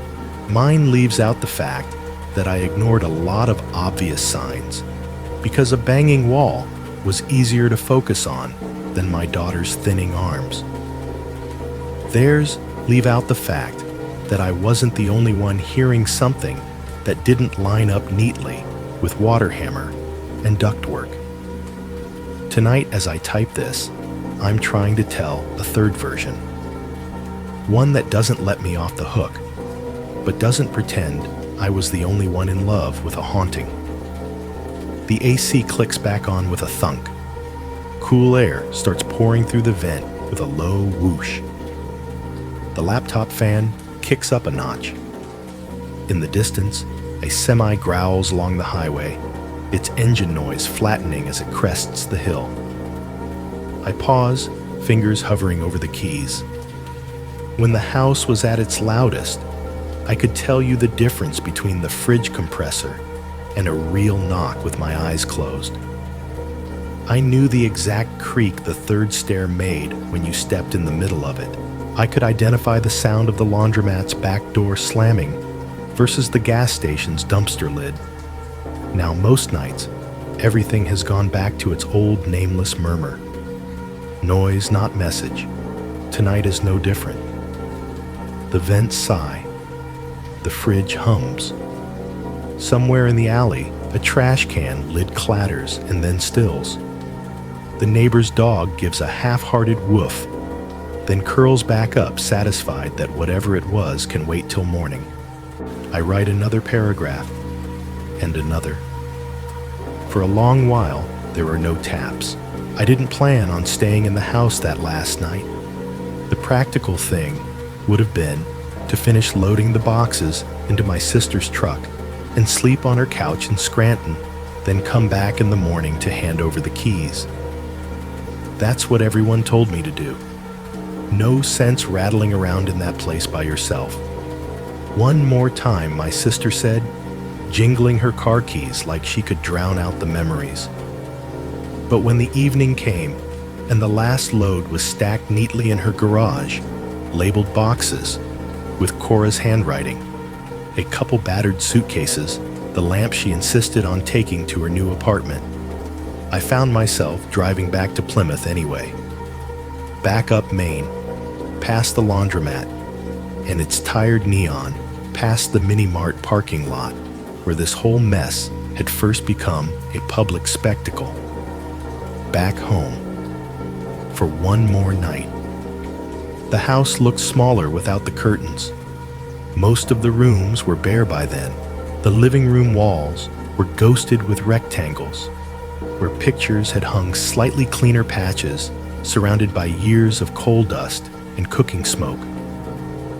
The hallway sounded different under my feet, every step echoing a little like a cheap imitation of the old knocks. The kitchen hit me hardest. The table was gone. We'd sold it to a neighbor for $50, chairs included. In its place was just an empty rectangle of scuffed linoleum and a ring of slightly cleaner floor where the legs had used to stand. The overhead fluorescent still buzzed faintly. The fridge hummed in the corner. The last big appliance left its bare top, showing the pale outline of where the microwave had sat. There was one lone chair pushed up against the wall, and 3 cardboard boxes stacked by the back door cleaning supplies. Odds and ends, a few things I decided to throw out at the last minute. The window over the sink was naked. No blue check curtains, no potted plant, just glass dark outside, reflecting an older woman moving slowly around a half-stripped room. If you didn't know better, you'd think no one had ever lived here. I washed a single mug in the sink, more out of habit than necessity, and set it upside down on the counter to dry. The sound of ceramic on laminate was small but crisp, echoing more than it had any right to in the emptier house. I remember when you couldn't move in here. Without bumping into somebody, I said out loud, my voice bouncing back at me off the cabinets. Reporters, kids, curious neighbors, everybody waiting for it to perform. The faucet dripped once, twice, like punctuation. Cora wasn't coming back to this kitchen. Not except maybe for a quick holiday visit, if we were both feeling strong enough. She lived in a different town now, closer to the college she was trying to finish on the second attempt, nearer to a neurologist and a pharmacy that knew her name. She texted me updates about classes and roommates and cafeteria food. Sent me videos of her walking across campus without a cane, just a little hitch in her step when she got tired. Her movements weren't gone, not entirely, but they were more like punctuation than sentences now. A shoulder shrug here, a finger tremor there. Background noise instead of all-consuming broadcast. The girl whose foot had once hammered my kitchen floor hard enough to make the salt shaker fall over now sent me selfies from a different kitchen with magnets on the fridge that didn't mean anything yet. The house had been shrinking around that reality for months. Tonight, it finally admitted what we'd both known it wasn't ours anymore. I went upstairs with the last armful of things, my phone charger, The book I was pretending to read, the old notebook I'd decided to keep after all. The carpet in the hallway had been rolled up and taken out earlier that day. The boards underneath creaked more loudly than they ever had when they were covered. My footsteps sounded like someone else's. My bedroom was the only room that still looked like itself. The bed was there, stripped down to fresh sheets and one pillow. The nightstand still held the digital clock, its red numbers steady, and a small lamp with a crooked shade. The closet door hung half open, empty hangers swinging slightly from where someone had brushed past them earlier. The window blinds were tilted halfway, letting in a wash of streetlight that painted the wall in soft bands. I set the notebook on the nightstand and sat on the edge of the bed, listening. Highway distant, a low, steady hum that had been the soundtrack to my entire adult life. Somewhere farther off, a siren wailed half-heartedly, rising and falling as it passed through intersections that had nothing to do with me. The neighbor's TV murmured through the wall in indistinct voices, then clicked off. The fridge downstairs cycled compressor kicking on with a familiar clunk. The house felt hollow. Not empty, exactly, just thinner. Like a shell someone had peeled the fruit out of. I lay back and stared at the water-stained patch in the ceiling I'd never bothered to fix. Part of me cataloged every small noise running the old mental checklist. Fridge, pipes, radiator, wind, traffic, dog, train, no tapping. I told myself that was good. Proof that the doctors had been right, that the neurologist's quiet correction had been the only exorcism we'd needed. It was late. Old houses talk. Mine had said enough. The digital clock's glow caught my eye. 2:12 a.m. I hadn't been watching it on purpose. I never set alarms for that time. But some part of me, the part that still lived half a step ahead of my own thoughts, had been tracking it anyway. The same way your body knows when a storm is coming before the first thunderclap. I thought about getting up, about going downstairs to sit in the kitchen one last time, bare knees pressed against the cold edge of that empty rectangle of floor, daring the house to say goodbye. I didn't move. Instead, I lay there and listened to my own breathing, the steady in, out, that I used to lie awake and monitor in Cora when she was little and feverish. I matched it to the soft whir of the AC vent, the distant shush of cars, the ticking of the cheap battery clock on the dresser. 2:13 a.m. The numbers flipped over with a tiny change in the glow. There was no magic to it, no cosmic significance, just a moment in time. A minute like any other. I closed my eyes. That's when it came. Tap. Just one. Clean sharp from somewhere near the foot of the bed. Not so loud it made me jump, not so soft I could pretend I'd imagined it. Just enough to cut through everything else and sit there in the air between heartbeats. My eyes flew open. The ceiling stared back. I didn't sit up. My whole body wanted to. I felt it in the coil of muscles in my stomach, in the twitch of my fingers against the sheet. The old habits surged. Get up. Check the walls. Check the floor. Check the pipes. Walk the perimeter and prove it's nothing. Turn on every light and chase it back into whatever hole it crawled out of. I stayed very still. I listened so hard my ears hurt. The house held its breath with me. No second tap. No scatter of small knocks. Just the distant highway. The AC's soft exhale, the faint tick of the clock. Maybe it was the bed frame shifting. Maybe it was a board settling. Maybe it was one last echo from a nervous system that wasn't mine. Maybe after everything, there was still a piece of the story that didn't fit into a chart. I lay there for a long time, counting off seconds in my head waiting to see if the sound would repeat, if the pattern would resume, if the house would launch into some final performance for its last audience of one.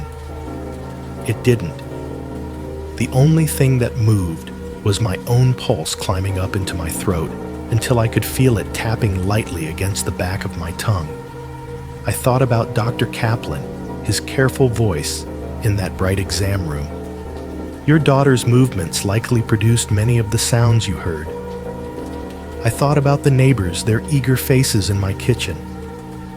I heard something. I thought about my husband, a man who went to work one morning and never came home, and all the ways I'd tried to keep him knocking around in the dark so I wouldn't have to admit he'd left.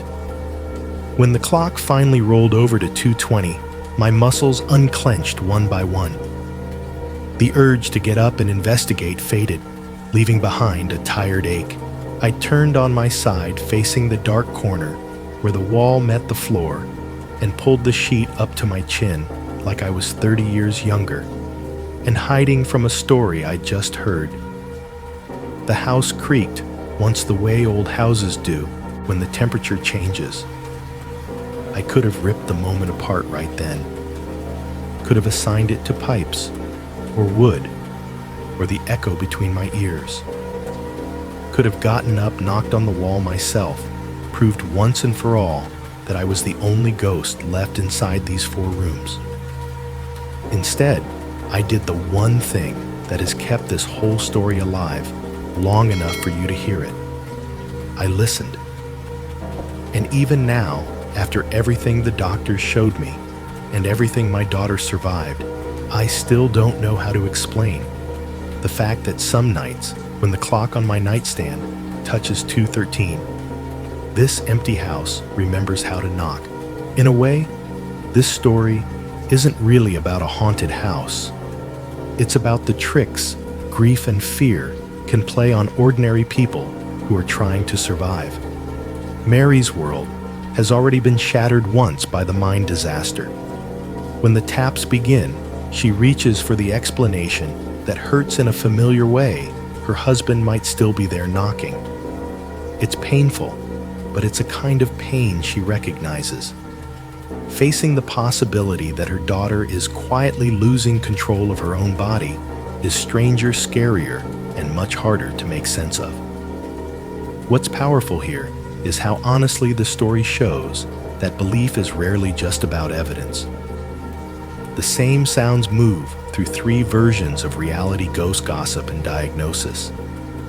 The taps don't change. What changes is what people bring to them. The town wants a haunting because it turns a mining tragedy into lore. The paper wants a hook. Mary wants a reason her husband's death wasn't just a cliff that dropped into nothing. Everyone overlays meaning on noise because silence is unbearable. And yet this isn't a cynical story. The real exorcism comes from truth, not holy water. Once Mary sees Cora's foot hammering the floor, the myth cracks, and what steps through is not a demon, but an exhausted 18-year-old in desperate need of help. The horror doesn't disappear. It just relocates from the walls to the nervous system, from superstition to biology. That shift doesn't make the fear less real, but it does make action possible. There's also a quiet kindness in how the story treats being wrong. Mary is never framed as stupid or foolish for believing in the knocks. She's human. Her mistake comes from love and loss, not malice. The doctors aren't smug saviors either. They don't sneer at the ghost story. They simply offer another narrative that fits the facts, and more importantly, saves a life. The real victory is not proving the haunting false, but getting Cora walking across a campus instead of shuddering in a kitchen chair. The final tap at 2:13 a.m. is what keeps the story lingering. It doesn't undo the diagnosis or the science. Instead, it honors something we all live with, the part of experience that never fits neatly into charts or headlines. The story suggests we can hold both truths at once. We can trust medicine and still admit that some echoes inside houses and inside memory will never be fully explained. Maybe that is the quiet warning tucked inside this haunting "pay attention to the living before you chase the dead." Listen to the person who says, "I don't feel right," with the same intensity you give to strange noises after midnight, because bodies whisper long before they finally scream too late. If you were Mary, which would be harder to face, the possibility of a ghost at your wall, or the possibility that someone you love has been suffering right in front of you while you were listening for something else?